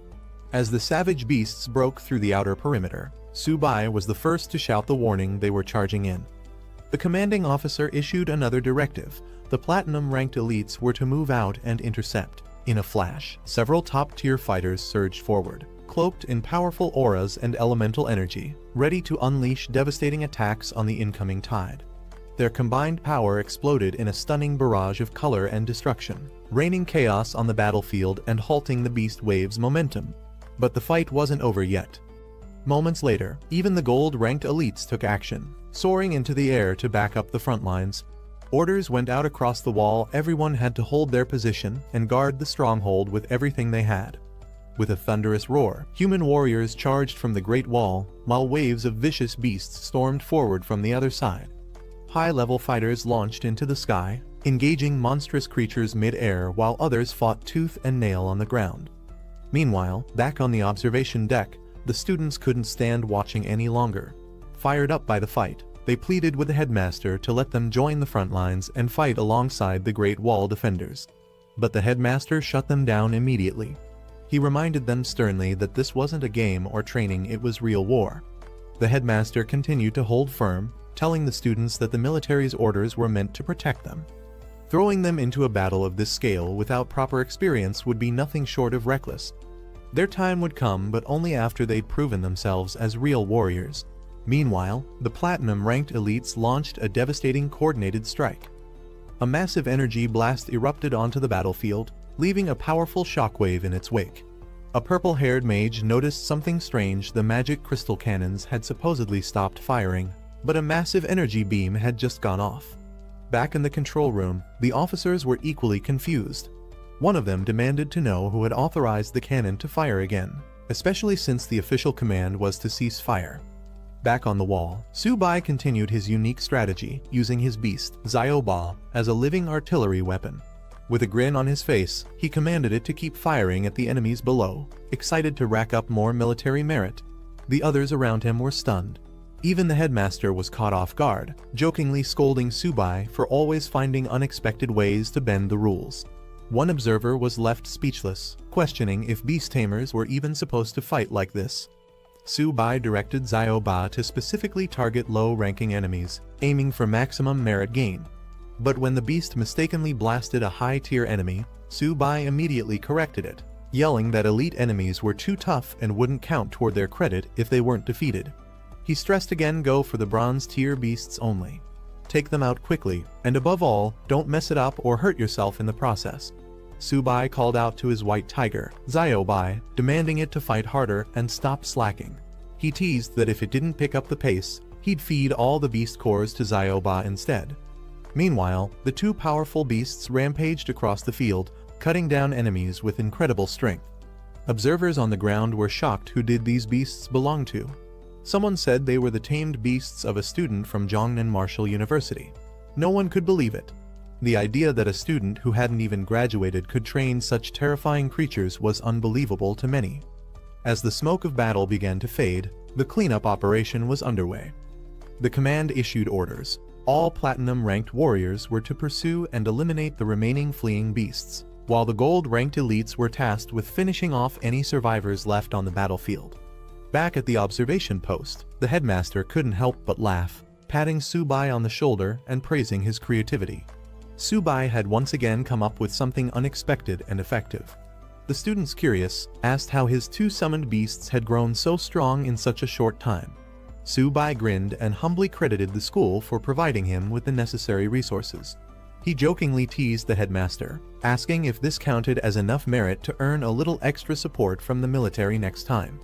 The headmaster smiled but reminded him that technically, none of them had joined the fight directly. They had only been guarding the wall. Still, with how many beasts Subai had eliminated, there was no denying he had earned considerable credit. Elsewhere, a military officer reported the results of the battle. The toll had been heavy. Over 560 soldiers lost, and all 200 magic crystal cannons were now offline and in cooldown mode for nearly 6 hours. Despite the losses, the results were impressive. Over 25,000 enemy beasts had been wiped out in the battle. The victory was hard-won, but it was a decisive one. General Huan Shan reviewed the outcome of the battle and praised the army's swift success, noting that such a major victory had been achieved in just half an hour. A staff officer stepped forward with another report. Although Subai hadn't officially left the city walls to engage, he had made significant contributions. Using his summoned beasts as a power source for the magic crystal cannon, Subai had managed to eliminate a large number of enemy beasts. Impressed by the creativity and results, the officer requested that Subai be granted military merit for his actions. General Huan Shan raised an eyebrow at the unusual method, finding it intriguing. At the base plaza, students gathered around the public display boards where military merit records were posted. Murmurs of dissatisfaction quickly broke out as Subai's name appeared at the top with an absurdly high amount of merit. Many students complained it wasn't fair. Subai hadn't even left the city to fight, so how could he possibly earn so much credit? They suspected there must be some kind of special treatment or inside deal. Others pointed at the numbers in disbelief. Subai had earned over 40,000 merit points, which translated to an astronomical fortune. That amount was comparable to what top-tier platinum or even gold-ranked warriors might accumulate, leaving everyone wondering, what exactly had he done to deserve it? Though jealousy and suspicion ran high, one voice coldly remarked that if they had Subai's strength, they could have done the same. But deep down, they all knew Subai wasn't just any ordinary student. Back on the wall, Subai continued his unique strategy, using his beast, Zioba, as a living artillery weapon. With a grin on his face, he commanded it to keep firing at the enemies below, excited to rack up more military merit. The others around him were stunned. Even the headmaster was caught off guard, jokingly scolding Subai for always finding unexpected ways to bend the rules. One observer was left speechless, questioning if beast tamers were even supposed to fight like this. Subai directed Zioba to specifically target low-ranking enemies, aiming for maximum merit gain. But when the beast mistakenly blasted a high-tier enemy, Subai immediately corrected it, yelling that elite enemies were too tough and wouldn't count toward their credit if they weren't defeated. He stressed again, go for the bronze-tier beasts only. Take them out quickly, and above all, don't mess it up or hurt yourself in the process. Subai called out to his white tiger, Ziobai, demanding it to fight harder and stop slacking. He teased that if it didn't pick up the pace, he'd feed all the beast cores to Zioba instead. Meanwhile, the two powerful beasts rampaged across the field, cutting down enemies with incredible strength. Observers on the ground were shocked. Who did these beasts belong to? Someone said they were the tamed beasts of a student from Jongnan Martial University. No one could believe it. The idea that a student who hadn't even graduated could train such terrifying creatures was unbelievable to many. As the smoke of battle began to fade, the cleanup operation was underway. The command issued orders. All platinum-ranked warriors were to pursue and eliminate the remaining fleeing beasts, while the gold-ranked elites were tasked with finishing off any survivors left on the battlefield. Back at the observation post, the headmaster couldn't help but laugh, patting Subai on the shoulder and praising his creativity. Subai had once again come up with something unexpected and effective. The students, curious, asked how his 2 summoned beasts had grown so strong in such a short time. Subai grinned and humbly credited the school for providing him with the necessary resources. He jokingly teased the headmaster, asking if this counted as enough merit to earn a little extra support from the military next time.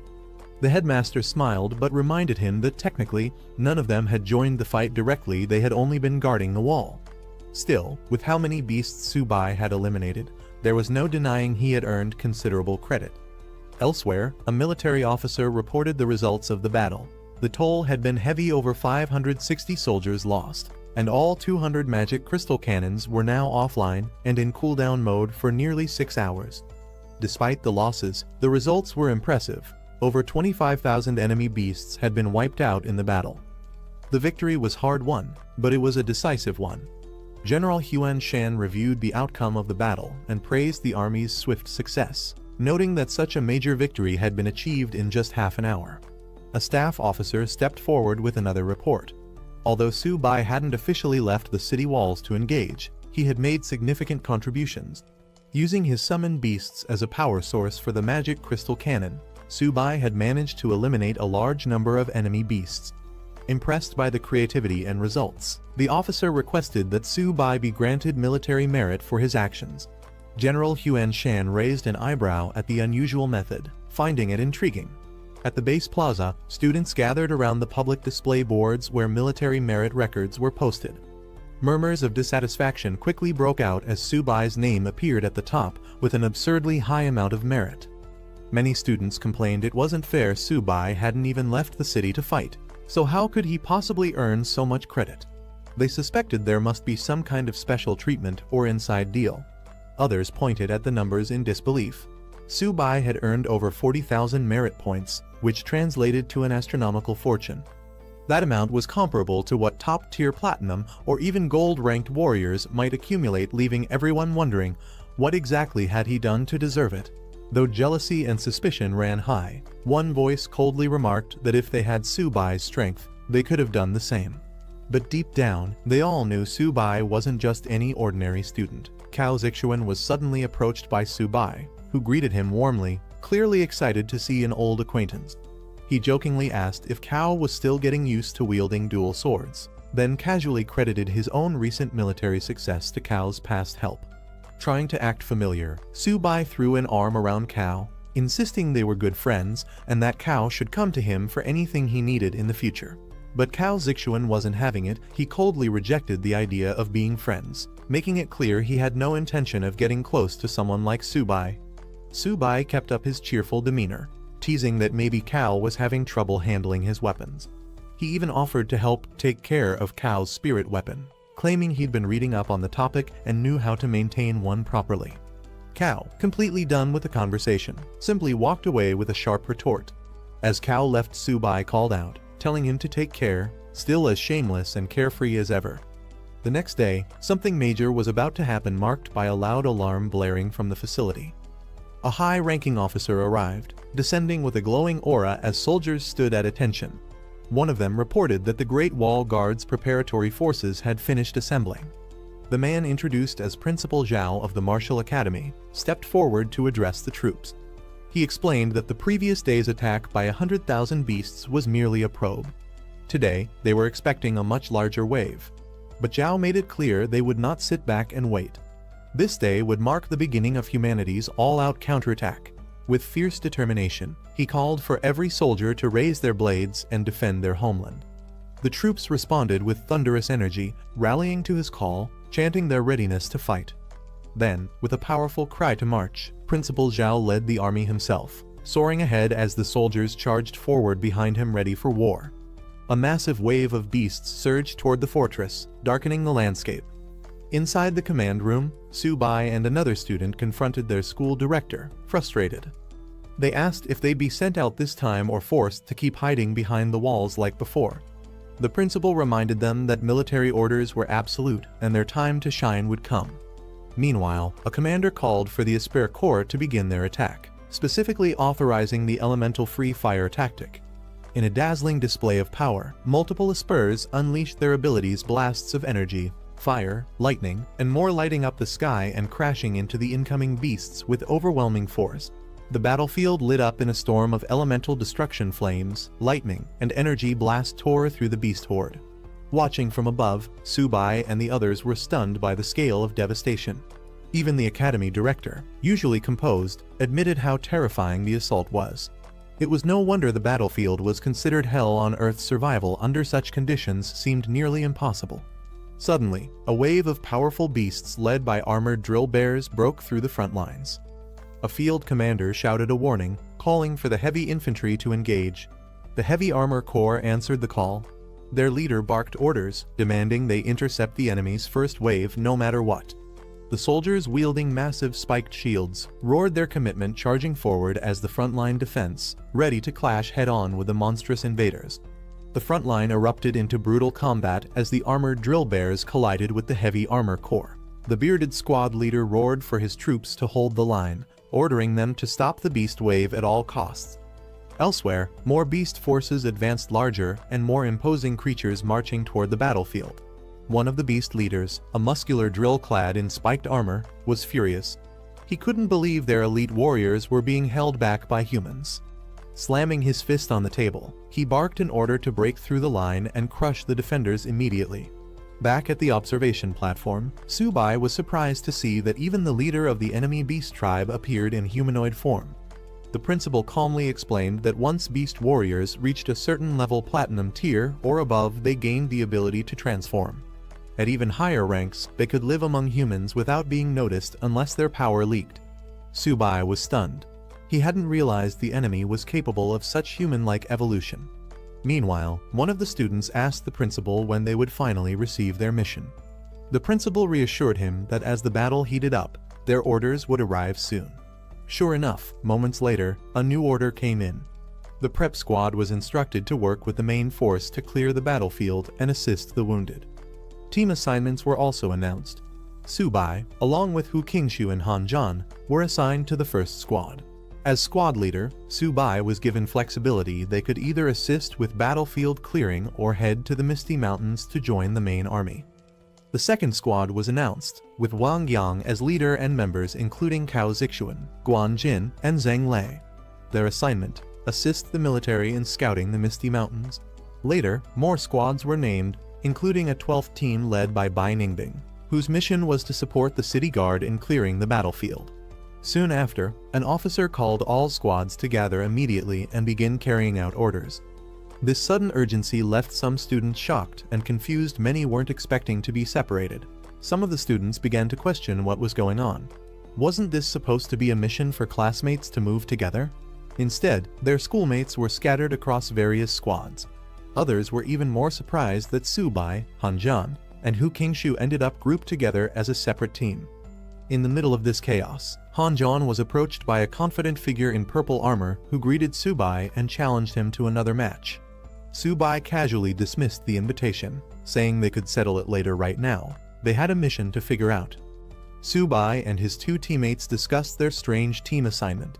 It was odd to be grouped together, and the mission details were vague, which made the situation feel suspicious. One of them pointed out that Subai was the squad leader. If he didn't understand what was going on, how could anyone else? Suddenly, Subai had a realization.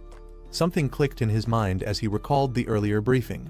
Squad leaders had the authority to make their own decisions. That meant their vague assignment might actually be a cover for something more flexible or secretive. When asked what he had figured out, Subai didn't give a straight answer, but seemed confident that he now understood the intent behind their orders. The trio reported to the principal, notifying him that they were setting out to begin their mission. The principal reminded them to be cautious, especially Subai, whom he warned to take care of himself in critical moments. Subai cheerfully acknowledged the principal's warning, then launched himself into action with excitement. He called out to Han Zhan and Hu Qingshu, urging them to keep up or risk being left behind. As the squad sprinted across the battlefield, one of them asked what their actual mission was. Subai didn't answer directly, but was clearly enjoying the rush perhaps too much. One of the others joked that he must have been cooped up for too long and just wanted to let loose. Suddenly, Subai's expression sharpened. He sensed something unusual in the air. Beast core energy. Soon after, the squad arrived at a scene of devastation. The ground littered with corpses, both humans and beasts, along with remnants of the heavy armor core. Subai looked around grimly, acknowledging the brutality of what had unfolded. As the team stood over the fallen warriors, one of them solemnly stated that dying in battle was the highest honor for any soldier. Subai reassured his teammates that he was fine and told the fallen soldier to rest. His duty would now be carried on by the living. Hanjan checked on him, concerned, but Subai calmly responded that this was just part of a soldier's fate. Subai's small beast companions, Zioba and Ziobai, began casually munching on beast cores from the battlefield. One of the teammates nervously asked if that was a violation of military regulations. Subai shrugged it off with a smirk, saying the creatures were just helping with the cleanup. The team continued surveying the battlefield when someone spotted them from afar, recognizing Subai and his squad. Meanwhile, Subai turned to his beast companions, telling them to stop snacking and focus, as their mission wasn't over yet. While holding a freshly retrieved beast core, Subai promised the two small creatures they could feast later. Right now, duty came first.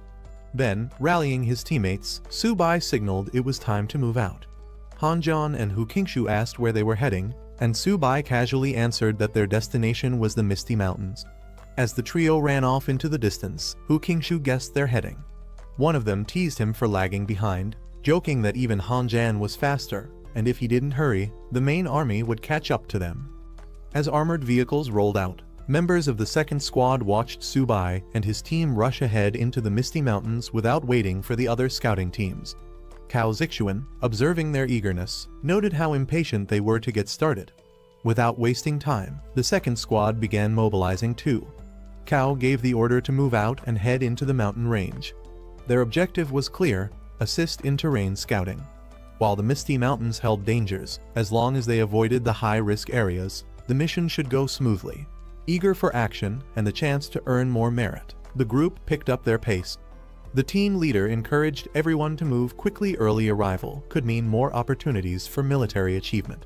Subai is surrounded by blazing energy, commands his summons to quickly finish the battle as he's ambushed by a monstrous serpent. A powerful spirit beast glowing blue with intense force strikes the enemy violently. The serpent mocks Subai, calling him arrogant for underestimating them. The man is caught off guard by the immense energy. They're shocked by the overwhelming strength radiating from Subai's summoned beast. The blue energy blast pierces downward with explosive power, crashing into the ground with tremendous impact. Subai surveys the aftermath of the blast as his summoned beasts stand guard. He notes that any regular opponent would have been defeated by that attack, but this situation might be different. From within the smoke and debris, a serpent begins to rise. The serpent revealing its true form. It mocks Subai, admitting surprise that he forced it to reveal its real body. The serpent charges at Subai with deadly speed, aiming straight at him. Subai comments on its intelligence, noticing it strategically targeted him instead of his summons. Riding atop Zioba, Subai taunts the serpent, saying it's too slow to catch him. He quickly commands Zioba to attack. Ziobai launches from the sky like a cannonball, aiming straight at the enemy serpent below. The powerful impact lands directly on the serpent's head, making it reel back in pain as Ziobai smashes it with full force. Subai calls out to Zioba, urging him to stop waiting around and finish the fight quickly. The white tiger charges in to assist as the serpent tries to recover. An observer is stunned by how powerful Subai's beasts are. He watches in disbelief as Zioba viciously overpowers the serpent. The onlooker starts to doubt whether Zhongyang can even survive this long battle. Subai steps in to finish the fight himself. He tells his team there's no time to play around since they have other missions to complete. With the serpent knocked out, Subai calls out to Ziobai to get out of the way, preparing for a finishing move as Zioba and the turtle beast stand over the downed enemy. A devastating energy surge slams down with massive force, shattering the ground and crushing the enemy with raw power. Subai stands over the defeated serpent, confirming that the battle is finally over. Zioba and Ziobai stand proudly beside him, victorious. just as Su-bai prepares to head off and assist the others. Su-bai is stunned to see the serpent's body suddenly swell and mutate, bulging with glowing purple lumps. A massive purple explosion erupts from the serpent's body. In the distance, Han-jan and Kinshu react with shock as they witness the blast, yelling out Su-bai's name in panic. Su-bai protects himself with a barrier as debris rains down. He realizes he underestimated the serpent, surprised it still had another attack left in it.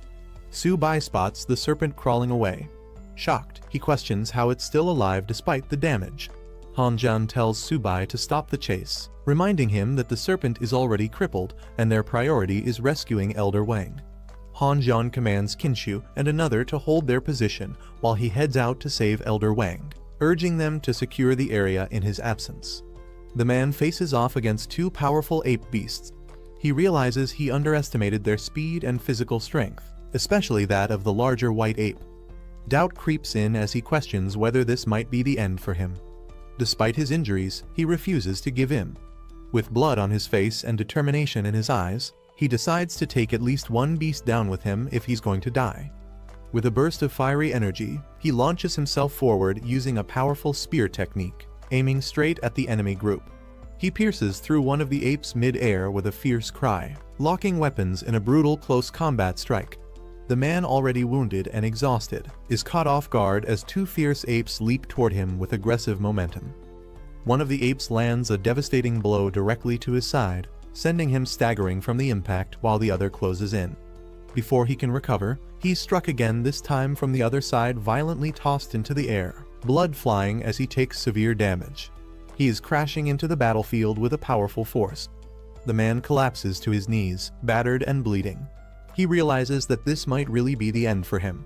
One of the large apes steps forward with a bloodied weapon, taunting the fighter. The apes show no fear, believing it's easy to kill him now. The man glares with defiance. He swears that even if he dies today, his people will eventually wipe out these beasts.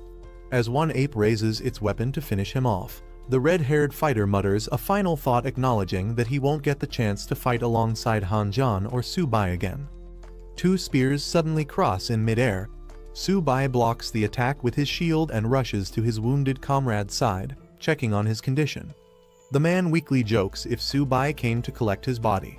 The man lies limp, telling Su-bai to avenge him before falling unconscious. Su-bai desperately calls out to him, trying to keep him awake. Enraged, Su-bai charges into the enemy horde alongside Xiaobai and Xiaoba, vowing to tear them apart for what they've done. Su-bai grips his weapon tightly. An ape rushes toward him, roaring fiercely. Su-bai mocks its arrogance, saying it's just a beast yet dares to act so bold. Su-bai unleashes a powerful strike, roaring at the beast to die. A blinding beam shoots from Su-bai's weapon, piercing through the charging ape and sending it flying backward from the impact. A gust of wind stirs the treetops. One of the apes is revealed to be impaled, lifeless and hanging from a tree, killed by Su-bai's precise strike. Xiaoba lets out a deafening roar in victory, intimidating the remaining enemies as the battlefield quiets. Su-bai rushes to the man's side, urging him to wake up, telling him that the revenge has been fulfilled. A system notification appears in front of Su-bai, informing him that the red-haired fighter qualifies to inherit the White Tiger bloodline. The system offers Su-bai a choice: use the White Tiger essence to save his dying comrade. Su-bai, filled with hope, urgently tells his friend to hold on. He now has a way to save him and isn't about to let him die. Su-bai holds Wang Yang, promising he can save him. But he warns that doing so will mean losing freedom and submitting to him forever. Wang Yang weakly nods in acceptance. Su-bai quickly calls out to the White Tiger, asking it for 3 drops of its blood. The tiger charges toward him at full speed. The tiger roars, releasing 3 glowing drops of essence blood. Su-bai catches them carefully, commanding the tiger and another companion to guard him. Su-bai kneels beside Wang Yang, urging him to hold on. He prepares to use the blood to start the ritual or healing process. Su-bai places his glowing hand over Wang Yang's chest, initiating a powerful ritual that triggers a fiery reaction within his body. Wang Yang screams in agony as golden red energy violently surges through him, causing his body to convulse under the intense transformation. The energy disperses, and Wang Yang gasps for breath. Shirtless and dazed, he sits up while Su-bai calmly asks how he feels. Wang Yang stares at his hands in disbelief, amazed at the transformation. He questions Subai's power, realizing it surpasses even the highest level warriors. Subai reminds Wang Yang of their agreement he saved his life, and in return, Wang Yang must obey him and keep his powers secret. A mysterious figure appears in Wang Yang's vision, warning that revealing Subai's secrets would bring catastrophic punishment from the heavens. Wang Yang hears the voice echoing in his head. He solemnly accepts the warning and agrees to keep quiet. Subai casually reminds Wang Yang that saving him was no small task, it cost him a lot, and Wang Yang now owes a heavy price. Wang Yang is left stunned and speechless. Suddenly, the ground begins to rumble, and stones shift violently. Wang Yang quickly pushes Subai back, warning him of danger. Subai, caught off guard, questions what's happening. A swarm of giant snakes bursts from the ground. Wang Yang curses, realizing letting one escape earlier led to this mess. Subai commands the white tiger to eliminate the snakes. The tiger charges in with ferocity, tearing through the serpents with blazing attacks. Subai notices something is off. The snake corpses are hollow and fade away. They're not real entities. He questions what's going on. More and more snakes erupt from the ground. Despite efforts to kill them, their numbers keep increasing. Just as Subai and Wang Yang are surrounded, allies arrive to help. They check if Wang Yang is okay, and Subai demands to know why they're late. One teammate explains that these snakes seem endless, likely controlled by someone. He urges Subai to find the source, probably a snake that escaped earlier. Subai asks to borrow Wang Yang's gun. In the background, the white tiger and a turtle beast fight off swarms of snakes. Suddenly, someone spots the shadowy figure hiding among the trees. All eyes lock onto the true source behind the snake swarm. The enemy begins speaking arrogantly, calling the group insects and unleashing a devastating blue energy beam toward them. One teammate comments in shock the enemy recovered its humanoid form far too quickly after being hit. Subai realizes they're up against a formidable opponent. A powerful humanoid figure with glowing green energy appears, holding an unconscious elder. He mocks the team, revealing that what they fought earlier was merely a clone. Wang Yang charges in with fury, shouting that he'll kill the enemy. His teammates warn that the enemy has grown far stronger than before. With rage in his eyes, Wang Yang yells at Subai to end the enemy immediately, promising to pay any price for it. Another teammate jumps into the fight, telling the others to handle the rest, while he personally takes on the snake-controlling enemy. The glowing enemy sneers at the group, calling them insignificant insects. Subai clenches his fist, unleashing a surge of energy, and declares that he'll capture the enemy and turn him into snake feed. Subai activates a powerful earth element combat technique, calling on elemental spirits and ancient incantations mid-air. With explosive force, Subai launches a direct aerial strike at the glowing enemy, crashing down with blinding impact. Subai's devastating attack smashes into the ground with a thunderous explosion. From within the smoke, the enemy chuckles, acknowledging Subai's strength but remaining completely unfazed. The enemy taunts Subai, arrogantly demanding that he show himself and fight properly. Suddenly, Subai's glowing fist charges through the air at high speed as he yells out, preparing to strike again. Subai dashes forward and fires a blast toward the enemy. The enemy lands firmly and regains his balance. Subai, emerging from the smoke, acknowledges that the enemy's power has increased significantly since their last encounter. He calls upon Zioba and Ziobai to initiate a powerful formation, the 7-star triple beast array, summoning mystical celestial symbols in the sky. He mentally explains that the 7-star triple array technique, using synchronized source energy, allows him and his allies to perfectly complement each other's strengths. Subai launches a fierce attack from the sky, dual blades glowing with energy. He strikes at a green enemy with full force, shouting a battle cry as shockwaves burst out from the impact. The enemy, surrounded by swirling energy and glowing orbs, calmly blocks the attack. With a cold smirk, he admits Subai's technique is creative, but mocks his lack of strength. A massive creature appears, engulfed in a green barrier. Subai's multicolored attacks clash violently against the beast. A man warns Subai as countless snakes begin to swarm the battlefield. In the distance, a massive 3-headed serpent emerges. One of the Hydra heads unleashes a powerful attack. Its eyes glow, activating a devastating ground-class combat technique aimed straight at Subai. Subai is surrounded by multicolored snakes as they launch a synchronized assault. The technique, Field of Venomous Serpents, activates, locking him in a deadly trap. A powerful shockwave erupts from the ground.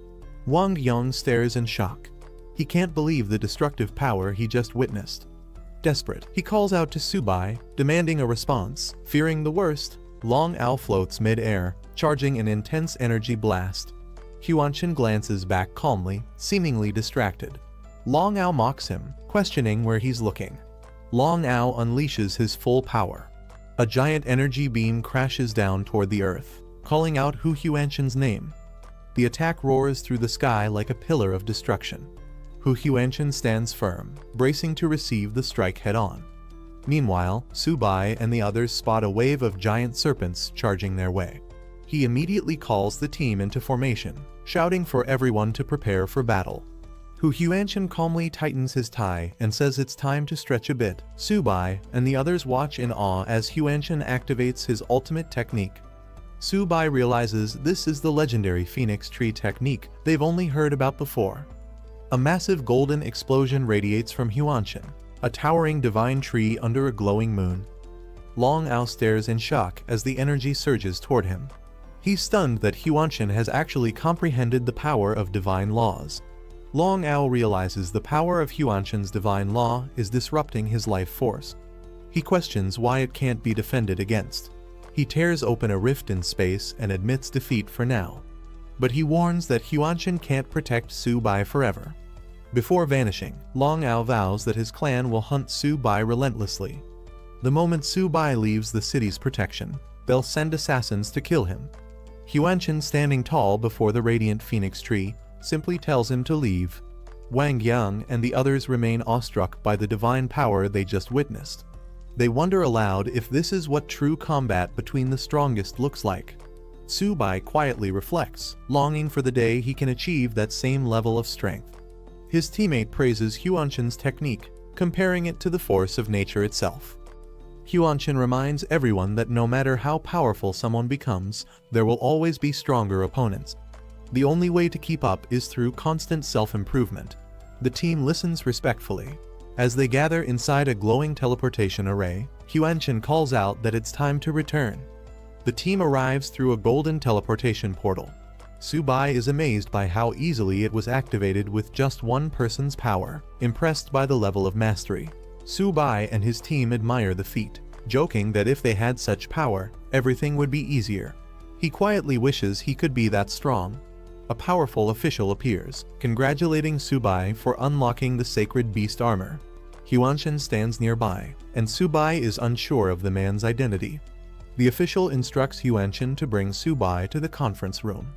Subai looks puzzled as the man vanishes again before he can ask anything more.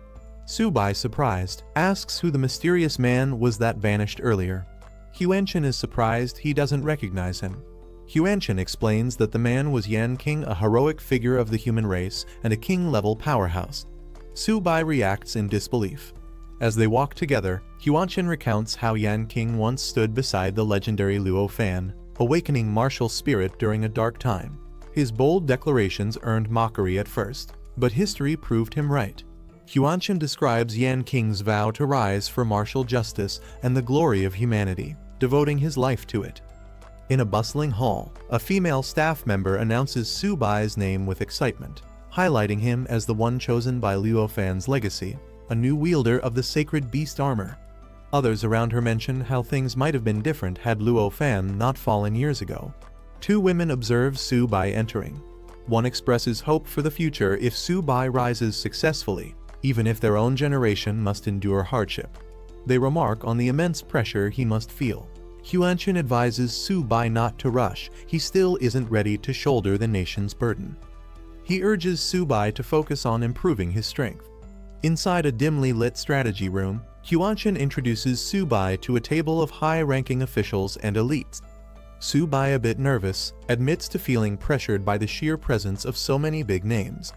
Lin Zhenan, nicknamed Old Tiger, one of the strongest in the diamond rank. He questions why such a powerful figure is even present at this meeting. Another elder with fur trim explains that the situation is urgent. After Subai awakened the sacred beast armor, the enemy clan mobilized heavily and even sent a lord-level assassin to eliminate him. Everyone is asked to voice their stance on the matter. A calm strategist responds that it's been a century since Luo Fan's armor reappeared among humans. If Su Bai can mature fully, he could lead the human race to glory. That makes it vital to protect him at any cost.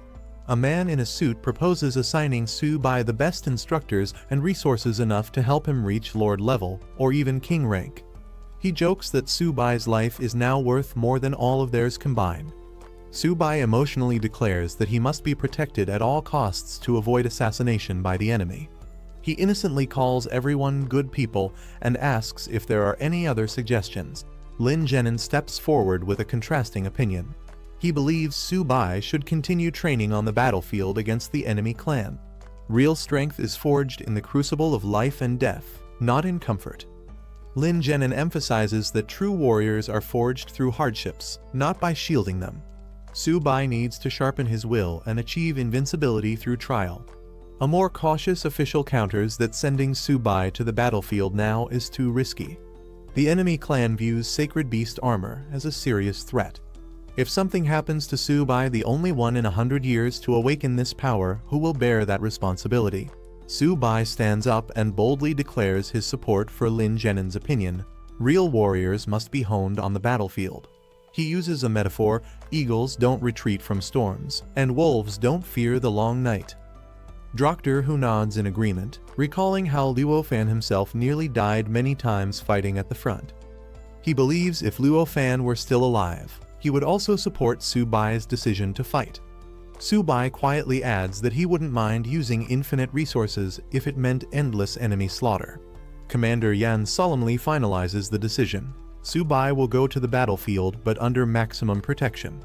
3 commander-level warriors, 38 elite fighters, and a 1,000,000-strong army will support the operation. Su Bai breathes a sigh of relief, knowing so many people are being deployed to protect him. He says with a smile, "Then I can relax now." Commander Yan declares the final strategy. This time, they will use Su Bai as bait to lure out and eliminate the strongest of the enemy forces in one clean sweep. The team responds with resolve, victory for humanity. Su Bai is completely stunned.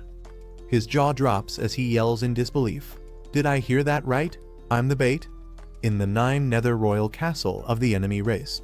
Inside the grand hall of the enemy's palace, someone remarks ominously, "The reappearance of the Sacred Beast armor reminds us all of the terror brought by Luo Fan. I'm sure many here still remember that day clearly." The Netherworld race sits on his throne with cold eyes. He declares that he will never allow another human like Luo Fan to rise again. The target is clear. Su Bai must die no matter the cost. 2 muscular leaders, 1 horned and 1 feline, receive their orders.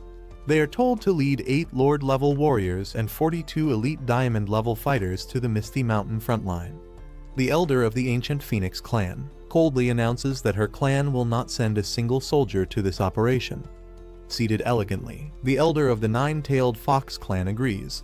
She states her clan will also not participate in the war effort. The ruler of the Netherworld, seated high on his throne, slams his hand on the armrest. He accuses the other 2 royal clans, the ancient Phoenix clan and the 9-tailed Fox clan, of cowardice for withdrawing from the battlefield at such a critical moment. The Phoenix elder and the Fox elder stand defiantly. They state that their purpose for coming was to explore the Forbidden Zone, not to join the Netherworld clan's vendetta against humanity. The Phoenix elder declares they won't be tools of genocide. She refuses to participate in any further bloodshed and turns her back on the Netherworld ruler. As the 9-tailed Fox clan also withdraws, the enraged Netherworld ruler shouts after them, furious at their betrayal and lack of support. The Netherworld Lord furiously declares that even without the support of the other clans, his clan will complete the mission alone. He warns them not to regret their decision.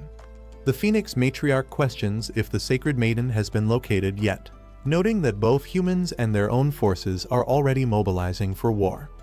Her subordinate responds that the girl's life force is unstable, but a large-scale search has already begun. A shadowy figure vows to find the Sacred Maiden at all costs before the war begins. Back at the human base, a green pendant called the Sky-Concealing Jade is revealed. It can shield the wearer from all spiritual detection strong enough to even fool the Netherworld Lord. Mr. Yan King hands Su Bai the Sky-Concealing Jade, explaining it will shield him from being locked onto by powerful enemies. Su-bai gratefully accepts it, acknowledging its value. Su-bai jokes that hiding aura isn't enough, he'd prefer more materials and gear to boost his power. Yan King laughs and agrees, calling Su-bai a true opportunist. Suddenly, Yan King throws open a glowing chest. He asks Su-bai what he sees, surprising him with the unexpected gift. Su-bai peers into the chest and is shocked it's packed with rare treasures. A diamond-grade armor, 10 zizanzen-year-old ice heart, dragon soul grass, and a lord rank core. Su-bai's eyes sparkle as he pulls out the armor. He's thrilled at the amount of gear and medicine, asking if it's really all for him. Yan King nods and says it's all his, but warns that giving it all now would hinder his growth. Su-bai groans, shocked that it's being handed out in installments. Hugging the diamond-grade armor tightly, Su-bai pleads to keep it, saying he doesn't want to die and leave it behind. The armor suddenly vanishes. Yan King laughs, saying Su-bai isn't ready yet. Su-bai panics, calling it cruel. Yan King tells him to hurry and train properly. Su-bai regrets his past hesitation. He remembers how he once had treasures within reach, but wasted time. He bumps into a tall man in the hallway and freezes in shock. It's Lin Zhenin, Mu Ran's father. Su-bai is stunned to meet him in person. Lin Zhenin tells Su-bai to follow him. He wants to speak privately. Su-bai nervously agrees, clarifying he has nothing to do with Mu Ran and feels innocent. Lin suggests leaving Su-bai on the battlefield for growth. Su-bai smiles awkwardly but reassures him that he understands it's all for making him stronger. Su-bai tries to explain his relationship with Mu Ran, saying they're just friends who know their boundaries. Uncle Lin scoffs, confused why Mu Ran even likes him. Uncle Lin decides to let it go. He hands Su-bai a shining piece of armor and tells him to be careful in battle, he doesn't want him dying recklessly. Su-bai's eyes sparkle with excitement as he accepts the gift, thanking Uncle Lin repeatedly. The golden armor gleams in his hands. Su-bai promises to train hard and not let him down. Uncle Lin brushes it off casually, sending him off with a final push. All right, go already. The next day, the warriors begin preparing. The boy solemnly says farewell to Zhang Lei, noting Su-bai has already avenged him. Su-bai arrives proudly, showing off his new golden armor. The boy in purple asks where he got that gear. Su-bai grins and tells him not to worry about it. Their leader, Yan King, addresses the troops, calling them the warriors of humanity with a commanding presence. He announces that the enemy army is advancing toward their city in massive numbers, millions strong, highlighting the urgent threat ahead. The human warriors raise their weapons in unison, chanting victory, as their leader boosts morale, vowing that humanity will prevail despite the overwhelming enemy. The boy in purple explains that although Yan King is strong enough to defeat the king of the Nether clan, the enemy will likely send several powerful commanders to challenge him. Su-bai wonders what they can do, and his companion replies confidently that everything depends on strategy. Orders are issued for scout teams to begin reconnaissance missions in Misty Mountain. The battle explodes into chaos, energy blasts erupt across the field, and the soldiers charge forward as the fight with the enemy begins in full force. As explosions erupt in the background, a man in glasses warns the group that powerful enemies are nearby. He suspects that high-level diamond-tier fighters from both sides have already clashed. The purple-uniformed warrior confirms their expectations: enemy forces have arrived. The atmosphere becomes tense as the group prepares for confrontation. Beasts emerge from the distance, a turtle-backed wolf and a giant antlered deer lead the charge. One of the men identifies the creatures and confidently calls them weaklings. Suddenly, the beasts charge from all directions. The warriors realize they're being surrounded, and one of them notes that the enemy must fear their escape, thus forcing them into battle. The warrior shouts with excitement, ready for combat. He charges ahead, engaging a wolf with confidence and encouraging Su-bai to hang back, calling the enemies mere weaklings. Su-bai smirks, stating that even if they're weaklings, he can't let them take all the credit. He calls forth his companions, Little 8 and Little White, to join the fight. With a burst of energy, a powerful white tiger bursts into the battlefield, slashing down enemies with blazing speed and power. A massive turtle beast crashes in next, launching enemies into the air with a ground-shaking impact, turning the tide of battle in Su-bai's favor. The red-haired and purple-clad warriors complain jokingly, calling Su-bai ruthless for taking all the glory again and not leaving any military credit for them. Su-bai's summoned beasts Little 8 and Little White stand tall and fierce, their overwhelming aura pressing down even the enemy beasts, who tremble in submission. The enemy monsters Wolf, Turtleback Wolf, and Giant Antler Deer are frozen in fear. The oppressive presence of Su-bai's beasts strikes deep into their bloodline, suppressing any will to resist. Chaos erupts as Su-bai's beasts charge forward. The green-armored beast barrels through the enemy horde, while the white tiger slashes through the front lines, scattering the opposition. Su-bai looks confused as the enemy beasts suddenly stop attacking. He wonders why everything came to a halt and what that strange noise is. A system screen appears before him. It congratulates Su-bai on unlocking the army domination ability, which allows him to convert surrendered beasts into his own troops and control them mentally. The system asks whether he wishes to accept the submission of the turtleback wolves and giant antlered deer. Su-bai is stunned and amazed by this sudden new power. With glowing red eyes and a crazed smile, Su-bai laughs out loud, thrilled at the idea of recruiting entire beast armies. As Su-bai and his team continued their journey, Xiao-ba trudged ahead, while someone pointed out that the mist had noticeably thinned. The group looked around and confirmed that the environment had become clearer. They realized they were finally emerging from the misty mountains, and their relief turned into cheerful laughter as they walked forward. Su-bai praised Xiao-ba for successfully leading them through the thick fog. However, one of the members suddenly became cautious. The group reached a clearing and looked around, confused. The area didn't resemble Clearwater Lake at all, prompting them to question Xiao-ba's navigation. One of them checked their location using a digital map. According to it, they were only on the outskirts of Clearwater Lake, which didn't match the surroundings they were seeing. Suddenly, the group noticed something unusual in the sky. A massive dragon emerged from the clouds, surrounded by powerful winds and mist. As a powerful windstorm erupted, Su-bai and the others immediately started running for their lives. Su-bai, clutching Xiao-ba, panicked over their location, questioning how they ended up in such a dangerous place. The noise behind them intensified, suggesting that something massive was chasing them. Despite the fear, Su-bai urged everyone to focus only on running without looking back. They came to a halt, and one of the team members noticed that the giant creature had mysteriously vanished. As they finally stopped running, Su-bai stumbled and questioned the terrifying force they had just escaped. Catching his breath, Su-bai grew frustrated and demanded answers about their current location. The area was far more dangerous than what the map had suggested. One doubted the reliability of the map, while another suspected that Xiao-ba might have unknowingly led them off course. None of them could find this place marked anywhere. Suddenly, a girl stepped, calling them lowly beings. A girl appeared unexpectedly, scolding the group for abandoning her during the chaos. She accused them of only thinking about saving themselves. The group was confused and surprised by her sudden appearance.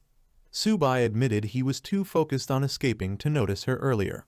A glowing notification appeared in front of Su-bai, revealing that the girl was part of the rare vermilion bird bloodline, an ancient demon phoenix known to be difficult to tame.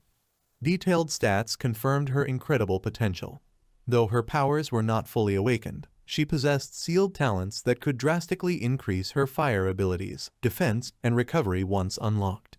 Su-bai was stunned to learn that the powerful vermilion bird he had been seeking was actually this small fiery girl. She angrily snapped back, refusing to be called a kid and warning him to be careful.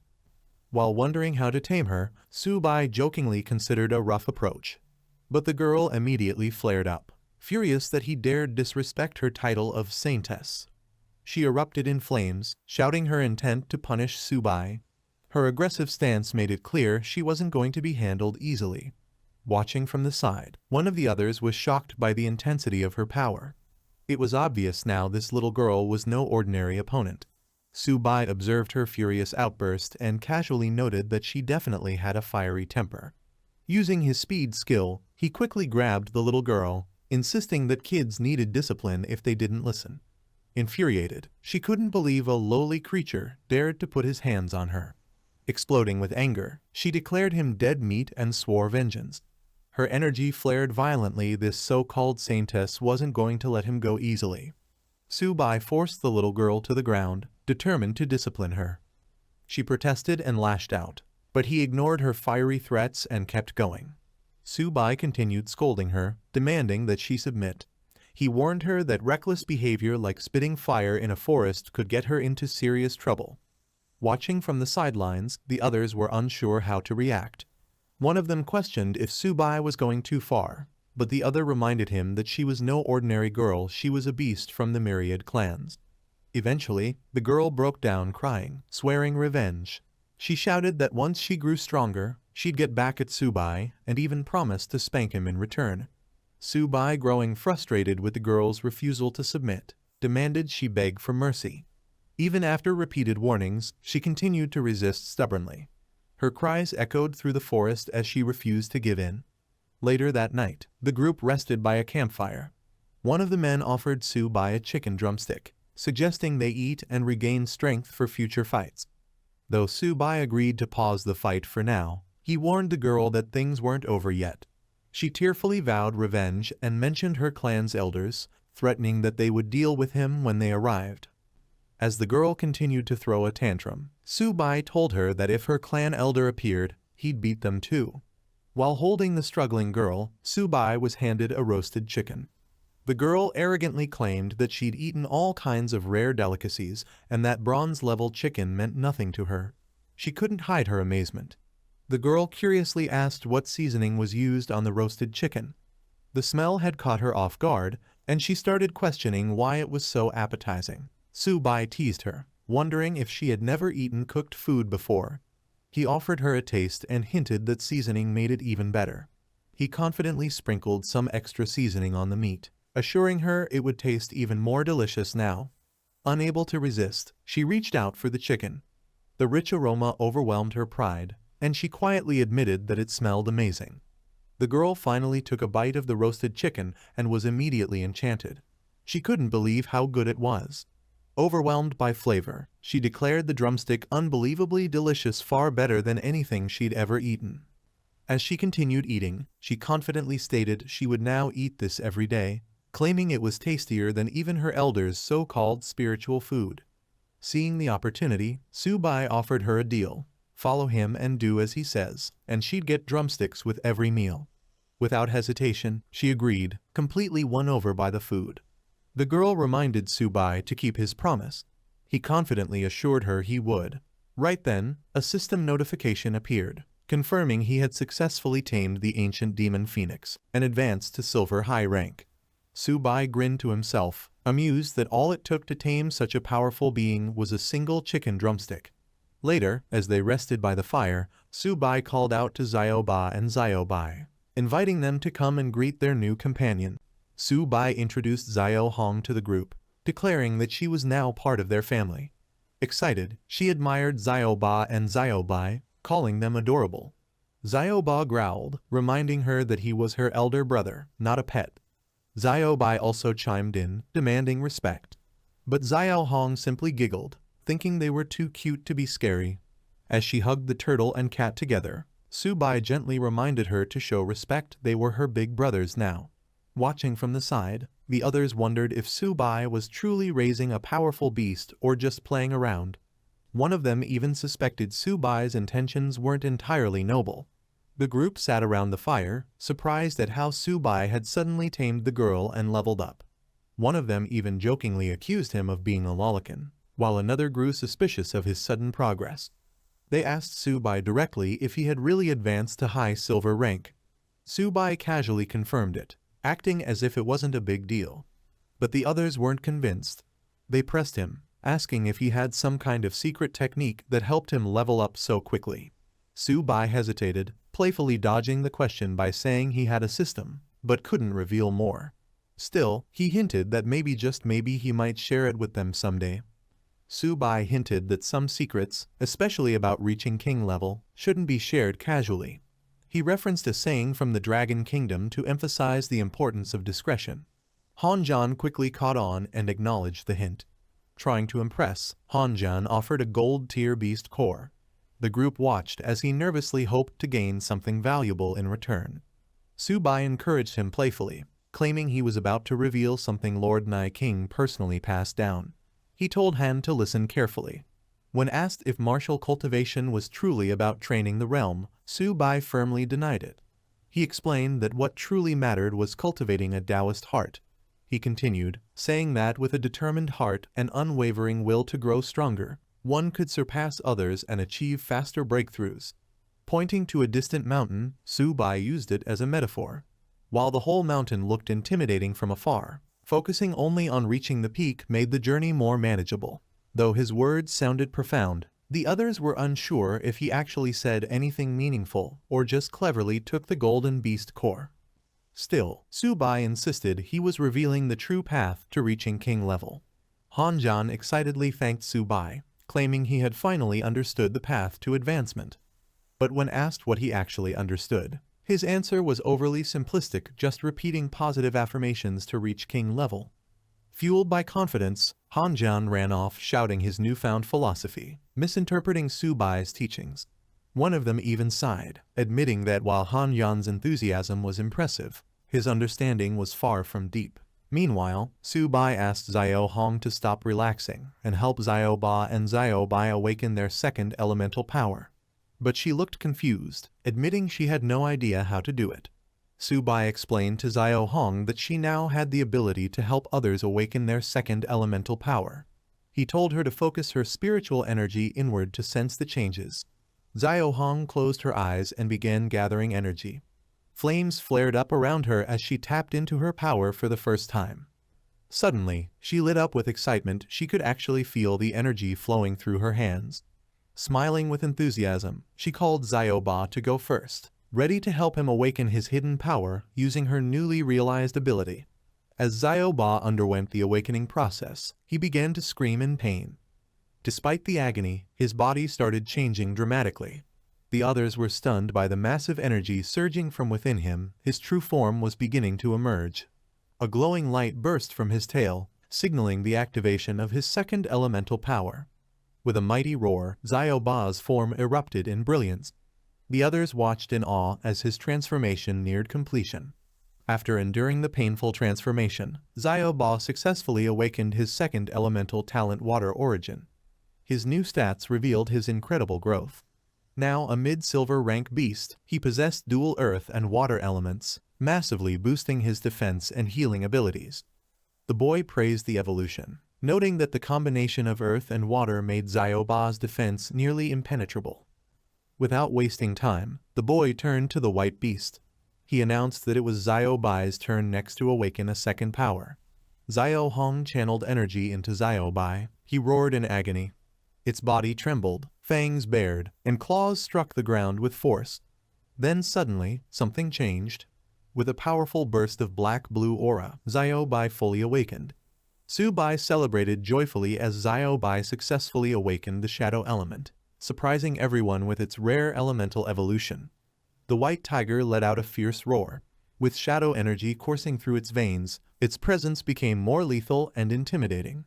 Pumped with confidence, Su Bai declared his next goal. With all three sacred beasts under his command, he aimed to dominate the myriad clans. The next morning, the group arrived at Clearwater Lake. While one asked about their location, another awkwardly admitted he had no idea. Xiao Hong pointed ahead, explaining they were 80 kilometers from the core zone of the Clearwater Lake restricted area. Without delay, the group decided to head in that direction. They were surprised to have already reached the lake's outskirts. Su Bai asked about the dragon shadow seen the previous night. Xiao Hong revealed it was the Azure Dragon, guardian of the restricted zone. Hearing that the Azure Dragon slaughters anything near the core, Su Bai was visibly shocked. Azure Dragon. She confirmed the Azure Dragon was truly terrifying, so powerful that even Lord-level beings who entered the zone never returned. The men questioned why the 9 Nether King hadn't subdued it. One of them wondered if it was really that strong. She explained that even when the 9 Nether King gathered all the top elders of the royal clans, they still failed to tame the Azure Dragon. Shocked, they realized the danger. One of them voiced concern, wasn't it far too risky to enter such a deadly area unprepared? He commanded his system to scan for Azure Dragon bloodlines, determined to tame it. He wondered if finding it meant all 4 divine beasts were now gathered. The system confirmed the presence of an azure dragon nearby, with extremely high bloodline purity. Its power had reached half-king level and was in a berserk state. However, the system warned him his current strength was far too weak to tame the beast, and he needed to grow stronger before even attempting it. Shocked, he exclaimed in disbelief, realizing that taming the azure dragon wasn't going to be as simple as he hoped. Su-bai receives a warning from the system. This azure dragon is extremely dangerous. He quickly decides they should retreat for now to avoid unnecessary risk. He asks Han-jan if they should fall back, then turns to Xiao Hong, hoping she knows the way out of the Misty Mountains. But she admits the terrain changes with the weather, making it impossible to be sure. Su-bai tries to reason that if the Misty Mountains are west of Clearwater Lake, heading east might lead them back. But even that becomes uncertain, as Han-jan points out they can't tell which direction is east anymore. Su-bai suggests following the sun, but Han-jan explains it's useless. The sun here is unreliable, and the thick mist covering the mountains blocks visibility completely. Xiao Hong excitedly shares that there's a small tribe nearby. They might be able to ask them for directions. Su-bai smiles and lightly scolds her for not mentioning it earlier. He pats her head, calling her their most reliable little phoenix, and agrees they should hurry to the tribe. Xiao Hong reveals the tribe is known as the Spirit Serpent Clan. It's the closest settlement within 1,000 kilometers of Clearwater Lake, making it their best option. Su-bai immediately instructs Xiao Hong to lead the way. Han-jan echoes the command. It's time to move out toward the Spirit Serpent tribe. As the group approaches, Xiao Hong points out the Spirit Serpent clan's village. Su-bai is impressed. It genuinely looks like a proper settlement, nestled within the mountains. Xiao Hong explains that the tribe once had a powerful platinum-ranked warrior, but he left with the elite forces for war. Now, only the elderly, weak, and disabled remain to guard the village, with their strongest member being a high gold-ranked elder. They finally spot the village from a distance. Su-bai sarcastically calls it a snake's nest, and Han-jan notes that despite being a small tribe, the Spirit Serpent clan has over 10,000 ferocious beasts, judging by the snake dens and aura. Although the tribe appears quiet, it's unclear how many beasts are still stationed to guard the area. The group realizes that even a small tribe like this could be far more dangerous than it first appears.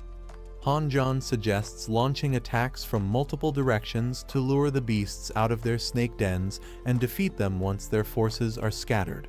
But the other man warns it's too risky. They should capture a golden-level beast first to find a safer route.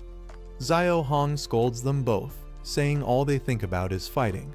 She reminds them of her status as the holy maiden of a royal clan. Her presence might be the key to avoiding conflict. Su-bai is asked about his plan. With a confident smile, he assures them he has a brilliant one. He clearly intends to use Xiao Hong's identity rather than brute force. At the Spirit Serpent clan, 2 giant serpents react as the envoy of an ancient royal clan is announced. Xiao Hong steps forward, officially introduced as the Holy Maiden of the ancient demon Phoenix clan. As the Spirit Serpent tribe appears, they recognize her royal aura. One of the serpents comments on the honor of hosting such noble guests and notices that even the 3 great lords of the Veiled Land Mystic Snake clan have shown up. The second elder of the Spirit Snake tribe personally greets the Holy Maiden and the visiting lords. He humbly welcomes all 4 honored guests, clearly showing their reverence and caution. Su-bai directly addresses the elder. He asks for all spiritual materials and herbs, claiming he's heading to the front lines and needs them to restore his strength. Su-bai's companions whisper in confusion. They thought the goal was to ask for directions, not spiritual materials. Despite the surprise, the Spirit Snake tribe responds respectfully. A serpent elder assures them that their visit is a great honor, and they'll be given a proper welcome as distinguished guests. The serpents present several glowing fruits, calling them spirit fruits, a humble token of their respect. The offering is made without hesitation, recognizing the group's assumed high status. Su-bai and the others examine the fruits, amazed to find they are 4th-grade spiritual herbs known as spiritual berries. these powerful fruits can fully restore a golden-ranked warrior's strength in no time, validating Su-bai's bluff with unexpected success. Su-bai decides it's getting late and declares they'll rest in the spirit snake tribe for the night. Pleased with how things have gone, he praises their hospitality with a satisfied smile. He casually points to a grand building and tells the others they'll be staying there. He also asks for someone to deliver a map of the surrounding terrain for later planning. One of the serpent elders nervously informs him that the building he pointed to is the clan chief's residence and cannot be entered without permission. Panicked and sweating, the elder quickly offers to construct a new, even larger house for Su-bai instead, hoping to avoid conflict while still showing respect. Su-bai becomes stern and confronts the elder serpent. He boldly claims that even the tribe's chief wouldn't dare refuse his request and questions if they truly believe their chief outranks the holy maiden of the ancient demon phoenix clan. The elder serpent immediately panics and drops to the ground in fear, trembling as he denies any intent to offend. Xiao Hong quietly steps forward. A glowing flame ignites in her hand, revealing her authority and bloodline power as the holy maiden. Flames erupt violently, stunning the serpents. One of them screams in fear, recognizing the blazing energy as the legendary flame aura of the ancient demon phoenix clan. Su-bai reassures the second elder that they're only staying for one night, which eases the serpent's nerves. The elder quickly agrees, not daring to object after witnessing their power. Before heading inside, Su-bai reminds the tribe to bring him the terrain map later. Meanwhile, one of his companions quietly suspects that the spirit serpent tribe might be hiding a trove of treasures. Inside the grand hall, Su-bai tells his team not to act hastily and wait until the map arrives. While pretending to casually ask for water, he keeps up appearances to buy time. A serpent brings the map as requested. Su-bai acknowledges it with a simple nod, while the elder nervously observes that nothing in the room appears disturbed, still unaware of Su-bai's hidden intentions. The second elder sighs in relief, thinking he had overreacted. He assumes the prestigious guests wouldn't bother coveting anything from their humble spirit serpent tribe. Believing everything is safe, the elder excuses himself and politely announces his departure, asking not to be disturbed while the guests rest. Su-bai immediately commands Han Jian and Old Hu to search the first floor for anything valuable, while he and Xiao Hong head to the second floor. Su-bai reminds them to check every corner under the bed, on top of wardrobes, inside boxes and chests, ensuring nothing valuable is left behind. The real raid begins under the guise of rest. Xiao Hong, Old Hu, and Han Jian cheer excitedly after discovering valuable loot. Their search pays off as they find rare treasures inside the tribe's residence. Old Hu is thrilled to uncover Grade 5 Spirit Elixir Jade Nectar. The group is amazed by the quality of the materials they're finding. Su-bai quickly scolds them to keep quiet, warning that if anyone hears them, their cover will be blown. Han Jian acknowledges the warning and agrees to be more careful. Xiao Hong calls out from above, revealing a full chest of Grade 4 spirit materials, spiritful berries. Su-bai praises her and instructs everyone to keep looking carefully, hinting there could be more treasures hidden away. After looting the entire place, the group gathers around a massive feast with piles of sparkling food and treasures.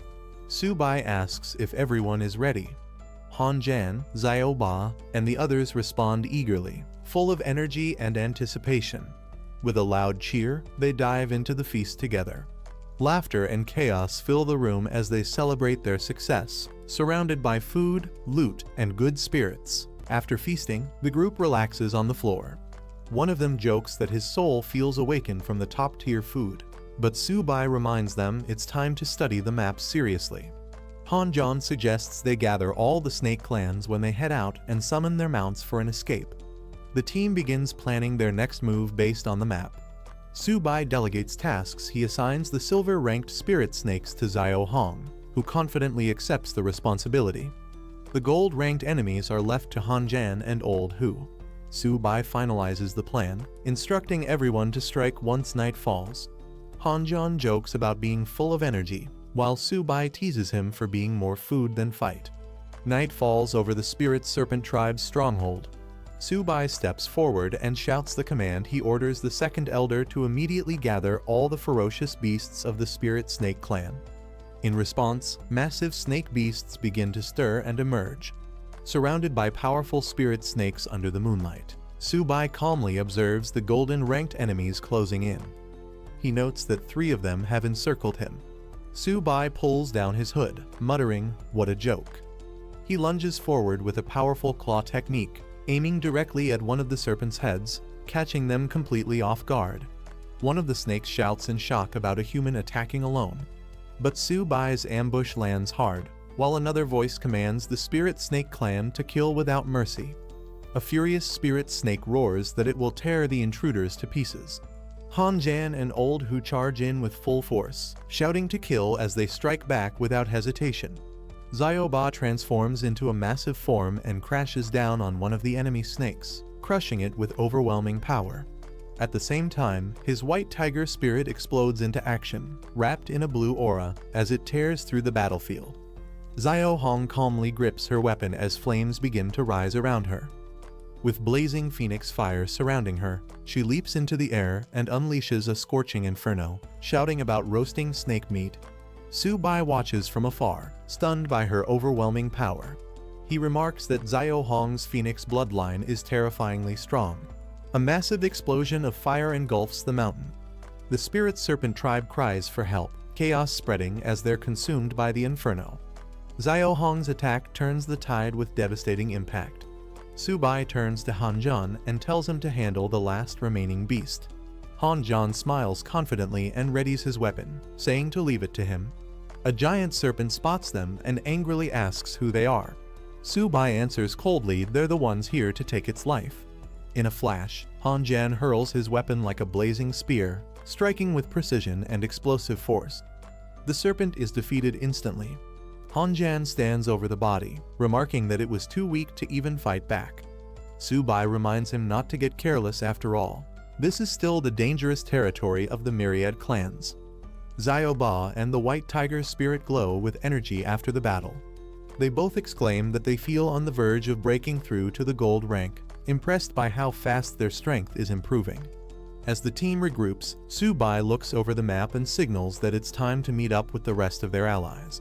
But he pauses, deep in thought, and says he has a new idea. Hanjan asks what he's thinking. Subai proposes a bold move since they're already in the Myriad clan's territory. Why not attack the other clans directly from here? Hanjan is shocked, saying it's too dangerous with just their small team. But Subai smirks confidently, stating that the greater the risk, the greater the reward, his eyes burning with ambition. Subai declares that they'll spend the night there to rest. Taking full command, he reminds everyone that he's the captain now and they'll follow his lead. As they stand under the fiery sky, Subai announces their next target by tomorrow. They'll march toward the Fengyan mountain range. Hanjan and Old Hu exchange comments. Hanjan jokes that Subai is starting to act more puffed up ever since becoming team leader, while Old Hu wonders if that's the Feng Leopard clan's territory ahead. Day 2. In a new area, a group of leopards lays around under the sun. One of them senses something and mutters in confusion. Why is it this aura again? Subai's group appears once again in disguise. Zio Hong boldly announces their arrival and demands the Feng Leopard clan come out to welcome them, invoking the same bluff as before. Leopard scouts immediately notice their presence. Alarmed, one sprints back to report to the chief, confirming that the mysterious Dizang Xuan group has arrived again. The Feng Leopard clan's leader appears, tall and armed. He questions the identity of the intruders with suspicion, asking if they're here seeking death. Meanwhile, Subai and his group are confused. They notice the strange reaction from the clan and wonder what's happening.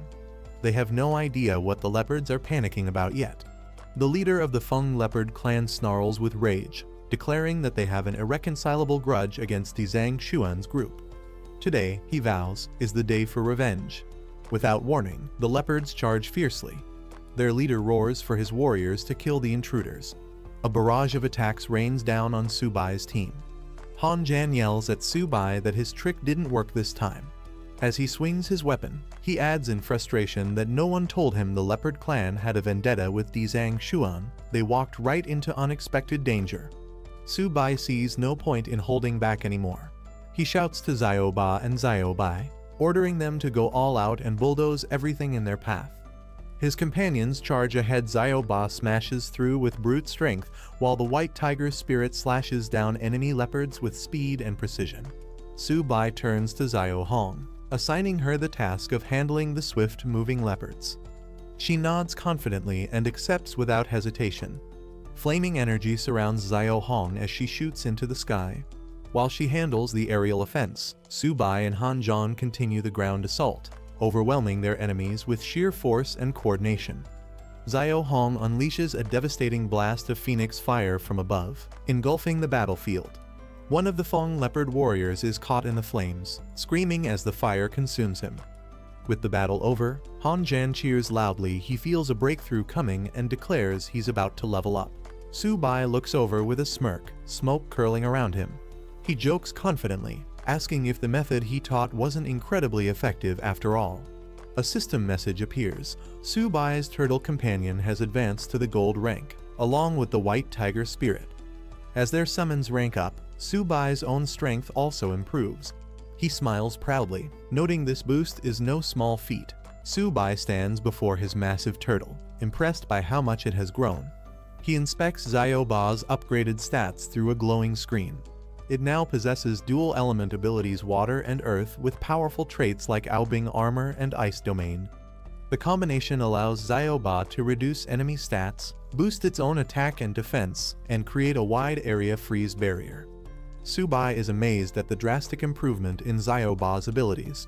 Shifting focus, Su Bai checks another creature's stats. This time it's a golden armored beast with incredible speed and strength. It has shadow-based abilities, granting speed doubling and powerful armor penetration. Su Bai is shocked by the increase in speed and recognizes the creature's overwhelming potential in fast-paced battles. Su Bai points at White Tiger surrounded by blue flames. He declares it the new ruler of the Shadow Domain and names it Xiao Bai. Han Zhan is shocked to see Su Bai has leveled up again.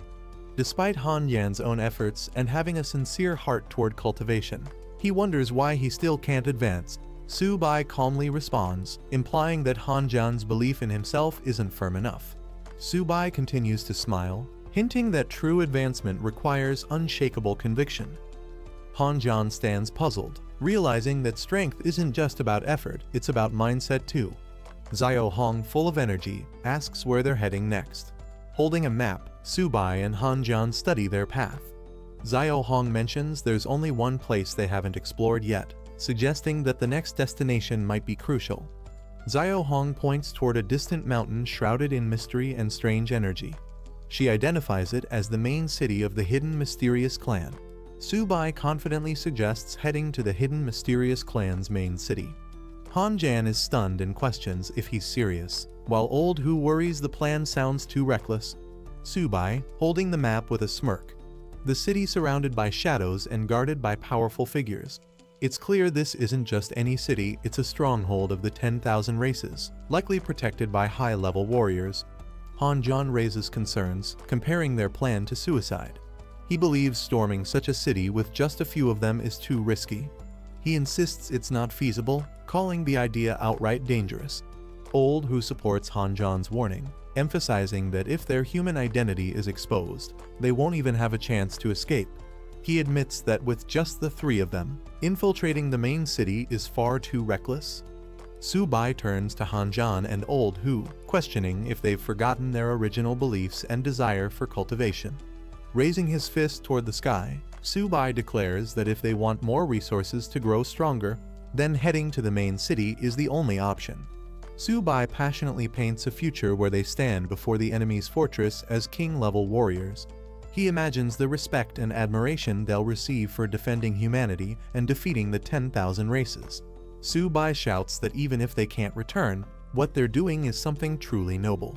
He urges them to understand their mission is for the greater good of their people.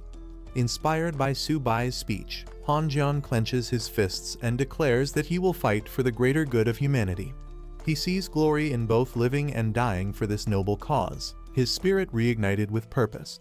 Han-jan and Su-bai shake hands in solidarity.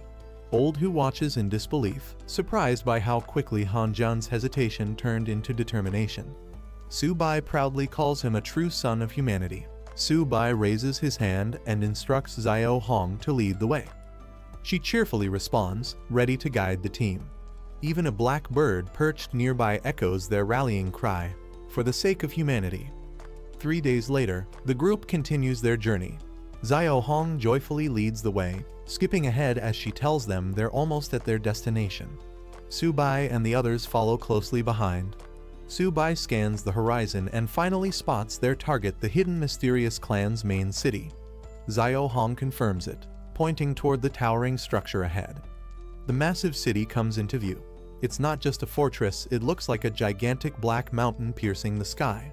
Su-bai is shocked, calling it more of a colossal beast than a city. Su-bai reassures him, reminding everyone they are the proud warriors of humanity. Xiao Hong casually explains that the hidden mysterious clan city is the most prosperous among all, and she and her elder sister used to visit it frequently in the past. Xiao Hong explains the layout of the main city, revealing that each wall has 13 city gates. Typically, powerful clans like the royal clan enter through the central gate, while the hidden mysterious clan uses the side entrances. Other races enter through special gates but must pass inspection and pay tolls. Su-bai is surprised to learn there's a toll to enter. Xiao Hong explains that the fee is paid in purple crystals, which serve as currency. One crystal can purchase an average third-grade spiritual medicine. She holds up a shining purple crystal, explaining that it's more than just currency, it contains immense energy and can be used for cultivation. It's both valuable and versatile. The higher-grade cultivators use even more refined versions called spirit stones, which contain elemental forces like gold, earth, and even spatial energy. These are vital for advanced training and powering special abilities. Su-bai teases Xiao Hong, asking if the Holy Maiden doesn't even have one purple crystal in her pouch. Xiao Hong nervously clutches her yellow bag while Su-bai jokes, thinking there might be at least one inside. He explains the bag is a space pouch with around 100 square meters of storage. Embarrassed, Xiao Hong slowly tilts her pouch, and suddenly, dozens of purple crystals come pouring out. She admits in a soft voice that she actually had plenty of money all along. Everyone is stunned. Su-bai and the others stare at the huge pile of crystals on the ground in disbelief. They joke that it's no wonder she was never worried about expensive ingredients, she's been using purple crystals for cultivation the whole time. Old Who cautiously addresses Xiao Hong, who now stands beside a mountain of crystals, completely stunned. Su-bai, eyes gleaming, grabs the pouch from Xiao Hong and says it's unsafe for a child to carry so much money. As her master, he insists on keeping it for her safety.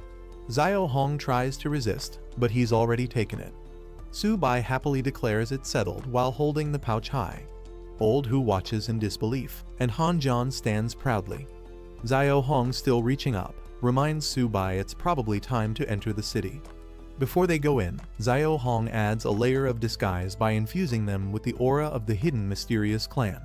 She says it will last 7 days and allow them to avoid toll fees when entering through side gates.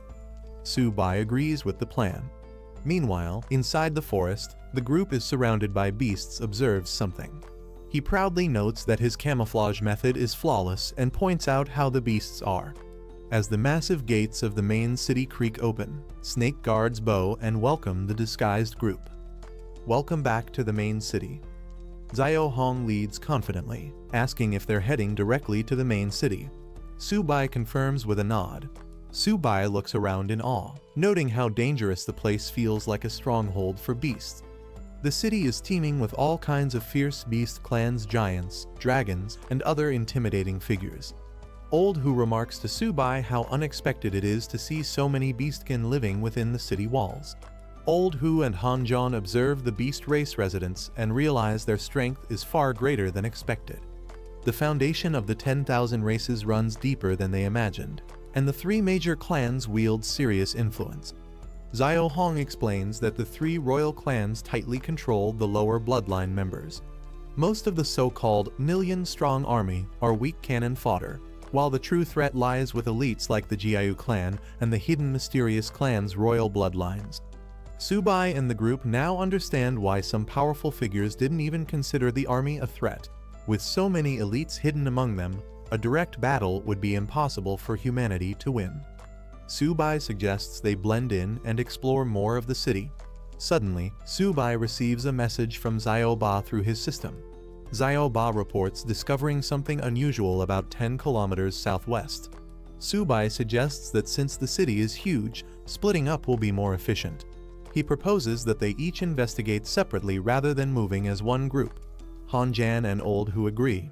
Subai gives each of them one purple crystal to use as needed and tells them to regroup at the city gates later. The two joke about how stingy he is, especially considering how full Xiao Hong's pouch still is. Subai waves them off, saying there's no need to thank him as long as they remember who gave it. He then leaves with Xiao Hong, heading off in a different direction.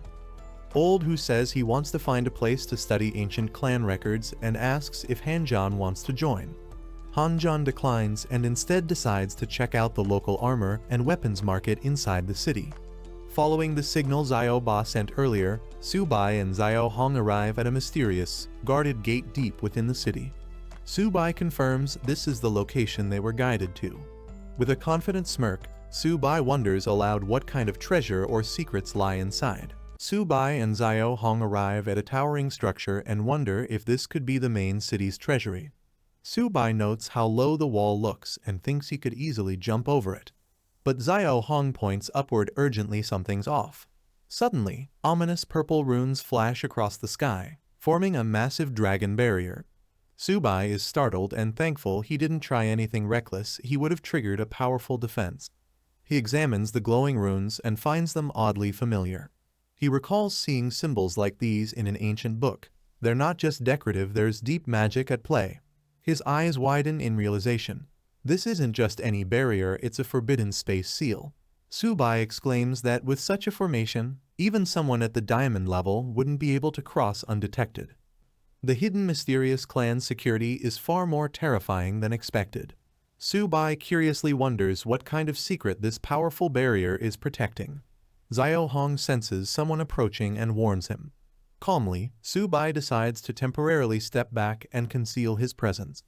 As snake guards patrol the area, one of them notices Subai observing from afar and greets him politely, assuming he's a high-ranking visitor. They report that everything is normal with no disturbances. Subai crouches down and tells Xiao Hong to stay put and wait for him.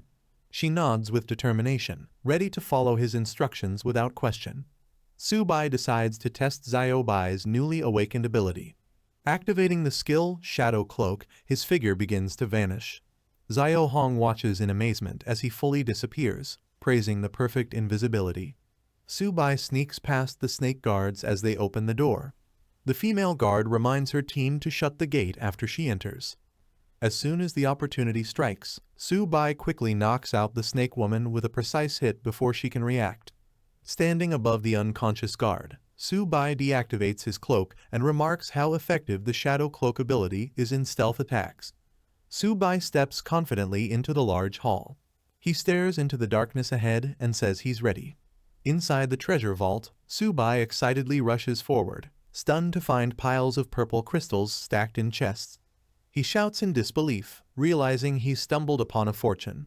Just as he celebrates, a strange noise from a nearby room catches his attention. Subai draws back in caution and demands the intruder show themselves. A shadowy figure steps into view, and Subai's eyes narrow as he hears a familiar voice. To his surprise, it's Old Hu and Hanjan. They peer around the doorway, just as shocked. "Subai," they call out in disbelief. "It's you," Hanjan exclaims, stunned by the unexpected reunion. Subai is stunned to recognize the two intruders. It's Old Hu and Hanjan. He yells in disbelief, wondering how they both ended up here at the same time. He scolds them for wearing stealth outfits, joking that they look even more professional than him. "Weren't you guys supposed to be shopping?" Subai demands, confused how they snuck in undetected. Hanjan scratches his head and explains casually that he just wandered around and somehow stumbled inside through a hidden tunnel. He admits it was mostly luck. Su-bai cuts off the joking and gets serious. "All right, enough talking," he says. "Just grab what you can and don't make a sound. As long as we don't alert anyone, we're golden." Su-bai tells Old Hu and Han-jan not to follow him, but the two casually ignore him and start grabbing purple crystals from the vault. Han-jan jokes about Su-bai being petty while continuing to stuff his bag. Eventually, both admit they're overloaded and can't carry any more loot. Su-bai, holding Xiao Hong's pouch, criticizes them for being so greedy and careless. Suddenly, one of Han-jan's overstuffed items falls to the ground with a loud metallic clang. Outside the vault, guards immediately hear the noise and react. Su-bai turns to Han-jan in disbelief, shouting that he's caused trouble again. Han-jan panics as the situation turns critical. One of the snake guards sounds the alarm after discovering the vault has been robbed. They shout for reinforcements while others check on the unconscious female guard. Su-bai quickly activates his ability and yells at the others to run now before it's too late. The three of them bolt toward the exit at full speed. As they flee, the snake soldiers power up their bodies and charge after them, determined to catch the intruders before they can escape. Outside, the guards spot the fleeing figures and shout that the thieves are running. A furious serpent commander shouts to lock down the entire city and orders a massive search to capture the thieves no matter what. From a rooftop, Su-bai and his team observe that all the guards in the city have been deployed. One of the men realizes that things have escalated far more than expected. Another teammate confirms that the entire city is now sealed off, meaning no reinforcements can get in to help them. Su-bai smirks and says a saying, "The most dangerous place is the safest place," hinting they might stay hidden right under the enemy's nose. While the group stays calm, one teammate asks what Su-bai meant by, "The safest place is the most dangerous." Suddenly, Xiao Hong points at them and yells that she spotted humans. The nearby serpent guards are shocked by her report. The guards demand to know where the humans are, and she points directly towards Su-bai's group. Before they can react, a powerful surprise attack strikes. Su-bai tells the others to take care of the corpses while he and the elf girl move ahead to explore further. Inside the treasure vault, Su-bai searches cautiously, suspecting there's something more valuable hidden due to the unusually strong protective barriers. Xiao Hong suddenly points out a secret door hidden in the wall, which Su-bai couldn't see himself. She explains it's cloaked with a special spell that hides it from humans. She presses a panel on the wall, activating the hidden mechanism to open the secret passage. After the hidden panel opens, Su-bai notices the entrance is heavily concealed. The Xiao Hong senses strong energy coming from below, and Su-bai realizes it's no ordinary place. They descend the stone stairs cautiously, with Su-bai deciding to investigate further. As they reach the bottom, Su-bai suddenly stops in shock, overwhelmed by what he sees. A grotesque, pulsing tree wrapped in red aura and twisted with skeletons and snakes appears before them. Xiao Hong nervously identifies the strange, cursed-looking tree as a thousand-wish tree, shocked by its presence underground. Su-bai asks what kind of tree it is. The girl explains it's a forbidden plant, and the underground race must be trying to elevate themselves to royal status by growing it. Su-bai recalls hearing about the thousand-wish tree before, but isn't sure where. A system message pops up, revealing that the tree contains fragments of ancient power and is connected to a powerful fruit. The system urges Su-bai not to miss this opportunity,